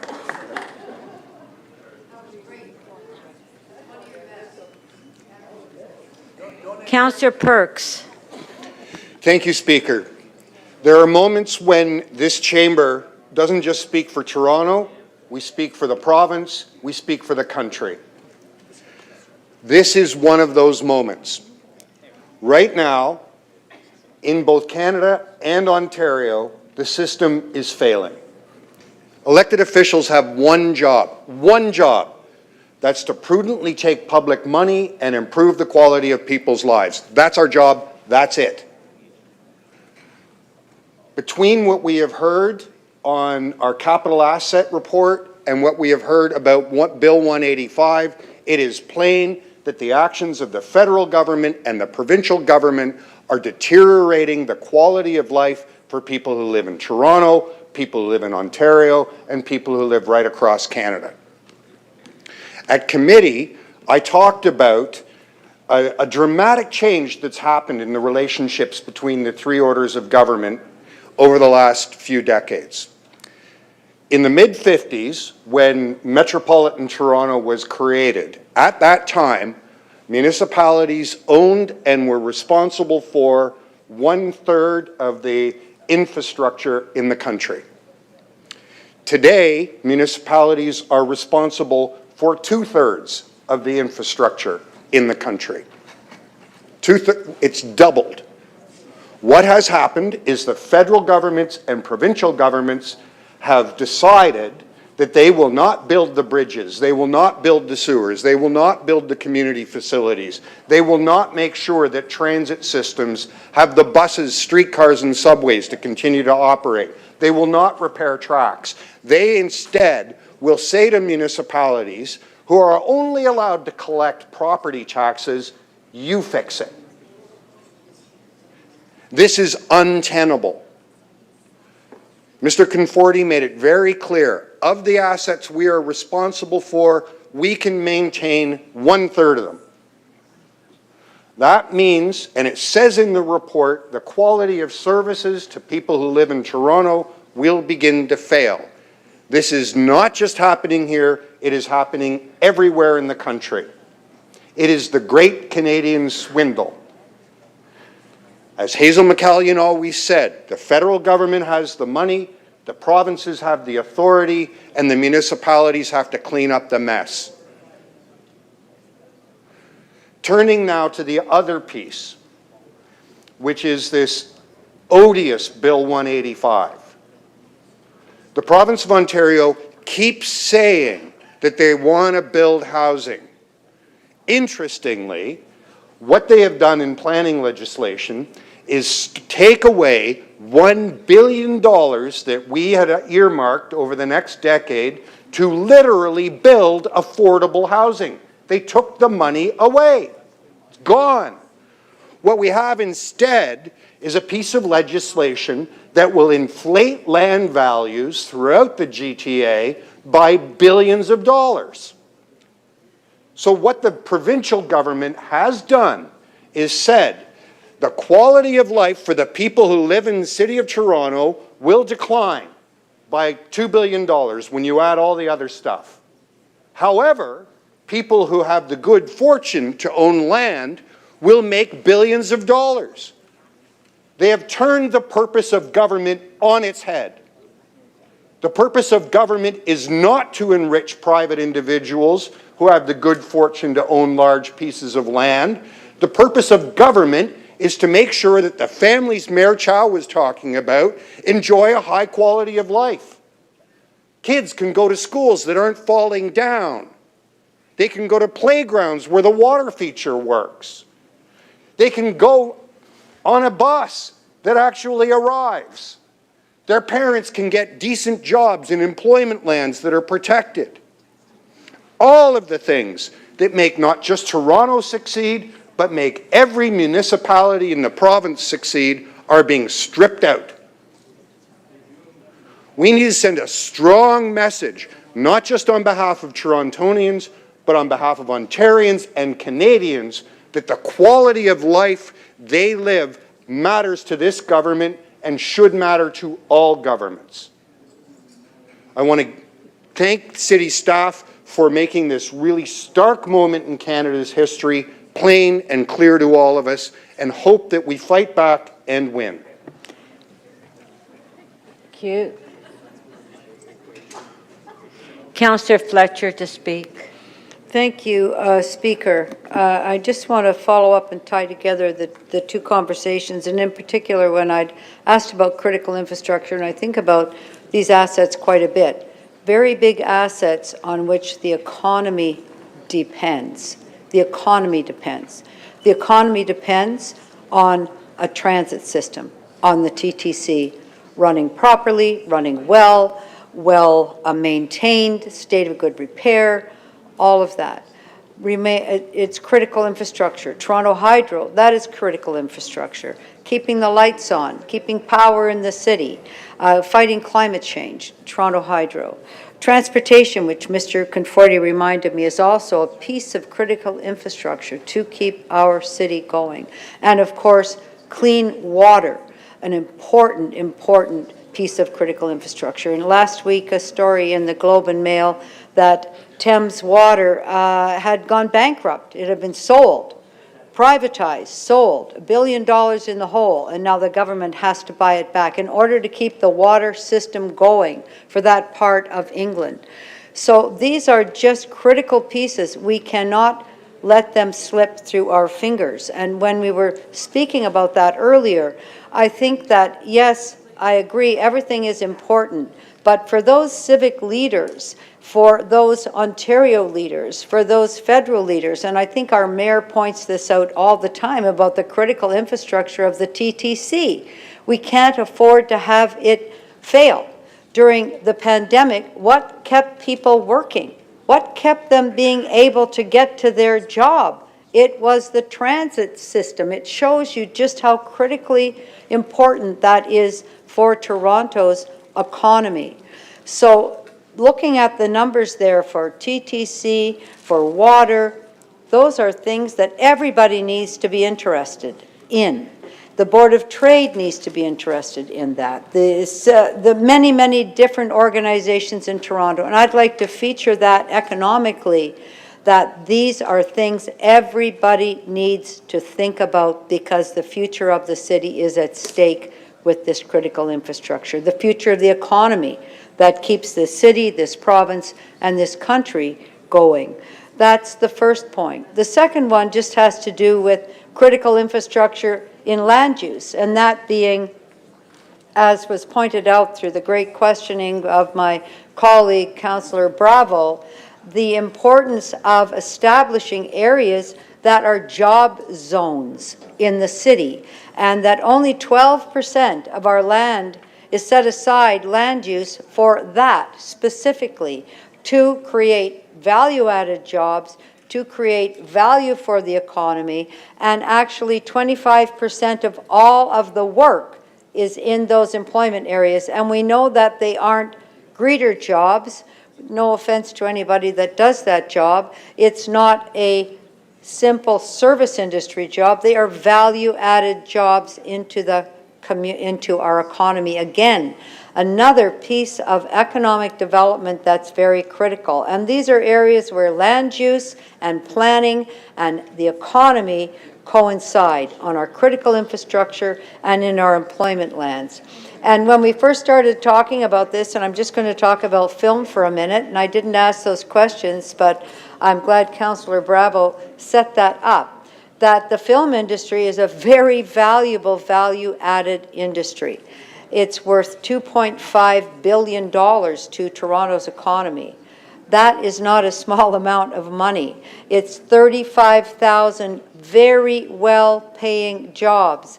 And critically, it needs a place to operate from that isn't in the middle of a residential neighborhood, much like the food terminal that was discussed earlier. It needs to be protected. We need to protect these lands. And I really appreciate our city planning and economic development and our commissioner of entertainment industries for really bringing that together and putting those things forward. In Toronto, our film industry was started on Eastern Avenue, an employment area where we added it's an I2 zoning. That's heavy industrial. Because we consider it an industry, we consider it manufacturing, it allows for distribution. So the protection of these lands is very important for film and all of the other value-added jobs that come along with it. Thank you. Thank you. Okay, so we can put the motions on the screen. We're voting on the PH item first with the motions.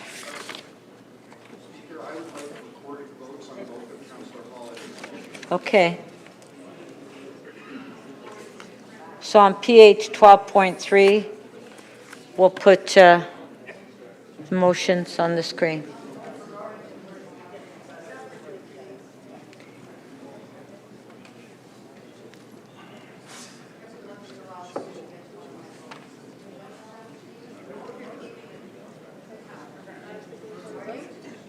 Recorded vote.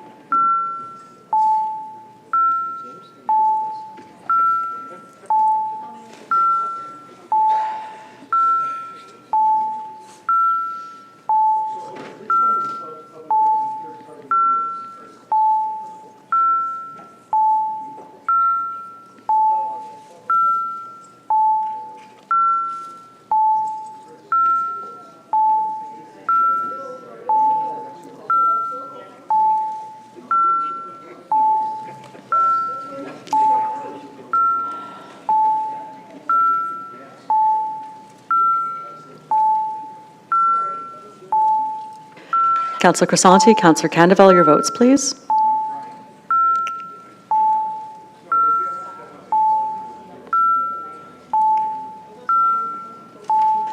Councillor Sachs, are you able to vote using the system? We'll call on you.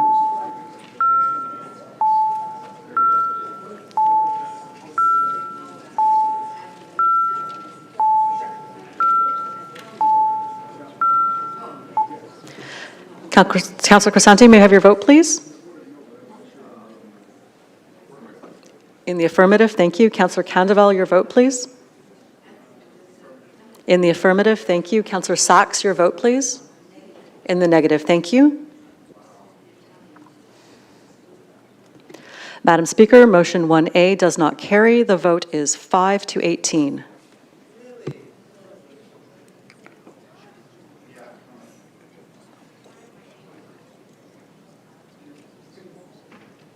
Next motion. Recorded vote.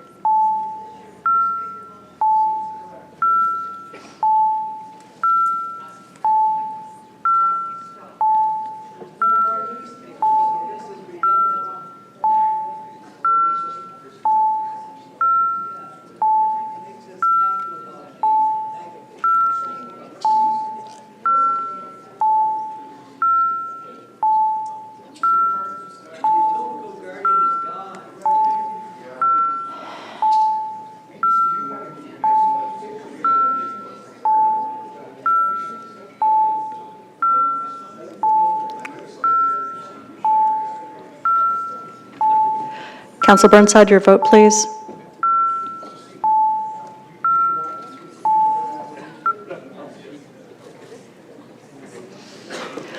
Madam Speaker, motion 1B does not carry. The vote is 9-14.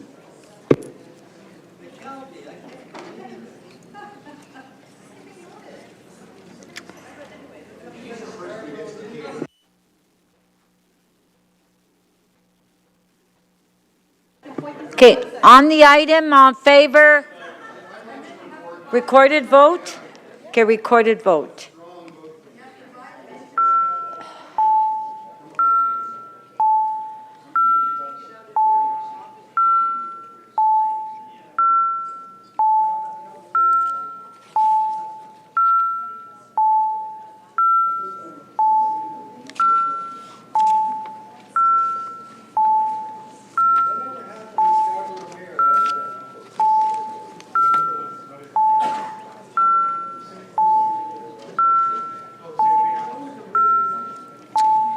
Councillor Crisante, are you able to vote using the system?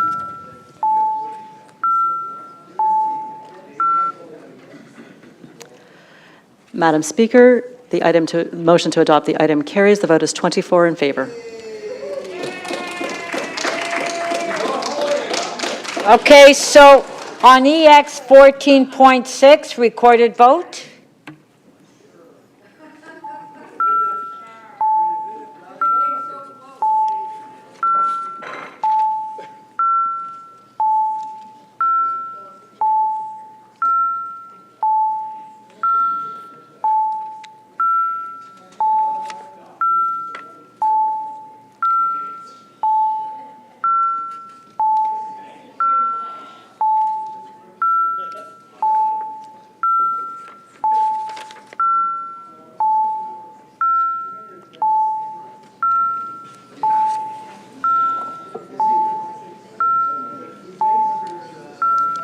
Councillor Perruzza, are you able to vote using the system?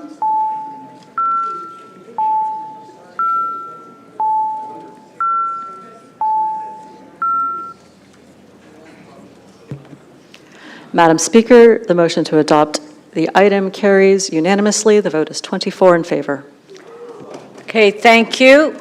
Our next timed item is EC 12.2 Downsview Community Development Plan, and we're dealing with it with the PH 12.1, which is the update on Downsview Secondary Plan zoning bylaw. So, do we have any questions to staff? Councillor Pasternak, you held it down. Do you have questions? Councillor Pasternak? Do you have questions to staff? Yes, I do. Thank you. Okay. If Yes, thank anybody you. has any questions, Thank you if they very can put much, their number on the screen. Madam Speaker.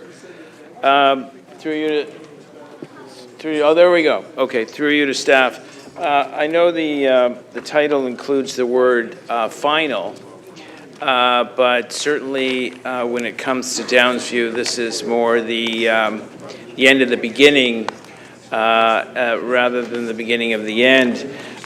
Can you just give a quick outline of the work that lays ahead? And this document is more of a high-level roadmap than any kind of final micro decisions on the ground.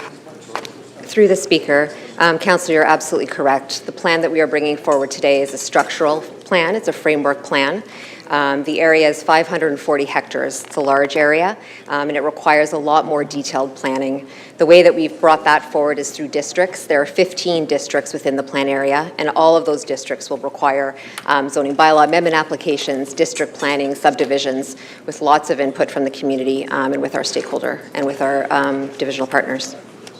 So the 15 districts will require a separate staff report, a series of statutory meetings, public consultations, all the various design elements and criteria that go into an individual application, and we're going to have to do 15 of them. Through the Speaker, that is correct. My next question is for Recreation, or PFR. This is probably the third iteration of the Downsview Secondary Plan. The first one's 1999. Now, I don't want to seem like I'm impatient, but it's been 25 years that we've been planning a community center on the corner of Shepherd and Keele. When you go through some of the openings, there's community centers popping up all over the city. Downsview seems left behind. How can we fix that under this plan to finally get this community center going? And it's embedded in the motions I'm going to be moving and in the plan itself. Will Recreation finally focus on this to get it going? Through the Speaker, yes, Councillor. Sorry, there's just a phone going up. We will Okay, hold on. Whose phone is ringing?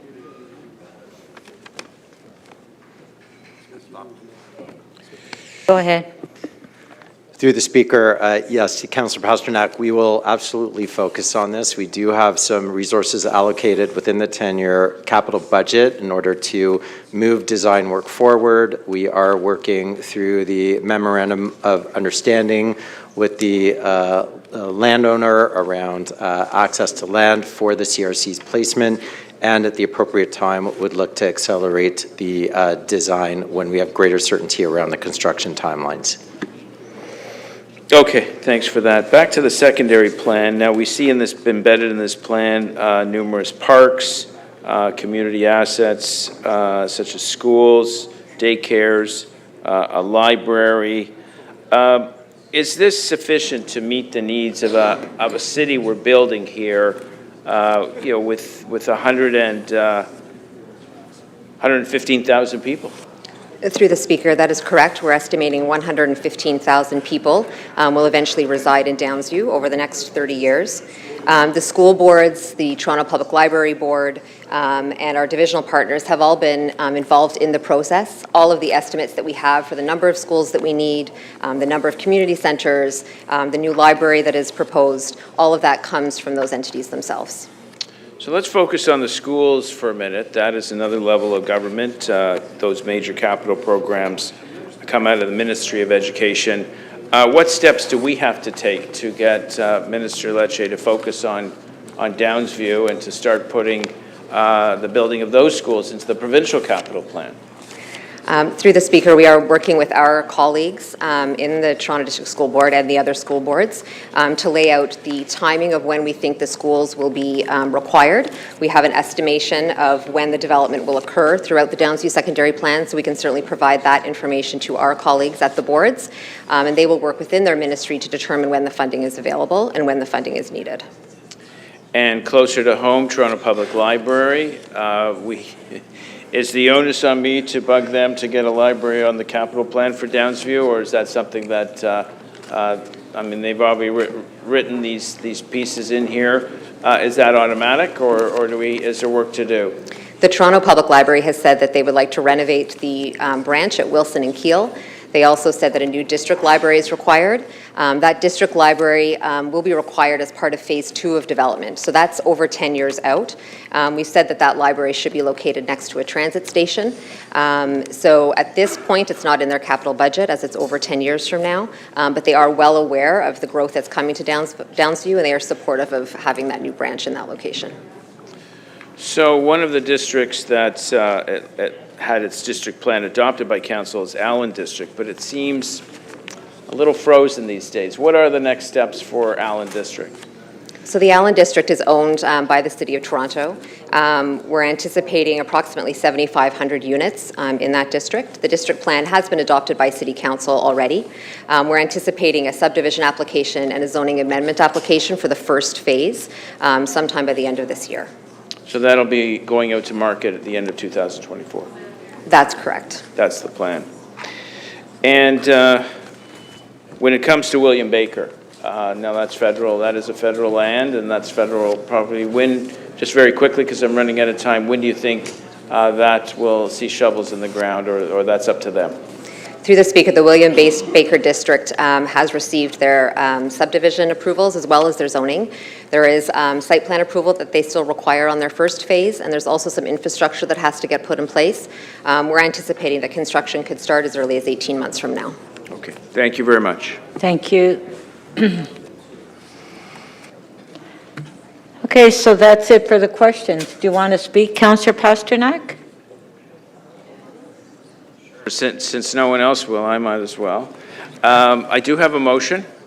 Okay. And it has been circulated. I realize it runs a few pages. It has been vetted by staff. We've been working on it for some days.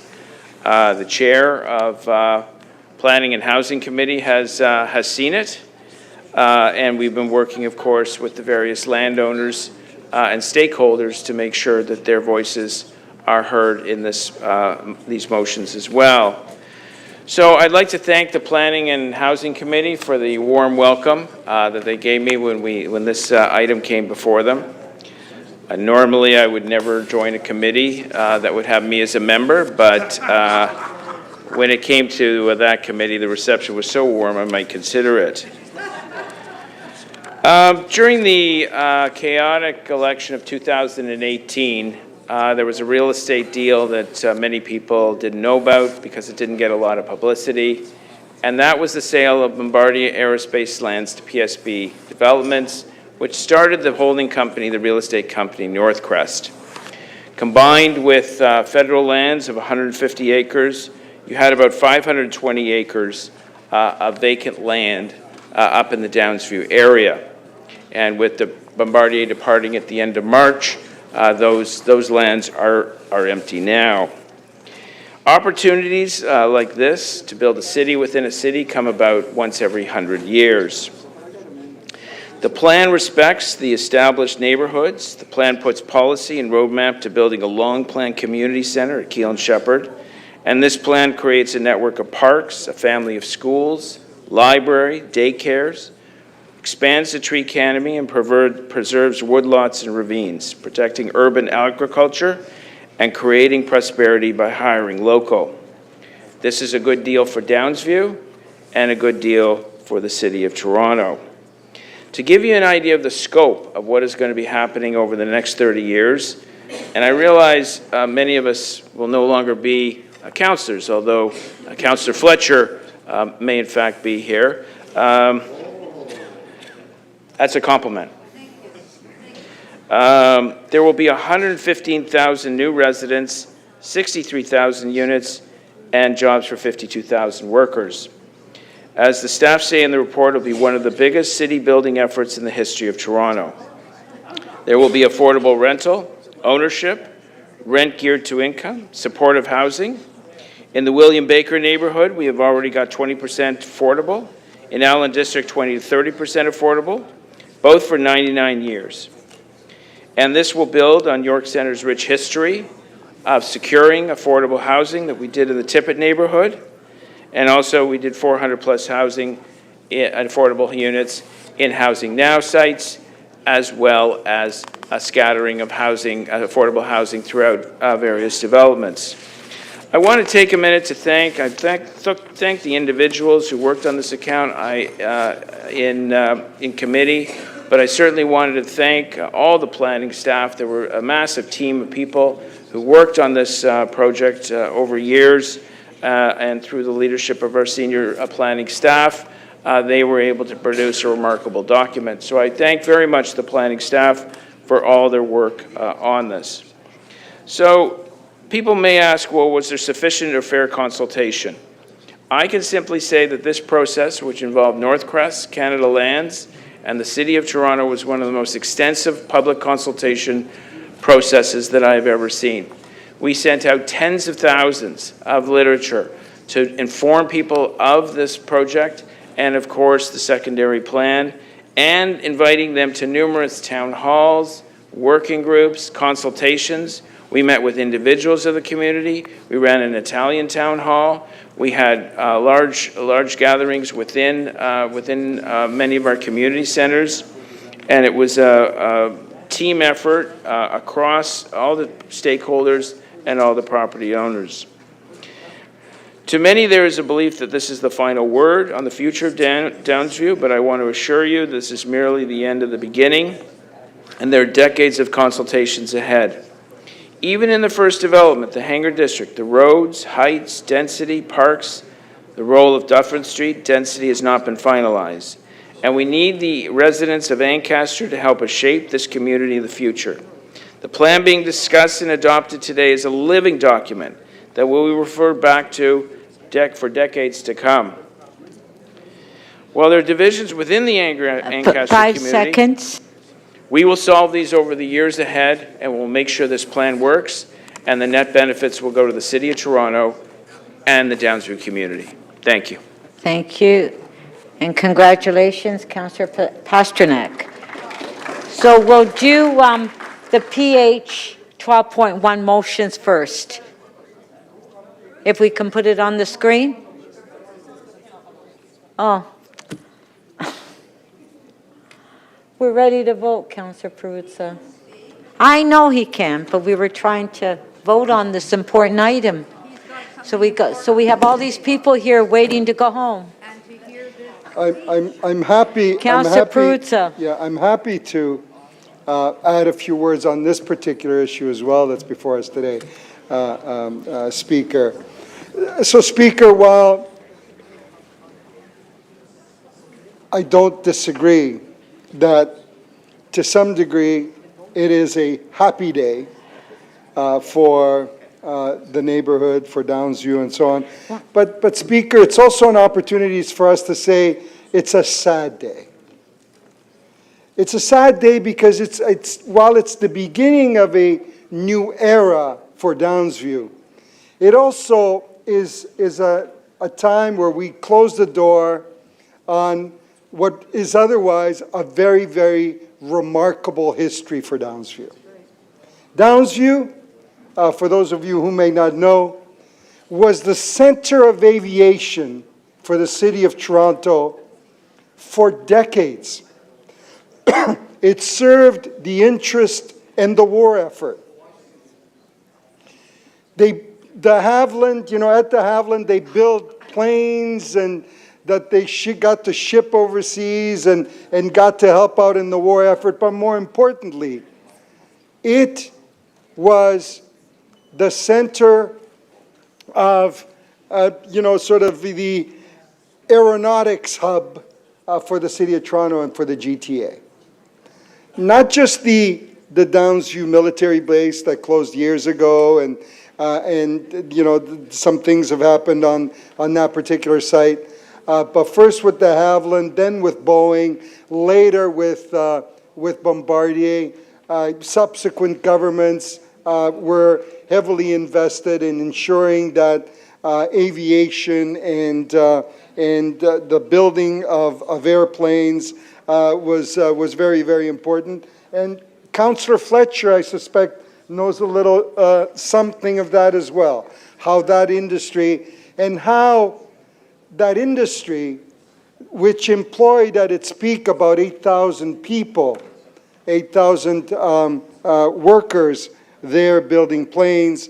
It was at the center of an aviation industry that employed tens of thousands of people across the GTA in feeder industries and everything else.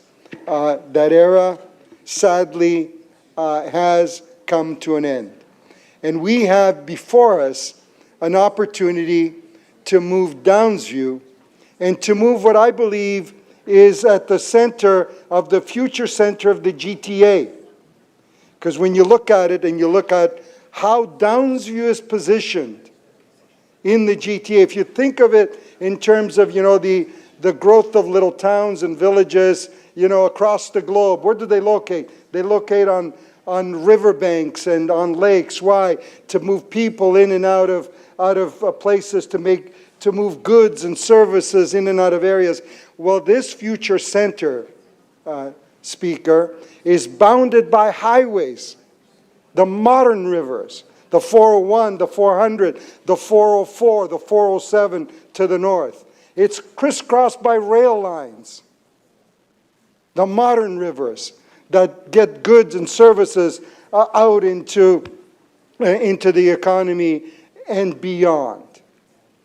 So, when you're flying overhead 30, 40, 50 years down the road, don't be surprised to see this as the center of the GTA, through which everything from the 905 will funnel into the city of North York. So we have an opportunity here to do city building right.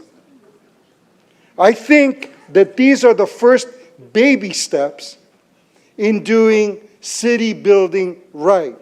Do I look at this road grid that they've provided for these lands and say that this is the road grid that will work into the future? I don't believe that. I don't believe it's nearly enough. I don't believe that the connections on the south end over near the 401 and across the Allen are nearly enough. But they will evolve.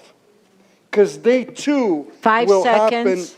as this part of the city grows out. So I applaud the new councillor for Downsview. I had an Thank you. opportunity to represent it for many years. And Thank you. Thank you, thank you, thank you. Okay, let's vote on the motions. Come on. We got a long agenda.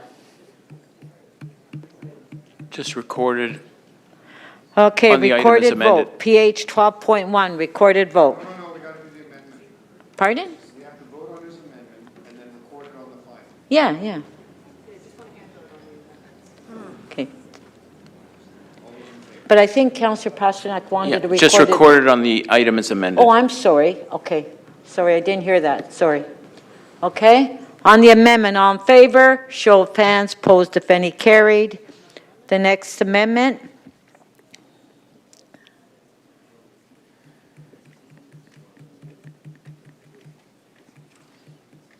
Okay, there it is, 1B, all in favor, show of hands, opposed if any, carried. Item is amended, recorded vote.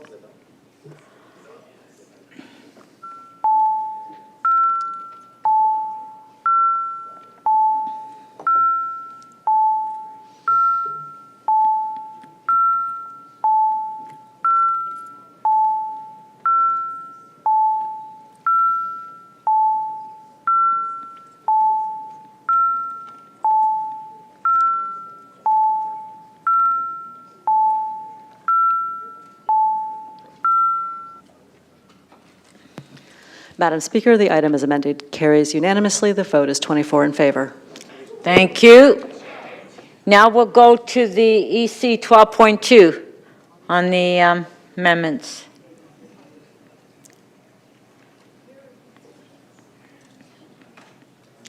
Okay, there it is, motion 1, EC 12.2 by Councillor Pasternak, all in favor, show of hands, opposed if any, carried. Is there another one? No? Item is amended, recorded vote.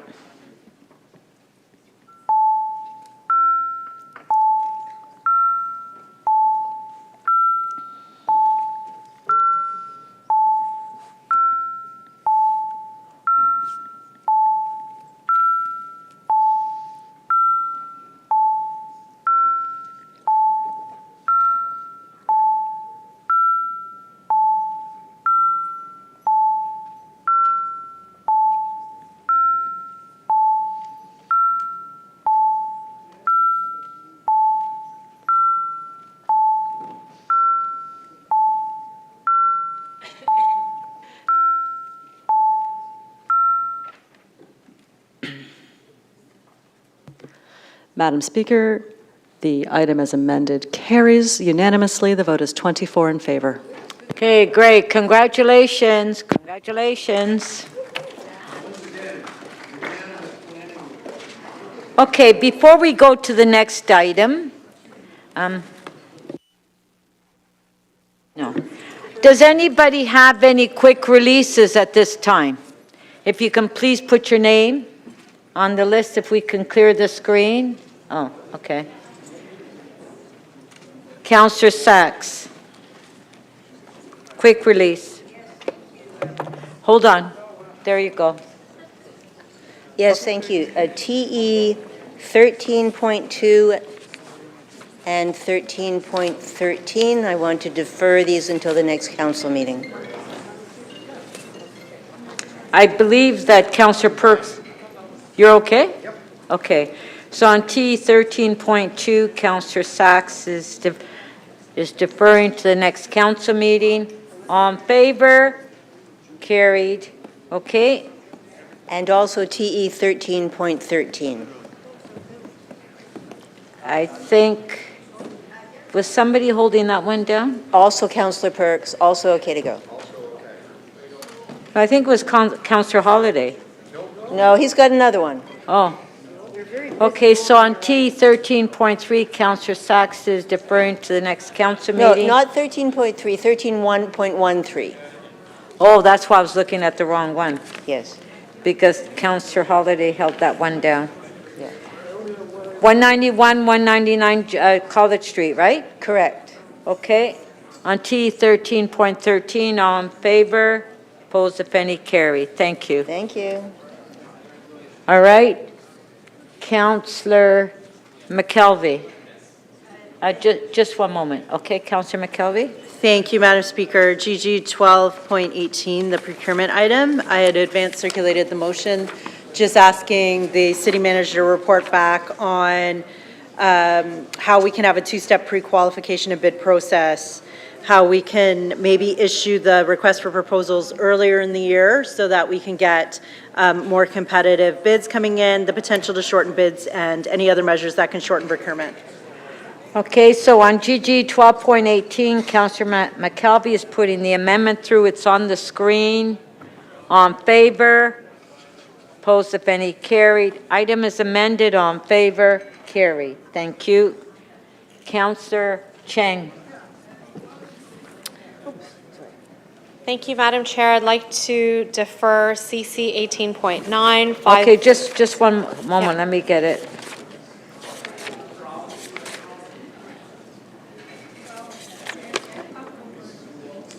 $50, 51-50, 61. No, hold on. What was the number again? Sorry, Councillor. CC 18.9. 18.9. Okay, just a sec. Okay, 50, 51, 50, 61 Yonge Street? Yes, please. And so everything's being deferred to June, eh? Yep. Oh. Big meeting, yeah.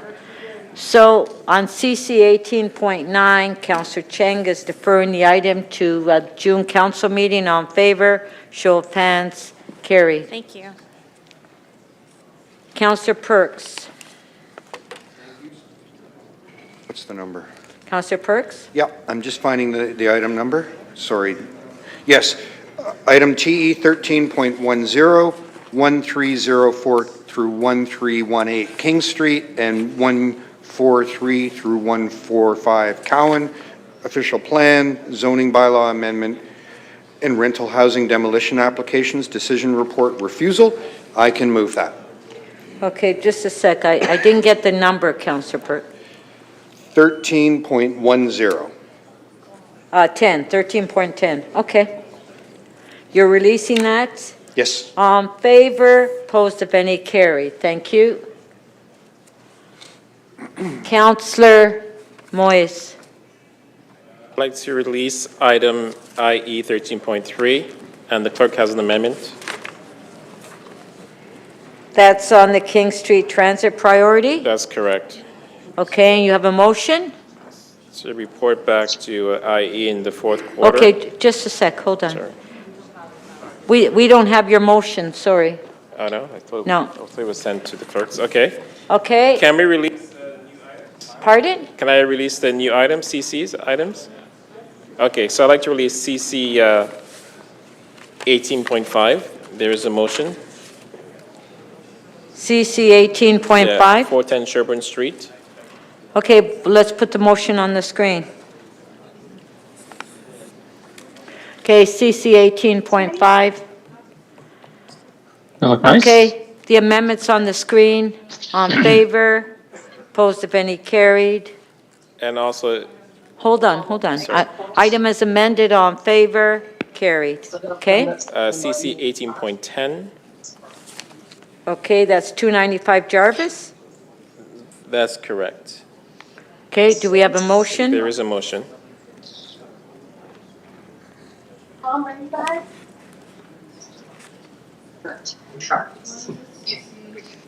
CC 18.10. There it is on the screen. It's 295 Jarvis Street, zoning bylaw amendment. Amendment by Councillor Moyes, on favor, show of hands, opposed if any, carried. Item is amended, on favor, carried. Madam Speaker, am I able to withdraw an MM item or wait till tomorrow? Which item? MM 18.9. No? Okay. All right. Okay. Is mine ready to be released?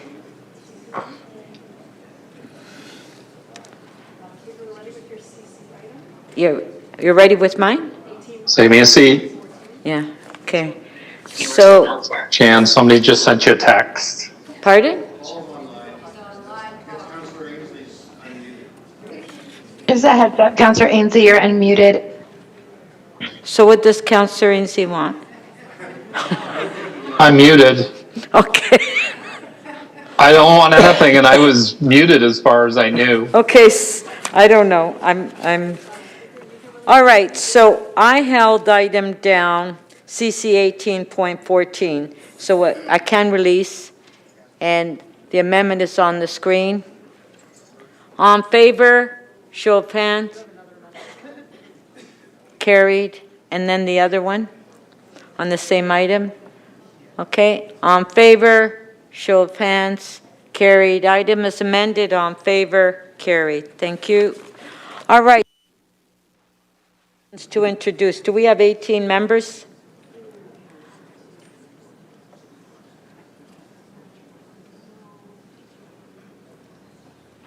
How many are on the screen? We don't have 18 members?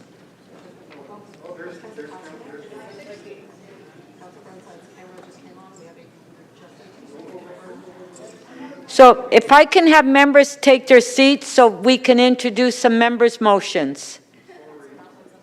We need 18. Councillor McKelvey, do you mind? Oh, Councillor Bradford, I didn't see Councillor Bradford. Come on, come down. Come on down. Let's make a deal.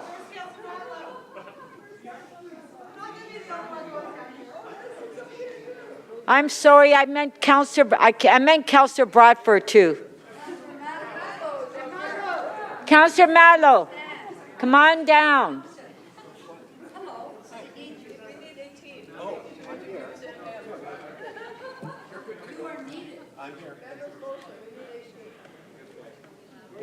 Okay, now we have, let's play Let's Make a Deal, right? Okay, so we have members, who's first? Councillor Sachs, you have a member's motion you want to introduce? It's on the screen. Yes, yes, please. Yeah, there it is there. I was just given some new wording by the city manager to add a few more words to it, so I'd like to introduce it but not pass it yet. I have to amend it. No, so you're just introducing it now. Yes, please. Yes, this is a deal that was made in, thank you. Okay. So we're just introducing members' motion at this point. All in favor? Carried. Okay, next one. Councillor Bradford. This is just to introduce. We're not dealing with this is just introducing the motion. No. That's when we get to it tomorrow. No, when we introduce them now, it's just majority. Councillor Bradford. Yep. Not a controversial one. This is just accepting in kind. I think so. Yeah, Kew Gardens Tennis Club. There's the motion for you. Thanks.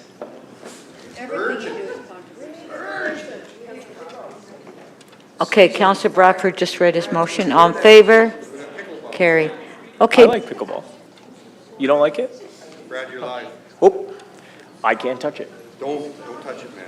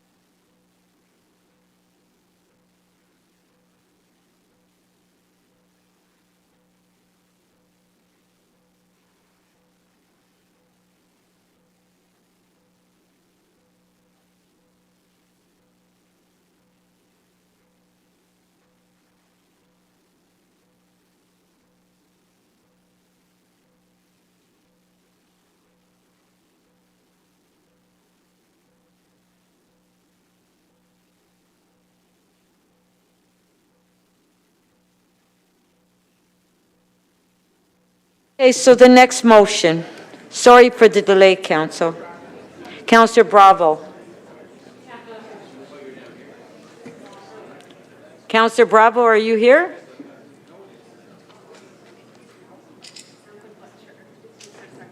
Councillor Fletcher, you did the seconder. Did you want to introduce it?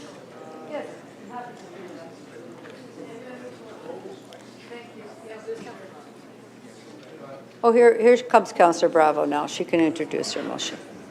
Okay. Councillor Bravo, do you want to introduce this? Thank you, Speaker.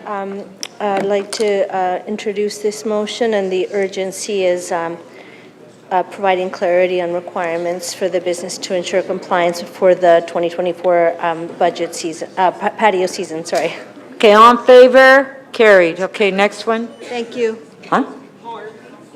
Morley? She's not here. Oh, Councillor Morley. Hi, Madam Speaker, I'm here. Okay, there's your motion. Thank you. We're looking to send staff. We want to ensure that a building that was built outside of compliance, that we have representation as part of the appeal. All in favor? Carried. Okay, Thank you. next one.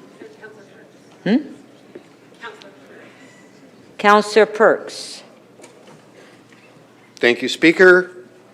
I am moving a motion that I be permitted to add an item on 1438 through 1440 Queens Street West to the agenda. It's about an application, and frankly, the issue here, part of the issue here, is whether or not tenants will be compensated. So it's of considerable interest to council, and the city solicitor needs instructions for the hearing. All in favor? Carried. Mayor Chow.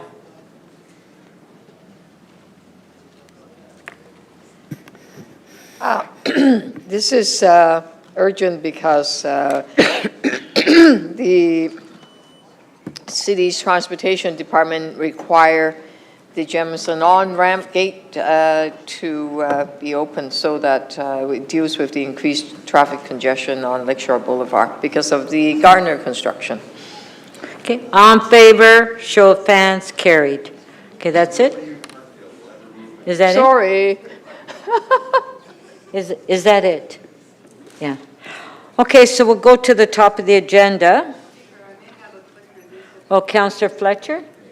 The motion's ready. If clerks have that ready, I do have a quick release here.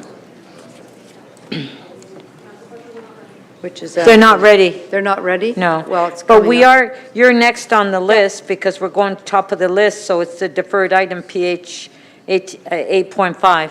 Yep. Are you ready for that one? Yep. Okay. I will question staff for a few minutes. Okay, questions to But staff? no, I'm going to defer this item. I just want to speak about the deferral. Oh, you're going to defer Yes. the item? Yes, I sent a motion to defer. Okay, so then you don't have questions to staff, No, right? but I'm going to speak about the deferral. Why You I'm- want to ask questions to staff? If I can. Yes, of course, yes. Okay, Councillor Fletcher, go ahead. This has been deferred quite a few times because what we're waiting for, and I don't know if the DCM can come down because I think that's part of his role there.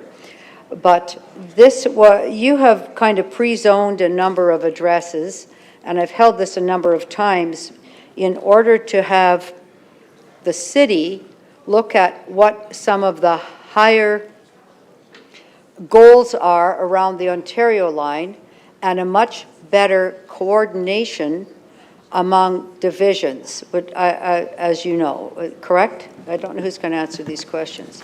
I will answer it, Councillor. Through the Speaker, yes, we are bringing forward that report in the June cycle, jointly with the Transit Expansion Division, to deal with the principles that guide our negotiations on transit and TOC projects.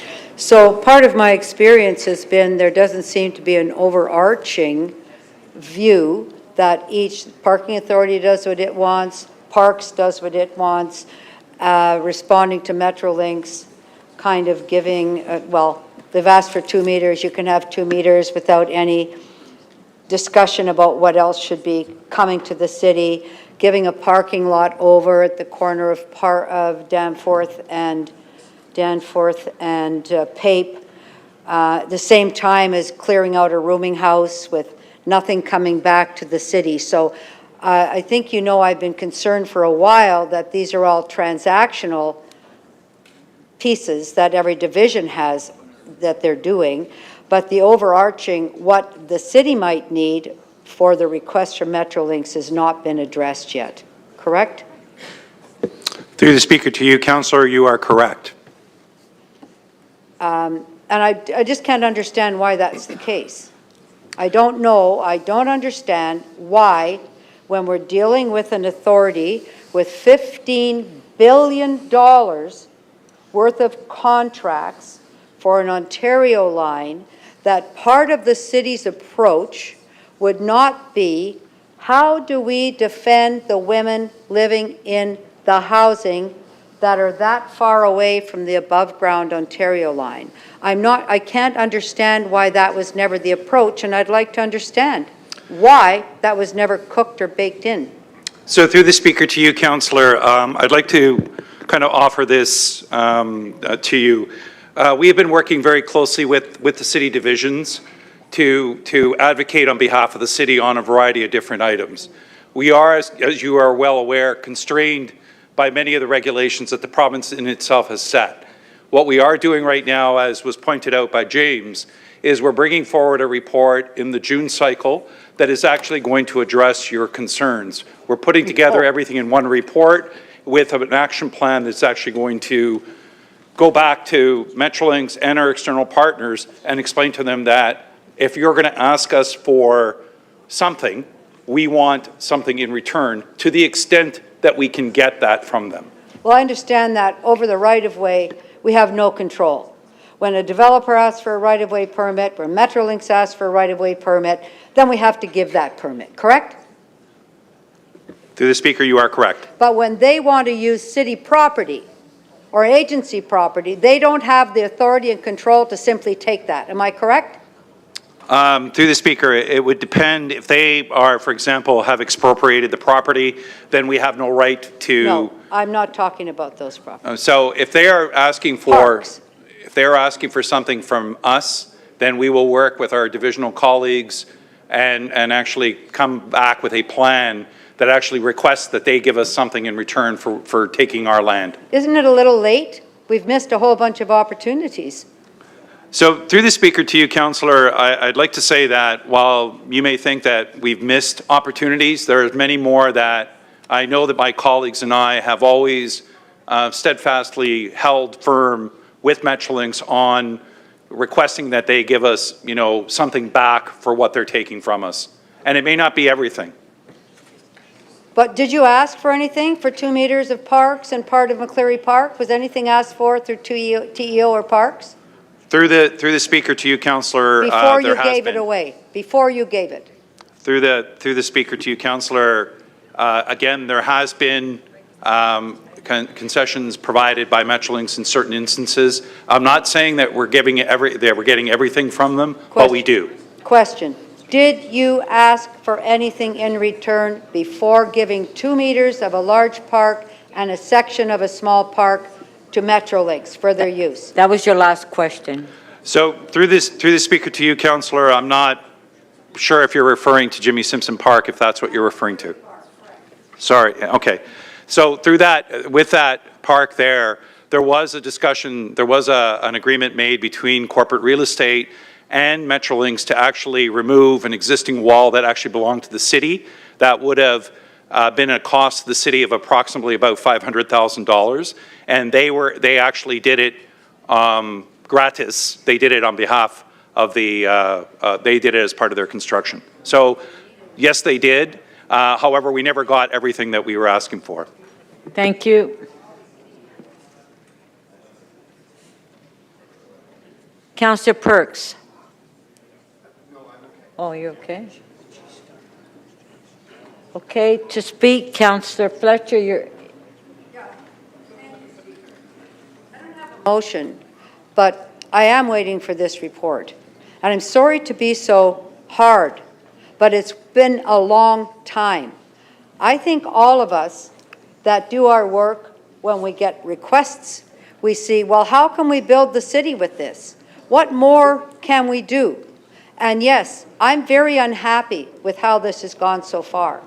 I'm very unhappy that 2 meters of a park, a long stretch, a piece of park, McCleary Park, parkland, not right-of-way, that was simply given away. And they couldn't construct their Ontario line without getting rid of the city's fence. I mean, they had to get rid of that. So it's not that they did us a big favor. They needed that to construct their Ontario line. And everybody here knows about the above-ground Ontario line and the difficulties of running it through a community. 3 lanes of trains, going to 6 lanes of trains every 45 seconds, trying to protect the community, but having an attitude and an approach that when they come for something that they don't have the right to, that we get something back for my community. We get something back for my community. So if you don't need the right-of-way, which you have Metrolinx, anybody can have a right-of-way. It's called a right-of-way. You have the right-of-way to use it. You don't have the right to use our parks. Construction of Pape and Danforth with a TOC that has not 1 unit of affordable housing in it, not 1 proposed unit. And all of the affordable units on the 2nd story of all of the buildings on the Danforth were simply people taken out. They've been demolished. In fact, one was a rooming house with 16 people in it. I don't need to tell you what those rents were. They were cheap at the Eaton Tavern. 16 people. The parking authority, oh, you want to use our lot for staging? Go ahead, here you go. That's the approach I'm having a big problem with. And I've been waiting for months. This has been at least 4 deferrals. 4 deferrals. To say, come back with a plan how you're going to approach Metrolinx when they need things from us. They're going across the valley. What does that look like at the end of the day for our tree canopy? Where and how are we thinking ahead? I'm so bitterly disappointed in giving things away. I would never give that to a developer, ever, in any negotiation, ever. I would get affordable housing at the TOC if you want to use that parking lot. I would have the park expanded, but we don't use our leverage. Why not? I don't know why not. And the report that's coming, I'm deferring this because I'll see. We've probably already, they've pre-zoned all of those. You've probably done it. But the report that's coming, make sure you're talking about how you're going to give the city leverage on things they don't automatically get. Even when they needed to use the little playground, we wanted them to replace it. Nope, they said, we'll give you $170,000. Do you know the value? $500,000 to knock that fence down. They couldn't build the Ontario line without it. Well, that's their problem, not our problem. Why do we make their problems our problem? There's no reason to do that. I am very upset, as you can tell. I've not spoken about this before, but I've really had it. If you look and see Pape, the school, the traffic, the bridges, and I will say that working on traffic management has been a joy to work with Barbara Gray and her team. But that's on the right-of-way to make those decisions and how they're going to respond to the city. So I'm looking forward to this report. Unfortunately, I have to defer it another round, Speaker, because it's not here.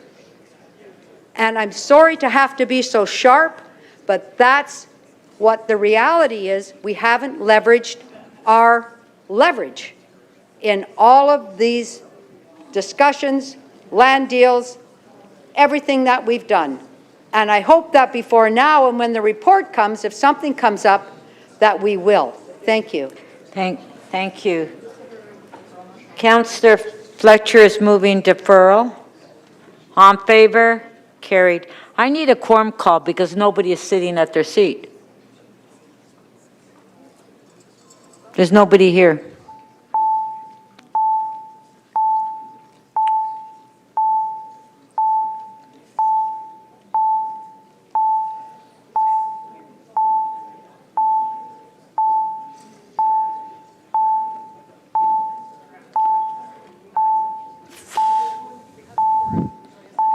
Okay, we have quorum now? Okay.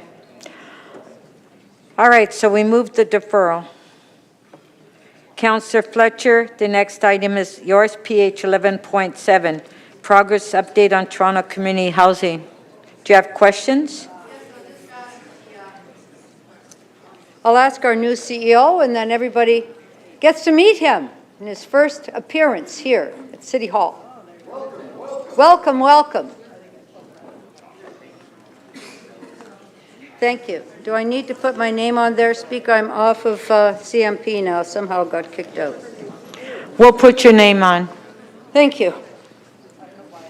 I will just introduce you again. I did introduce you previously, Mr. Baird, our new CEO, looking forward to all that you're going to do. And I know you've had a chance to work with the Tenant Advisory Committee. And as you know, the City of Toronto, through Housing Secretariat and the Tenants First Group, has also added some tenants onto that through a vetting process. And I'd like to know if you find that that's a helpful method in complementing the existing Tenant Advisory Committee. Thank you, and through the Speaker, I appreciate the question. Yes, I've had a chance to meet with our Tenants Advisory Committee twice now since I've joined. And I found that to be a very effective method to hear from our tenants and get feedback on the way in which we engage with our tenants, but also in some of the key policies that we're bringing forward that will affect our tenants going forward. There are lots of different elements of how we conduct tenant engagement, but the Tenants Advisory Committee is a very important part to hear from a well-informed group of tenants who are selected from a wide variety of areas across the city. So there was a tenant engagement system that was established by TCHC where elected tenants were removed and volunteers were put in place. You may know that, correct? Yes, that's correct. And so this committee is going to look at the effectiveness of that type of tenant engagement. Is that right? That's correct. The Tenants Advisory Committee has been tasked with providing advice back to Toronto Community Housing and the city on how best to engage with tenants moving forward. And we expect to bring back a report on that before the end of this year on how to more effectively engage with tenants. And then the Tenant Advisory Committee itself, can you use that advisory committee to probe other issues that you know as the CEO and the corporation are of concern to tenants, but might not be simply about engagement? Through the Speaker, yes, we can, and in fact, we already have. I've seen a couple of issues already come through the Tenants Advisory Committee, even though it's in its infancy, to provide input on key issues that are going to affect tenants going forward. So yes, we can do both. We can hear back on how better to engage, as well as how to address some of those key policies. And what were the key issues that you were brought to that committee already? So the two that I've had the privilege of being involved with were discussions on how we handle human rights complaints, which I know has been a significant issue in the past, as well as discussions on how tenants can contribute to the spending of funds that will support their communities. And obviously the shareholders agreement, their shareholders agreement is quite clear on the city's commitment to tenants, correct? Yes, that's correct. That the shareholder agreement with TCHC. So there's some room here to expand that portfolio of the Tenant Advisory Committee formally after you report back in the end of Q4, by the end of Q4. Yeah, through the Speaker, that's exactly right. There's lots of opportunity to look at this committee and how it can continue to grow and add to the ways in which we engage with our tenants. So would you be open? I have a motion to bring your Q4 report that you're going to report to the board to the Economic and Community Development Committee to just let everybody see the kind of work you're doing with tenants. Would that be something you're comfortable to do? Through the Speaker, always happy to come back and talk about the good work that's been done with tenants. Great. Thank you so much, and thank you for coming, taking TCHC on. Thank you. Much appreciated. Thank you. Mayor Chow, questions? Yeah. To the CEO, welcome to City Council here. Tenants representation is extremely important, and I had the good fortune to work with some of your staff with some of the tenant representatives to talk about their needs on what kind of city services would they desire most. And I had a most wonderful evening talking to a lot of the tenants. The system that you're putting in place, perhaps you can briefly describe. You will bring back a report, of course. Can you maybe describe on how they would be selected? I assume it will be a democratic vote, and that in buildings where tenants may not speak, their first language may not be English, that there will be translation. And that there would be some really good involvement to bring people out so they believe that they could make a difference, to have some say over the building. So perhaps you can describe a bit of the principle you have in how you're going to select tenants representative and how they could learn how to engage as many tenants as possible in their building so they truly represent the people living in the buildings they represent. Through the Speaker, and thanks for the question, there are a wide variety of ways in which we engage tenants at Toronto Community Housing, and the recent iteration that we're talking about here is the Tenants Advisory Committee, and that sits on top of engagement that's happening at a building-by-building level and at a regional level. The Tenants Advisory Committee, in partnership with the city, has been a vetted selection process. So tenants actually had to apply to become a part of this committee. A wide variety of tenants were considered and were selected based on the skills that they would bring to the table, as well as representation from across the city. So that's been a good progression for us to get to having that Tenants Advisory Committee in place.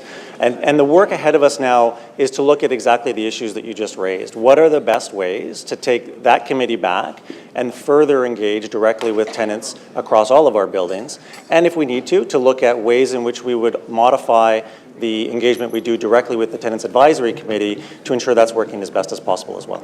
Mm-hmm. There was discussion and some suggestion, I have no idea whether it's a good idea or not, that you will have regional representative so that they are more representative in the area they represent.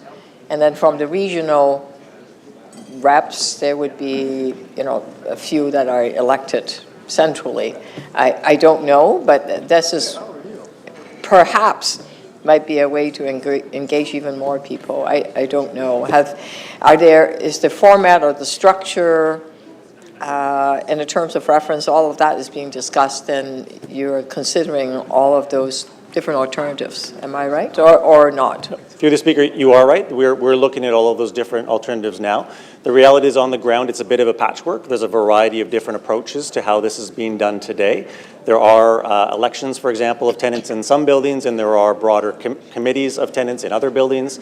So part of the work that the Tenants Advisory Committee and this tenant engagement system refresh work that we're doing right now is to look at that patchwork and try to determine what's the best way forward. And it could potentially be different unique solutions, but it could also be a bit more standardization as we go. So that'll be part of what we bring back in the report. Excellent. One other thing is that in my observation through the years, that learning how to outreach to your local residents in the building is a skill that some have and others do not. So some tenants may have the passion to serve and represent others, but they may not know how to bring people out and how to engage. So some of those skills could be learned, and so that they could grow as representative in their building.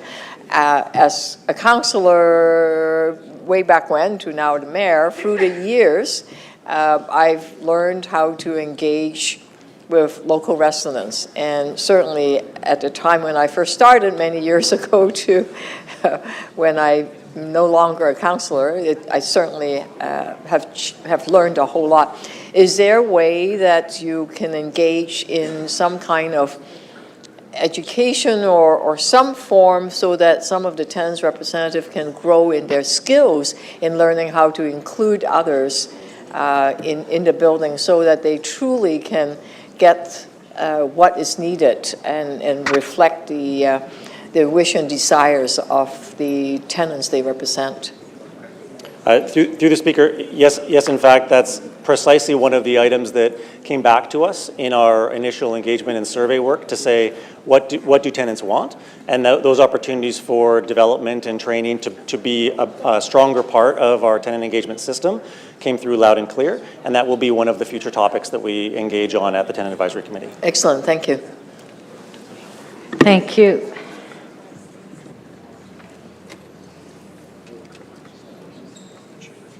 Councillor Chang, questions? Thank you, Madam Speaker. I'm just wondering, will there be some thought about how to support women who are working shifts or who have childcare needs that they can participate in this committee?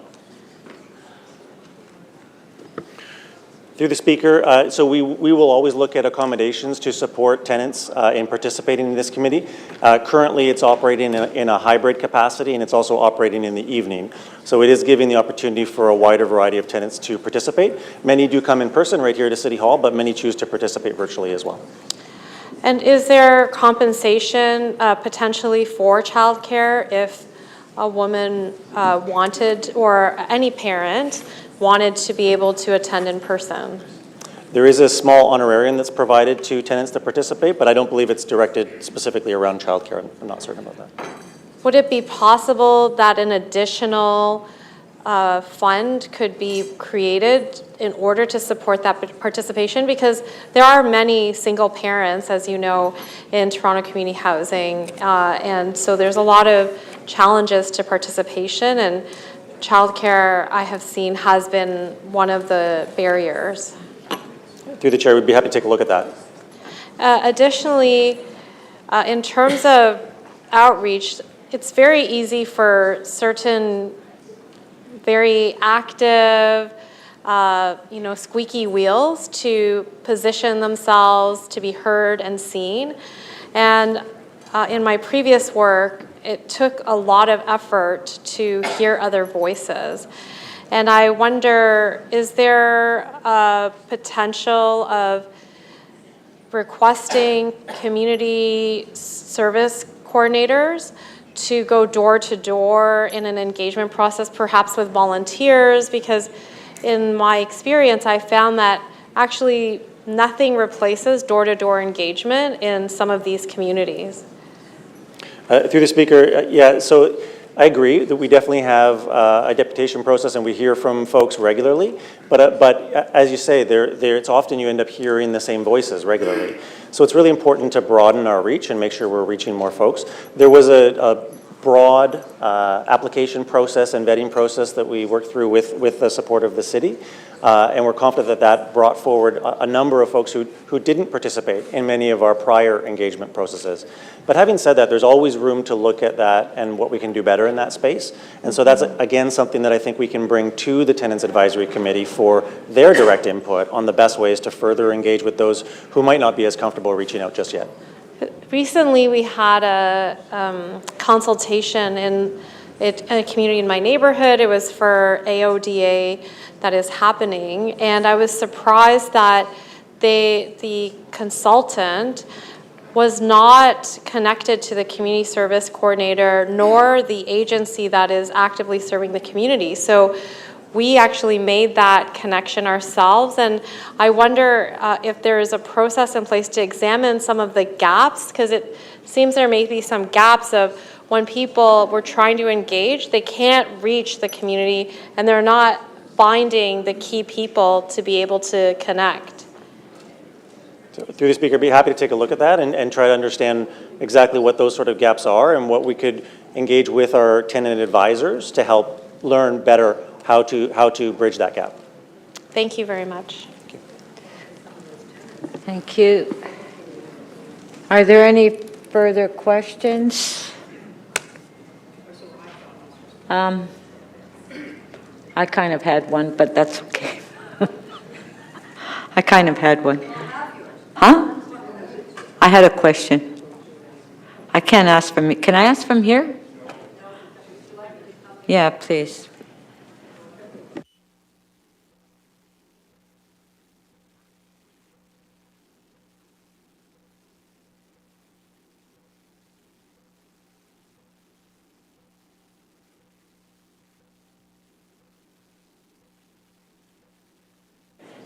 Okay, thank you. Now, I had the privilege of having a tour at 1901 Western Road with the CEO, and thank you for that. You were there for a couple of hours, and we had a number of participants, but in particular, we had the York West Active Living Center, Suzanne, that operates the seniors programming on the main floor, and you had two residents that was very interested in a partnership with TCHC to get the tenants out, do community garden, do barbecue. So is that what we spoke about that day, that initiative? And I know you were very supportive. Is something that we can do and we can expand that. And when you've got that interest from residents that want to come in and want to help TCHC and want to help the tenants in the building. Through the Speaker, absolutely. It's a wonderful example. And in fact, in all of our communities, we would love to have greater engagement with supportive community agencies as well as residents who aren't necessarily tenants but are supportive members of the broader community. Our buildings don't operate on an island. They're part of the neighborhoods in which the folks live, and we have to have better engagement across those communities. Yeah, and I think that was very positive. And with having the York West Active Living Center on the main floor providing seniors programming, to have that partnership with the tenants that are in our building, the seniors, to participate in those programming, especially the seniors that can't afford it, that if we can have that partnership with the agency and with the tenants. Yeah, through the Speaker, I completely agree. And in fact, we're partnering with the city right now on a significant expansion of our anchor agencies in some of our most needing buildings to provide additional services just like the ones you've mentioned. And hopefully that lease is signed soon. Yes. It's been a few years. Okay, thank you. Thank you.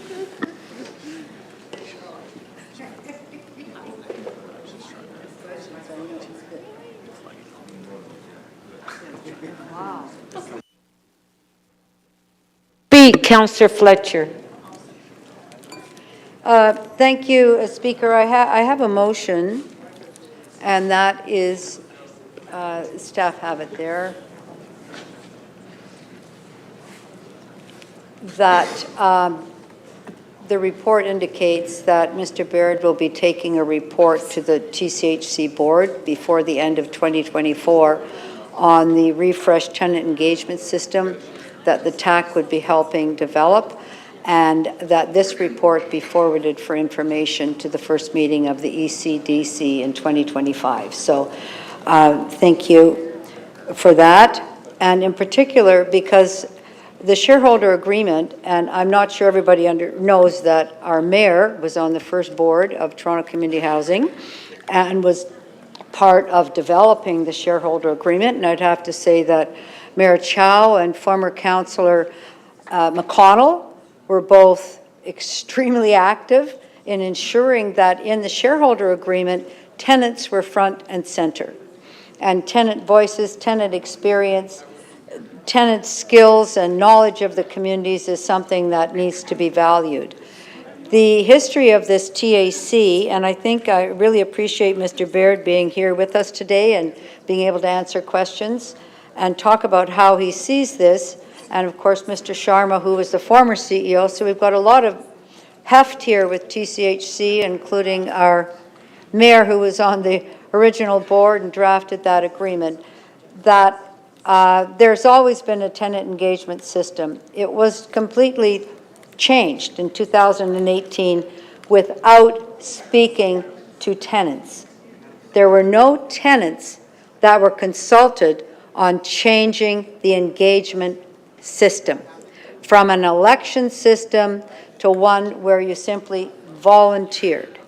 And it was done without telling them. So the tenant reps, elected reps, they were just out of a job. They didn't know.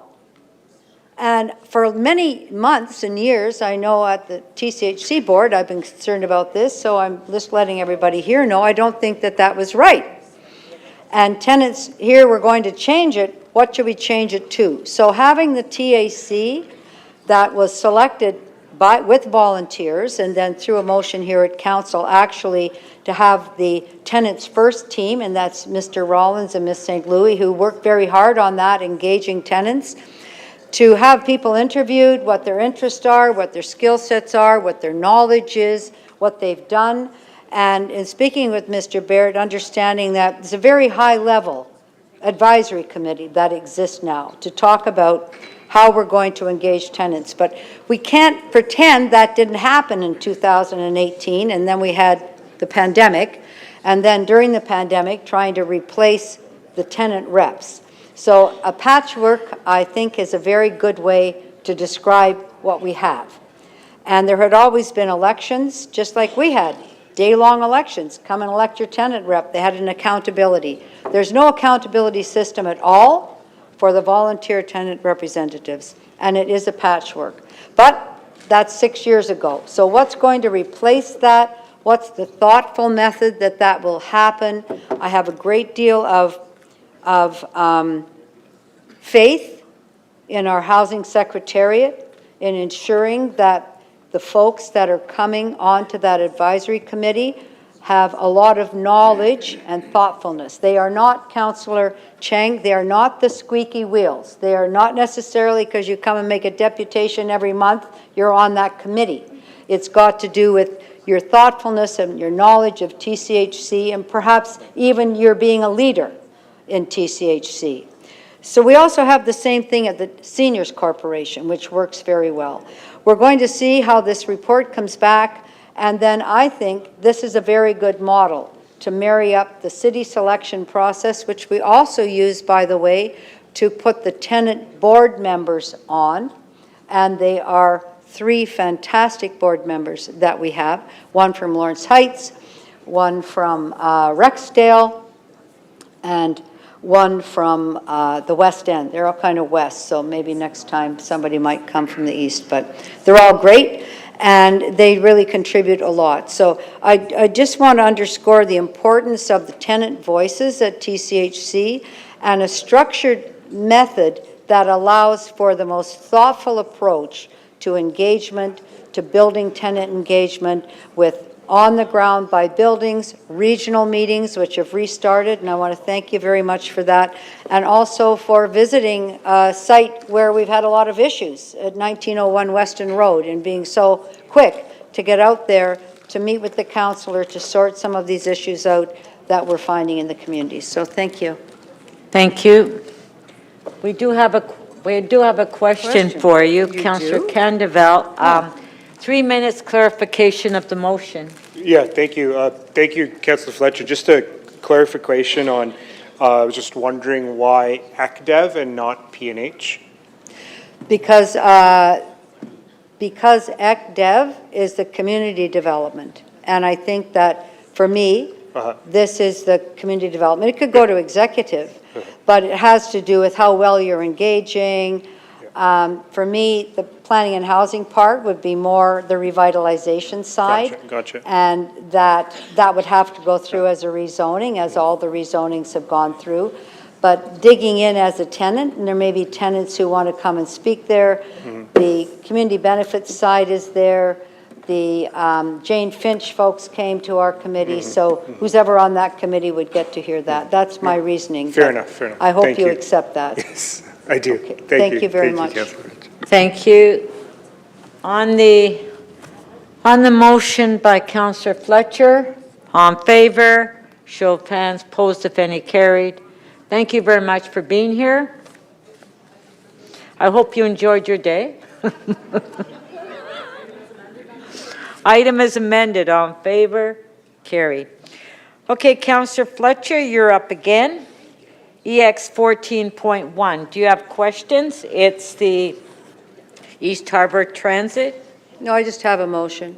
Okay. Does anybody have any questions on this item? No, okay, Councillor Fletcher. I just have my motion. I believe staff have that. Thank you.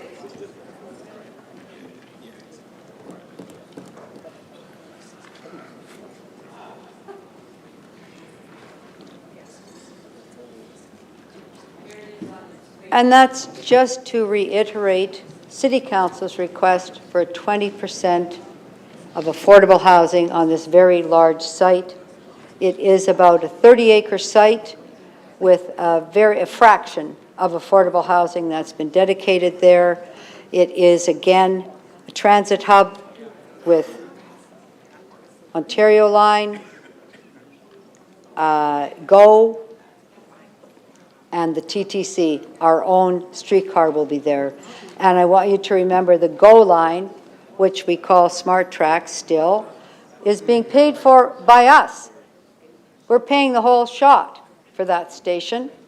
And I think, again, I'm going back to the notion of transit and what the city needs are in however many thousands and thousands of units that Cadillac Fairview is planning to build there under a ministerial zoning order through Infrastructure Ontario, that there is very little, a minuscule amount of affordable housing. I simply don't think that's acceptable from the point of view of the city, from the point of view of citizens of Toronto, that we're paying for a station, a smart track. I know Councillor Perks gets very mad when I say those two words, smart track. Do not say those two words. Call it the GO station that we're paying for. We're paying for the GO station, and there's nothing in return coming back through IO. And this is happening at every single transit-oriented community on the Ontario line. I've seen it. The number of units that we should have there is about between 400 and 600 units, and I think there's a minuscule number of units at that site. There are 1,000 units planned for Gerrard and Carlaw. I'll let you guess how many units there are, Councillor Perks. Is it zero? It's zero. I'll let you guess how many units there are at Pape and Danforth of affordable housing. Councillor Perks has guessed zero. I'll let you guess how many there are at Cosburn and Pape. Councillor Perks has guessed zero. So there's a fractional number of units at East Harbor, and 0, 0, 0, 0 everywhere else, including in the other wards where we have our Ontario Line subcommittee. So this is actually a serious issue for the City of Toronto. That how do you have a transit-oriented community that's only for people that can afford high rents and costly condos? It's just not right. So we need to ask again and again and again.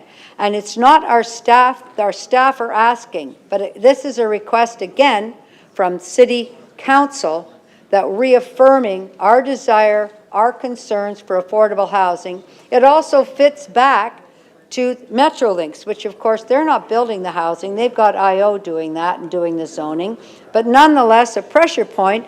When you need something, so do we. We need affordable housing. We need everybody to be able to live in our communities, not just wealthy people. Not just wealthy people. They're for everybody. If we're spending this money on transit, it's for everybody. And so thank you for your support for this motion. Thank you.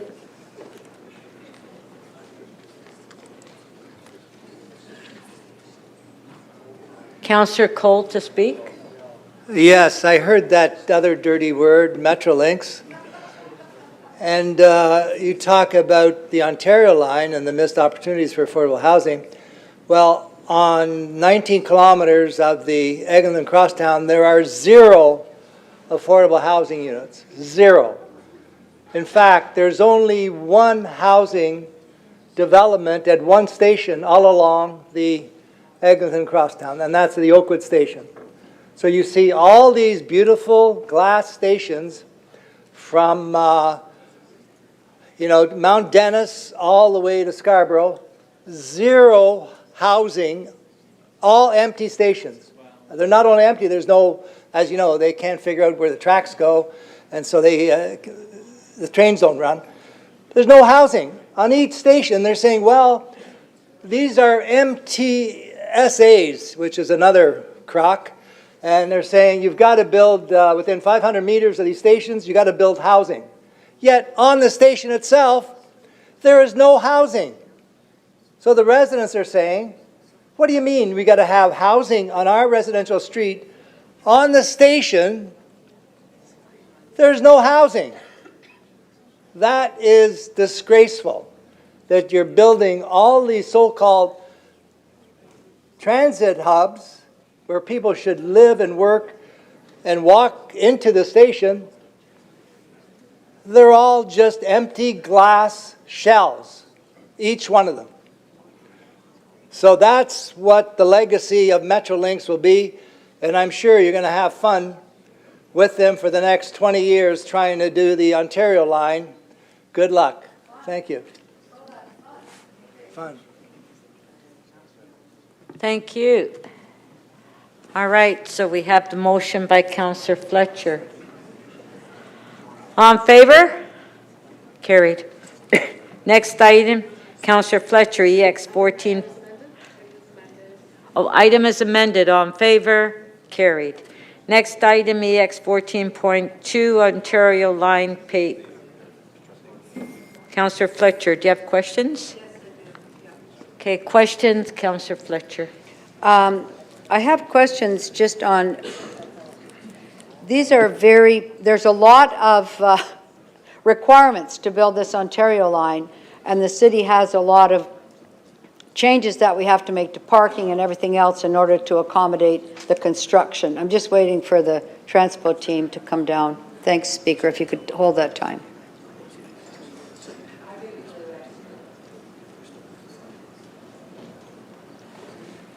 Back to the start. Just confirming, you didn't hold my time, but anyway, that's fine. Are you? Oh, thank you. That there's a tremendous number of changes that we have to make to parking and other issues in order to accommodate the construction of the Ontario line in this area, correct? Through the Speaker, that's correct. And one of those difficult areas is Danforth and Pape because it's a major arterial, and then Pape and Riverdale.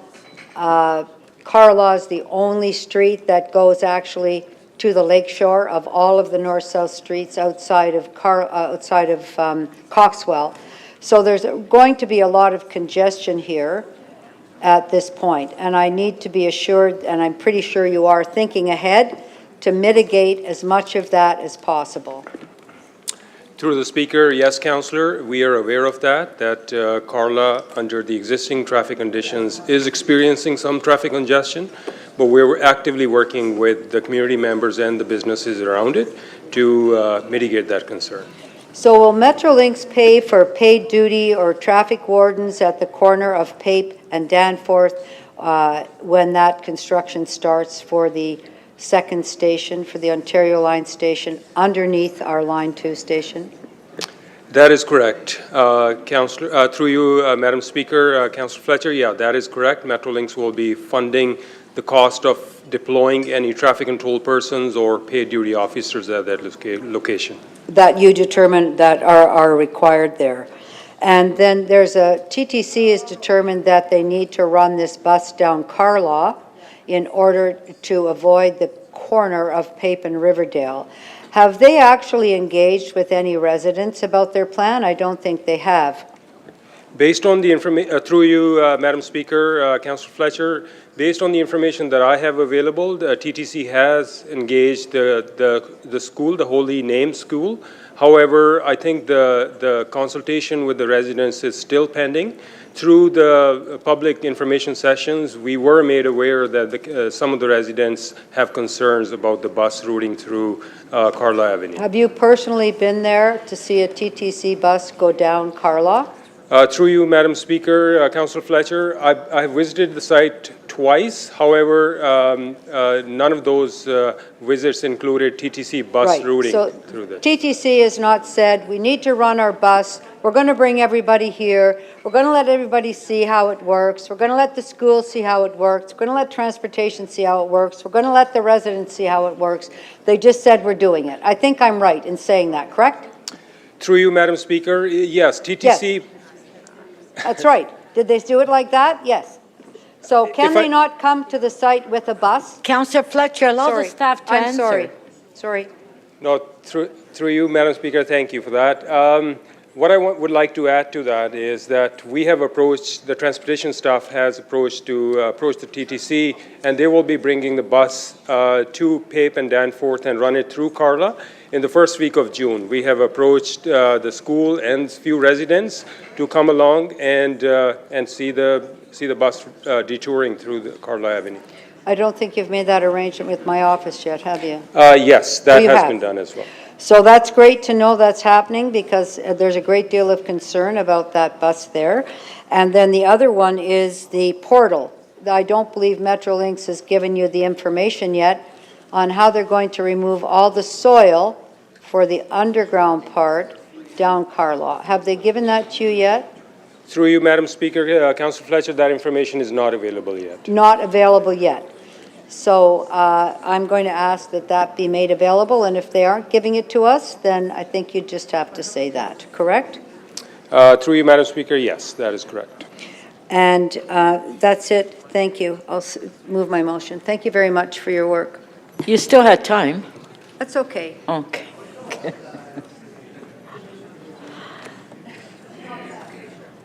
Are there any further questions on the item? No. Councillor Fletcher to speak. Thank you, Speaker. I have that motion, and that is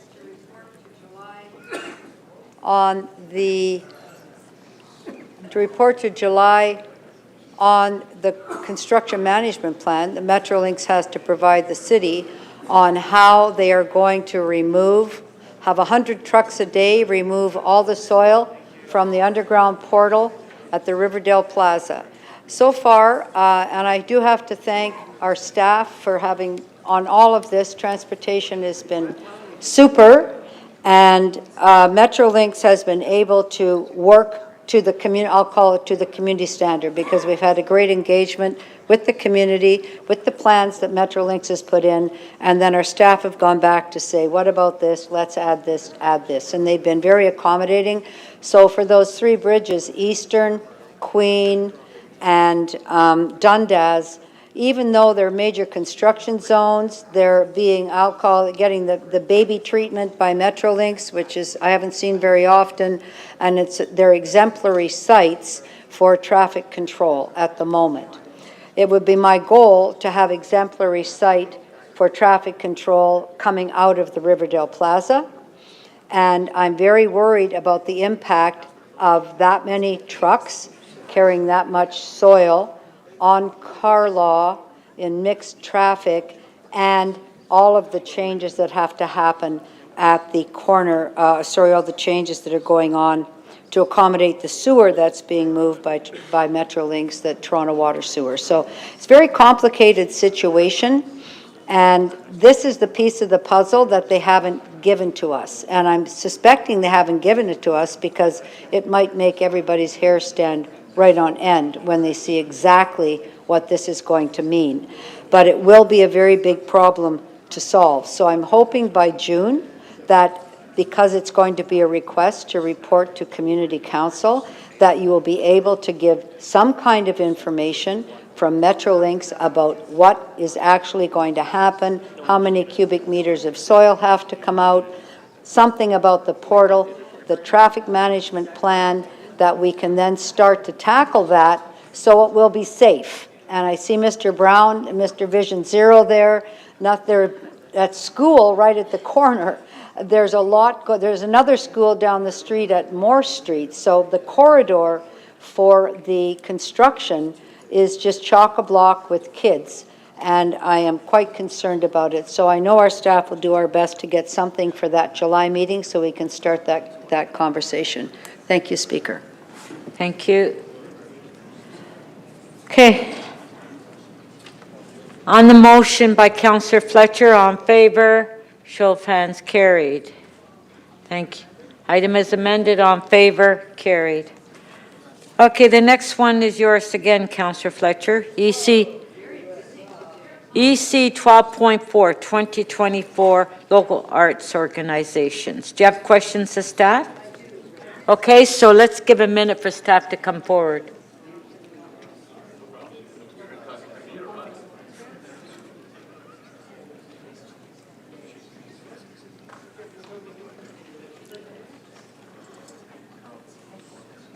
Okay, the staff is here. Councillor Fletcher, questions? And I do have a motion that'll come up, which the staff have. I hope it's ready. I'm asking questions. I'm just saying that.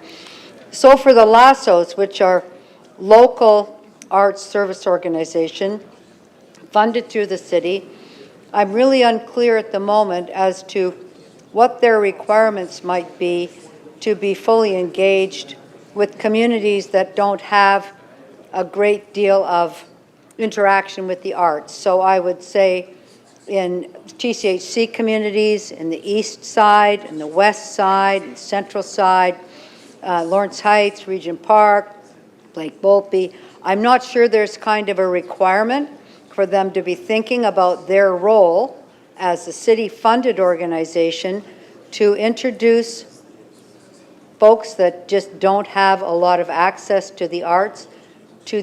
And I'd like to hear what that plan actually is, or if it needs to be augmented. Through the speaker to you, Councillor Fletcher, thanks for the question.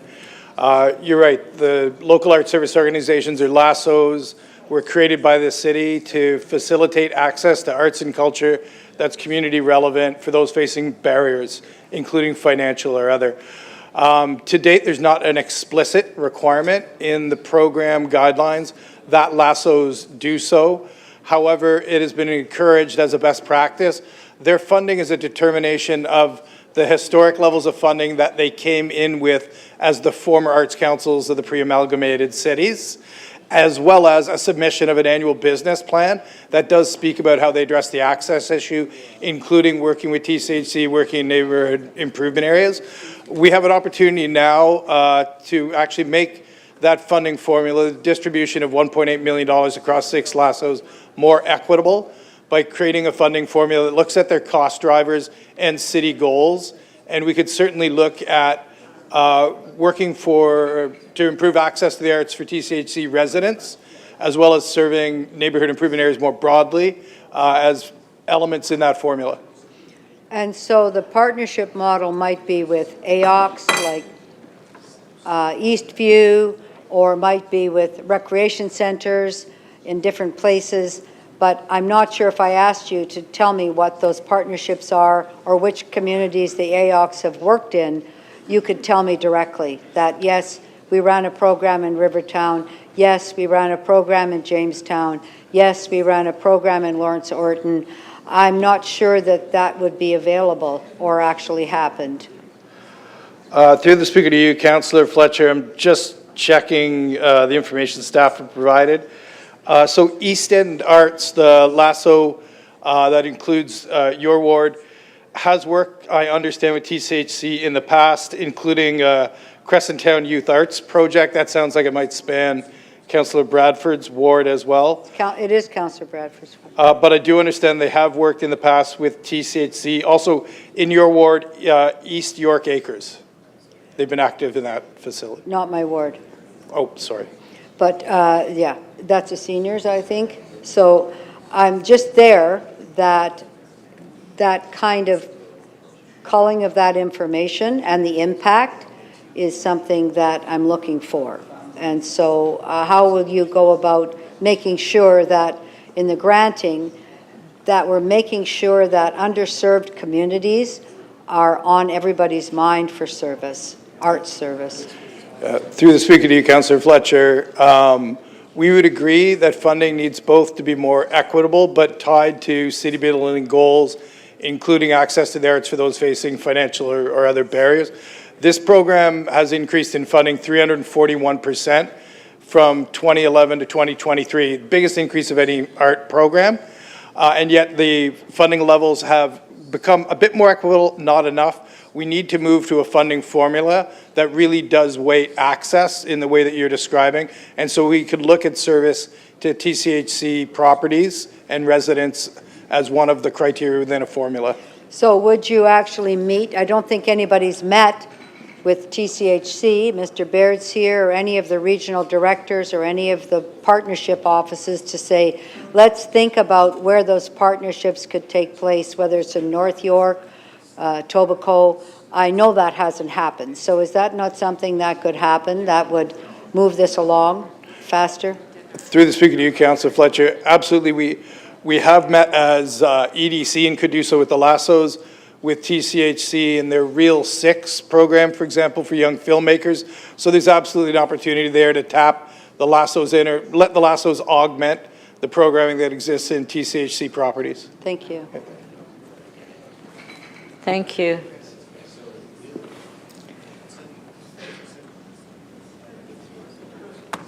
Councillor Cheng, questions? Thank you. Through the Speaker, we read on page 4 of this report that some Lassos receive twice as much funding per capita as other Lassos. How is this being corrected, and what is the timeline towards more equitable distribution? Through the Speaker to you, Councillor Cheng, thank you for the question. The greatest discrepancy is 88%, where one Lasso is funded 191K more than the lowest fund. That's 88% increase.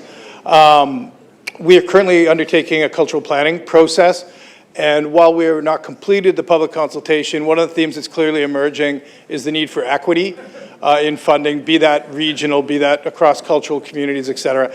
And that stands for the Lassos as well. So while we have tried over the course of various budget cycles to find enhancements for the Lasso program to try to bring the lower funded ones up to greater parity with the higher funded ones, that has not proven possible given demands on the city's budget.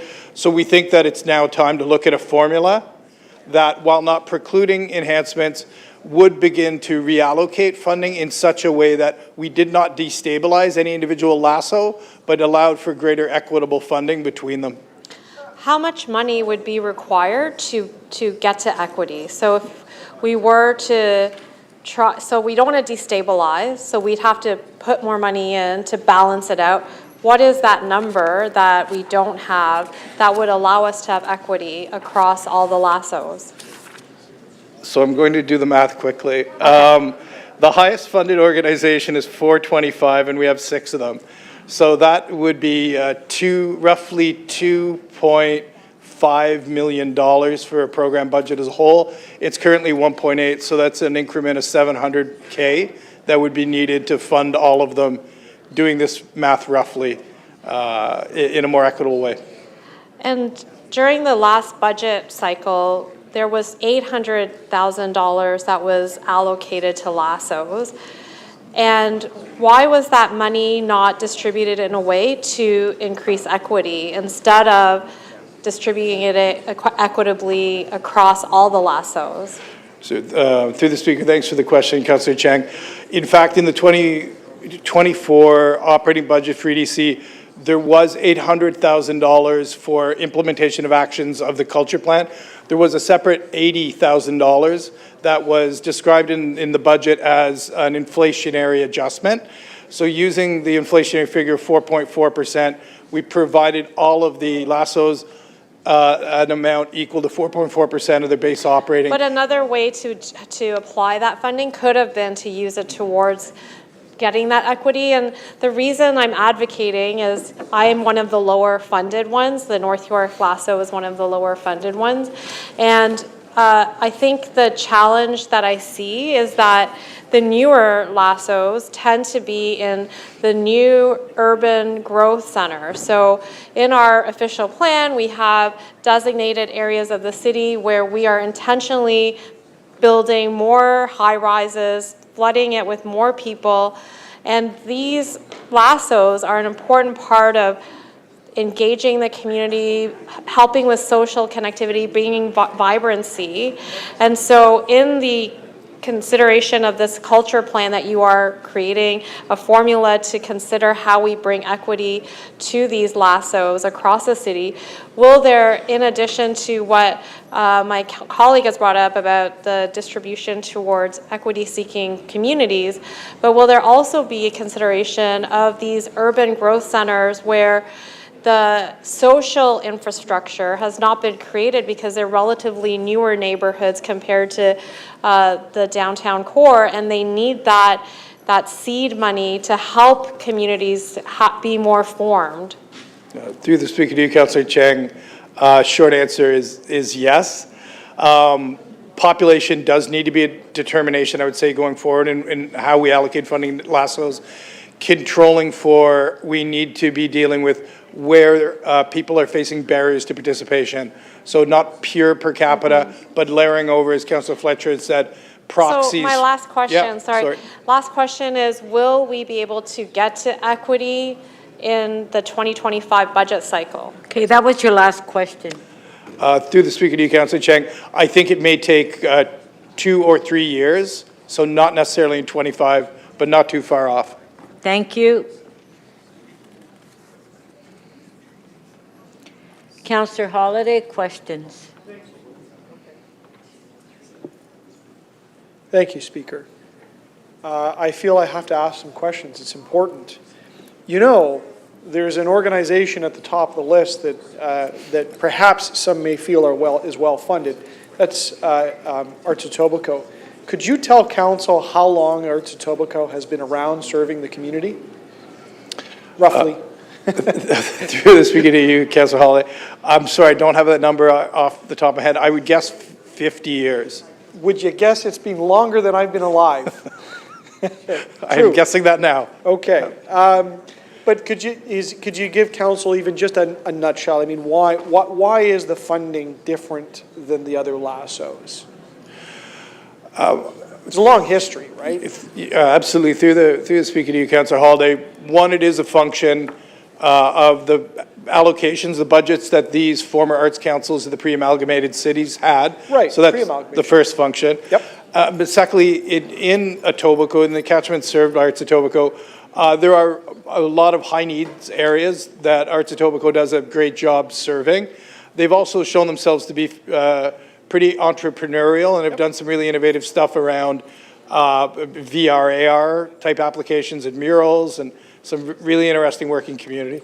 Would you be surprised if I told you that, you know, they have a very, very modest staff that keeps the place going, and any tinkering with the funding actually puts at risk their ability to maintain staff in the office and thus deliver programs? So, you know, funding to lassos and including Arts Etobicoke, even though it's the largest of the funding buckets, is very sensitive.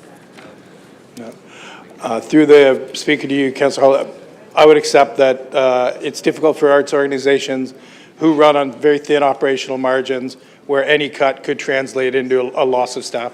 Right, and so a cut could literally translate from, and I don't remember off the top of my head because I wasn't prepared for this to pop up in this manner without their annual plan, but you know that they've only got a couple of staff. So a change is a fundamental or a meaningful change to their ability to deliver service. Through the speaker to you, Councillor, yes, a change in their funding would restrict their ability. Back to just the fundamentals about what we're talking about. The city is not equal in terms of its access to arts services, arts opportunity, cultural opportunities. And what I mean by that, the distribution geographically and basically in terms of opportunities, not the same, is it? Through the speaker to you, Councillor, no. In one example, we have a concentration of major arts institutions in the downtown core that ostensibly serve the full city, but that employment and a lot of the activities in the core. Would it surprise you that in some neighborhoods, some very big neighborhoods, Arts Etobicoke might literally be the only thing? It would not surprise me, Councillor. And would it surprise you that during the pandemic, they were very busy dealing with seniors, dealing with people that were otherwise confined due to the lockdowns, and they were delivering things that were programming that was beyond that of traditional arts thinking, but actually involving people that were isolated. Yeah, I think, through the speaker to you, Councillor Holyday, like many of the lassos, I think they leveraged their community connections and credibility during the time of the pandemic, particularly to reach out and connect with people through the art and maintain community during that period. And finally, would it be fair to say that per capita dollar funding is not exactly the easiest and simplest or the most accurate way to measure the opportunity of arts institutions, creativity, escapes from isolation, because services aren't the same across the city or are limited, and one may need to look a little deeper beyond the surface and think through these things a little bit deeper. And it just can't come down to dividing with a calculator and sending the money here and there.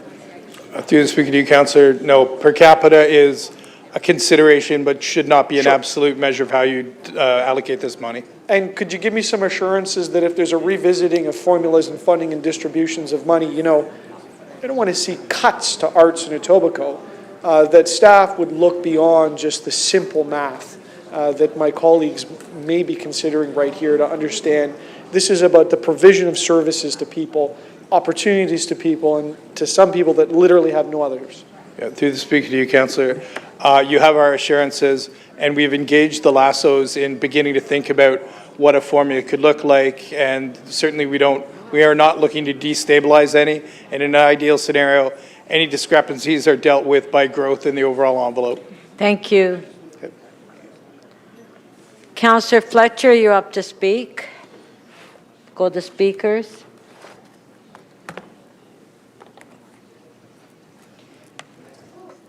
Thank you, Speaker, and I do have that motion. I hope that staff have had enough time to get it ready. Yes, I'm now seeing the heads nodding.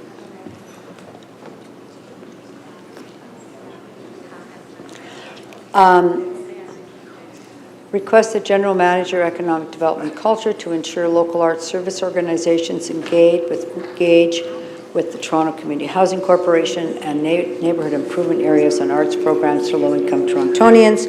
Mr. Tobin expressed how that's a plan.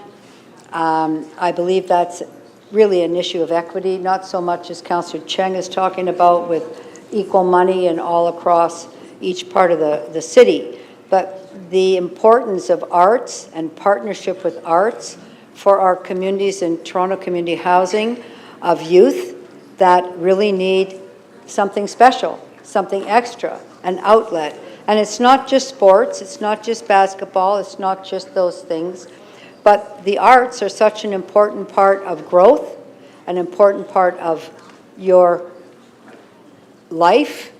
And if you're not exposed at some point to arts, understanding that that's part of your nature will be very difficult. So I'm a very strong proponent of these partnerships, and I'm not sure that in the funding of these, which we are funding directly, that all of them really understand that's just part of the program, is to find the way to have those relationships. And I think it does start at the top, and I don't know where Mr. Tobin has gone here. I can't see him. And he's up top there.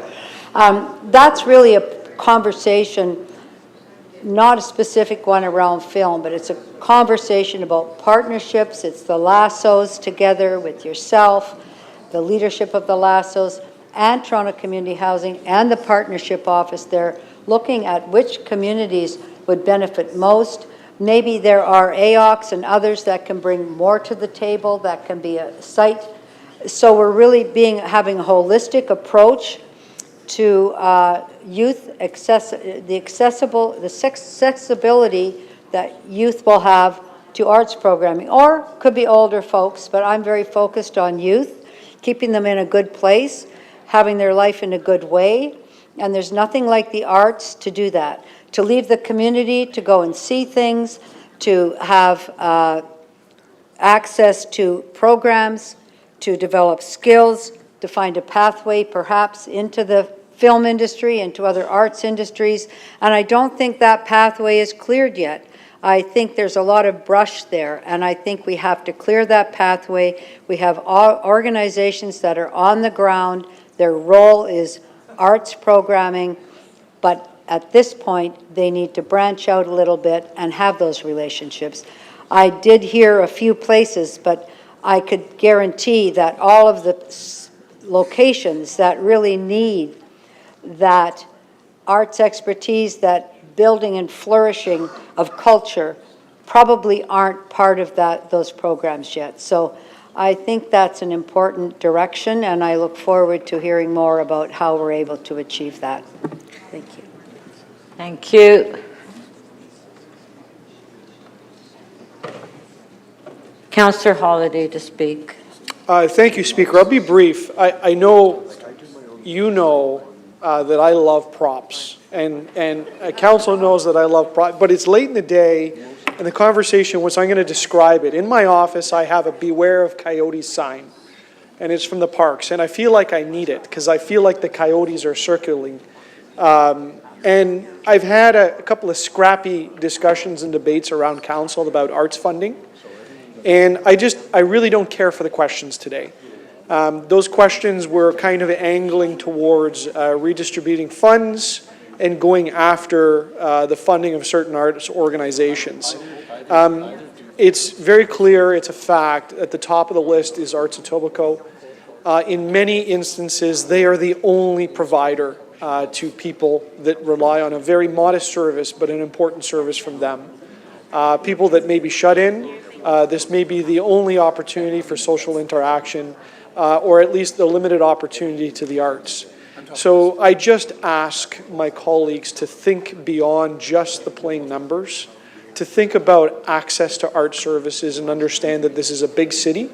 There's history here. There was no joke when I was asking the questions of Mr. Tobin. I do believe that Arts Etobicoke has been around longer than I have. And that says a lot about an organization that is committed to delivering services to citizens and have been very successful at it. And I just really don't want to see a cut to the arts to Etobicoke, because we've already had that. So I do say that tongue in cheek about the coyote sign, but sometimes it feels like that. People are on the prowl for money and they will go after something that looks easy. But it is certainly not easy, because it's the citizens that are the ones that will suffer from any cuts to those services or redistribution. So I ask council to think about that carefully as we work through these very important public policy issues at City Council. Thank you, Speaker. Thank you. Councillor Cheng.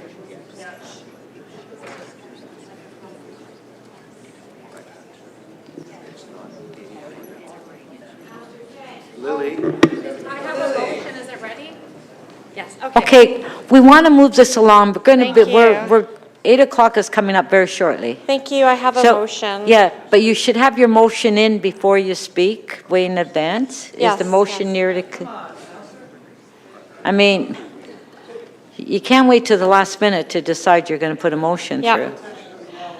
So here is my motion that City Council requests General Manager of Economic Development and Culture to report back prior to 2025 budget process on the timelines to achieve equitable funding across the local arts service organizations to the Economic and Community Development Committee. So this is the constant conversation that I'm having around Canada Day, around cultural events. We're a very big city. We're intentionally growing, especially in certain pockets like the urban growth areas, and we need support. Whereas in the downtown core, there's incredible organizations that have long histories, a lot of community groups that have really good organizations behind them. And in newer suburb areas where we now have urban context, we don't have the same organizational capacity. We don't have the same long history of organizations that can do amazing things. I'm so envious of Deputy Mayor Malik's Bentway organization that does incredible arts programming. We simply don't have that history or those groups. So the Lasso is actually the only organization that is doing this work in some of the areas of our city. And so this motion, the intention is to have a more equitable distribution. That I know that that Mr. Tobin said it might take a few years, but this is simply to report on a timeline of how they will get there so that we can fully fund the growth that we are hoping will happen in all areas of our city, so that every urban growth center and beyond, because there are pockets of density outside the urban growth centers, will have the support to have vibrancy, to build the arts, to let more community members experience the arts. So this is really just about bringing more equity to that distribution, especially to support communities that are growing rapidly outside the downtown core.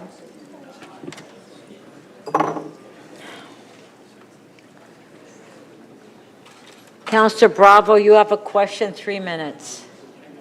Through you, Speaker. My first question has to do with, are you aware that this examination is being done through the city's culture plan at the time?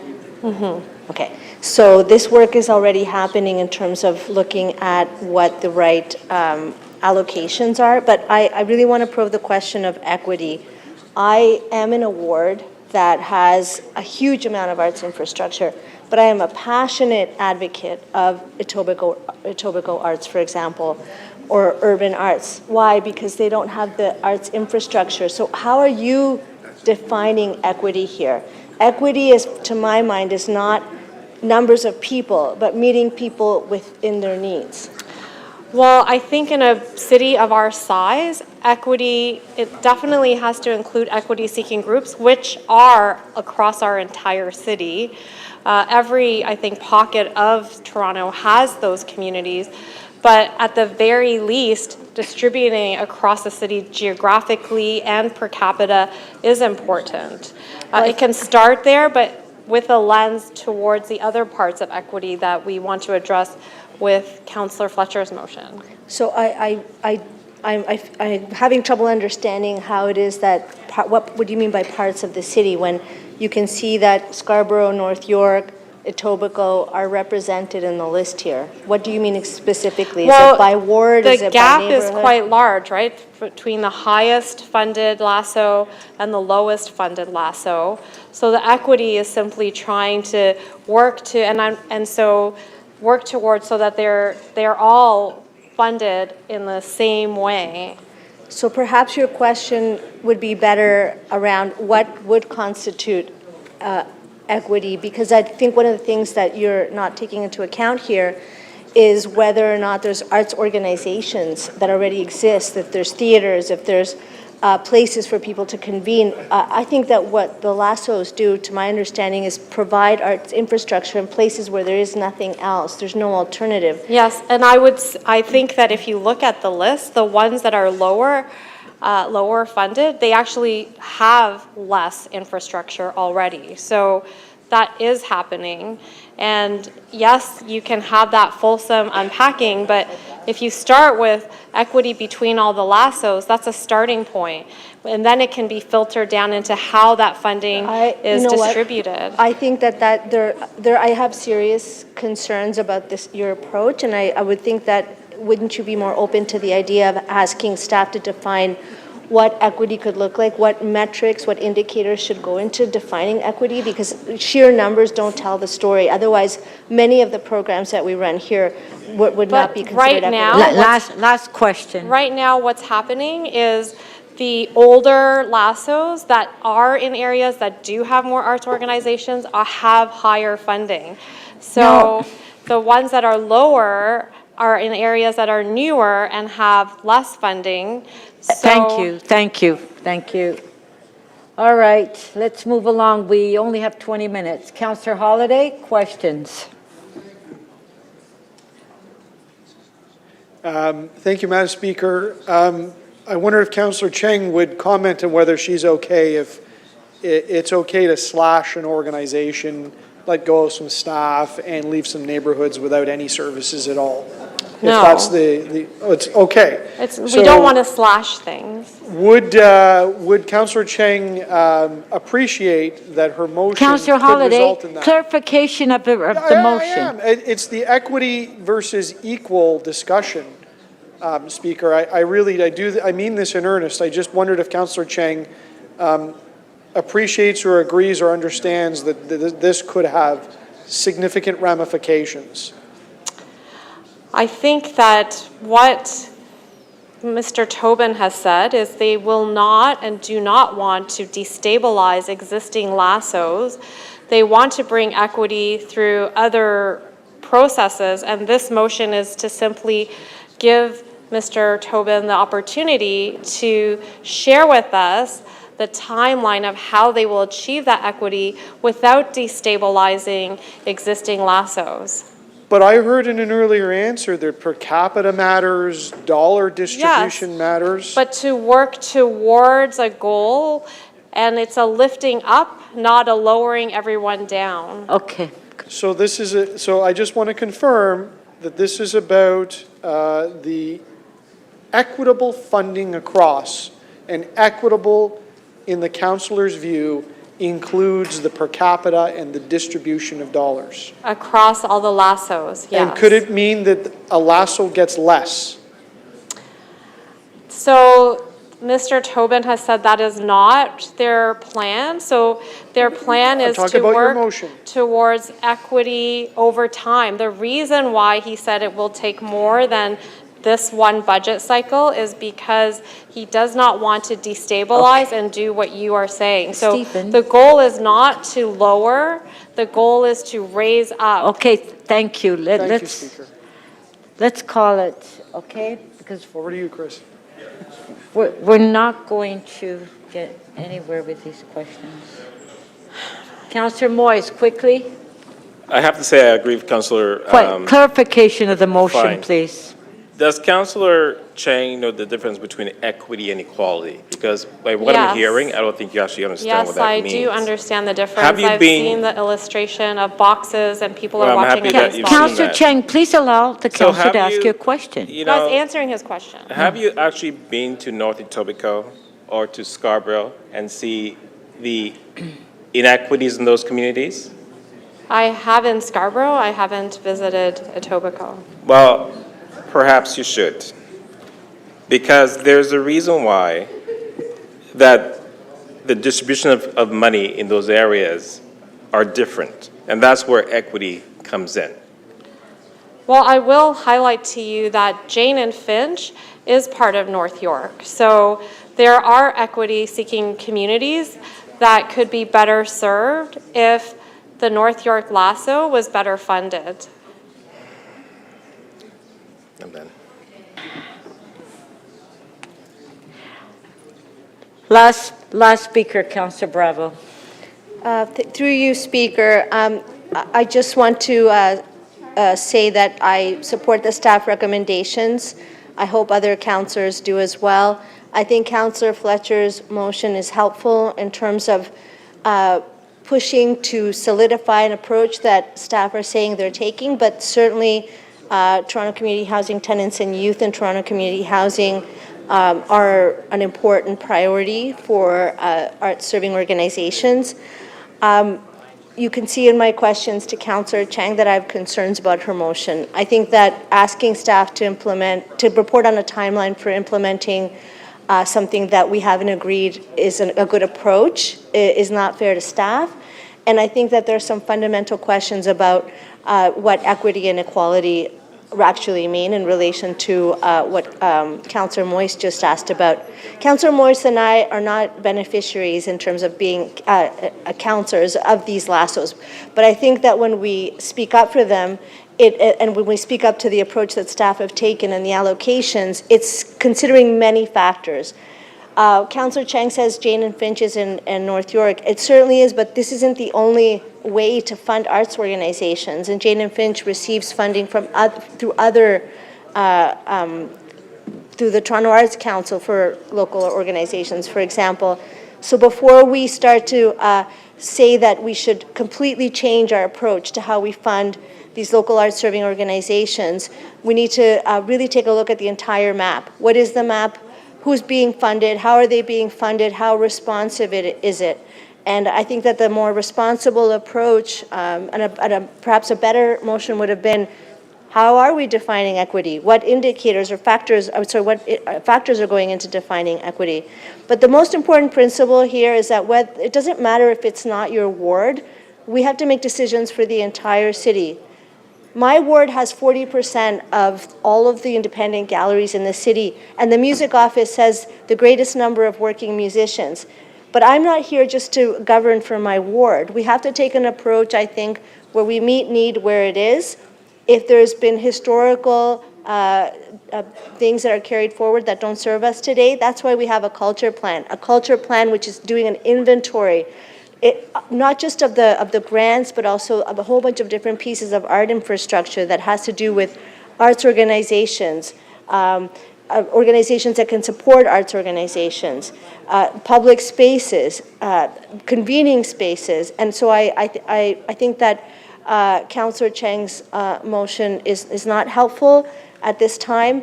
I think in the future we should continue to have a discussion about what equity means in terms of providing arts programming in the city, because I do want to say this. 20 years ago I got involved in community arts, not because I'm an artist, but because I believe so profoundly that this kind of intervention, as other councillors, Councillor Holyday said, and Councillor Fletcher, community arts is a practice and a discipline that allows people to consider who they are with each other in a safe and beautiful way. It's a major contributor to community safety. It's a way for young people to think about who they are in relation to their community. It helps to create a sense of place and identity. And there's a big U of T study that happened with Art Starts, where I was a board member for a long time, board chair, and it showed that young people who participated in community arts had much better academic outcomes and behavioral outcomes. I think we can all agree that this is the place that we need to lean into, but let's do it in a thoughtful way. Let's do it in a way that fits in with the culture plan, with all the work that we're doing about poverty reduction. And please, let's not think that it's a per person allocation, because then the entire edifice of how we consider equity here is going to fall apart. If it starts here, then it's going to go elsewhere, and I think what we need to do is provide the support that people need when they need it, how they need it, and if we want to grow the pot, I'm happy to discuss that during the budget process. Thank you. Okay, let's put the motions on the screen. We're ready to vote.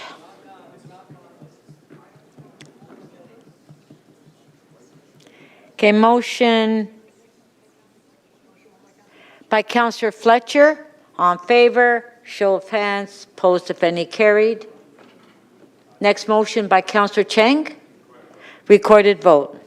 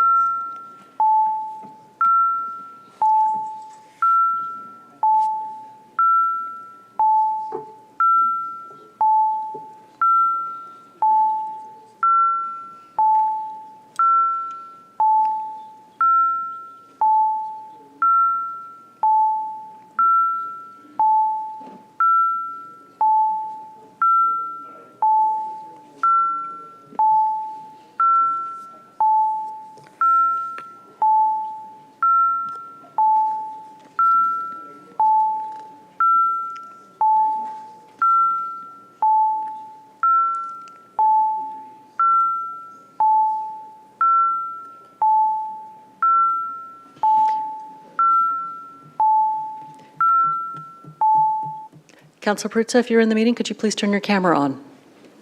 Is he here?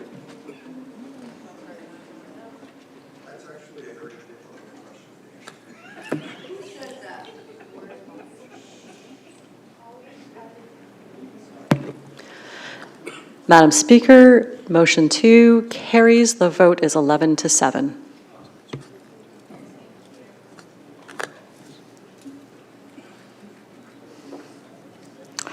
Okay, item is amended. All in favor?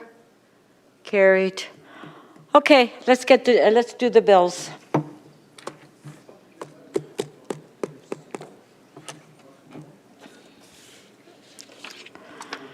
May I have a motion to introduce the confirmatory bill moved by Councillor Holyday? We'll put it on the screen. No, not then. Okay, Councillor Holyday.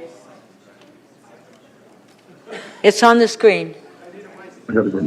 Oh, sorry.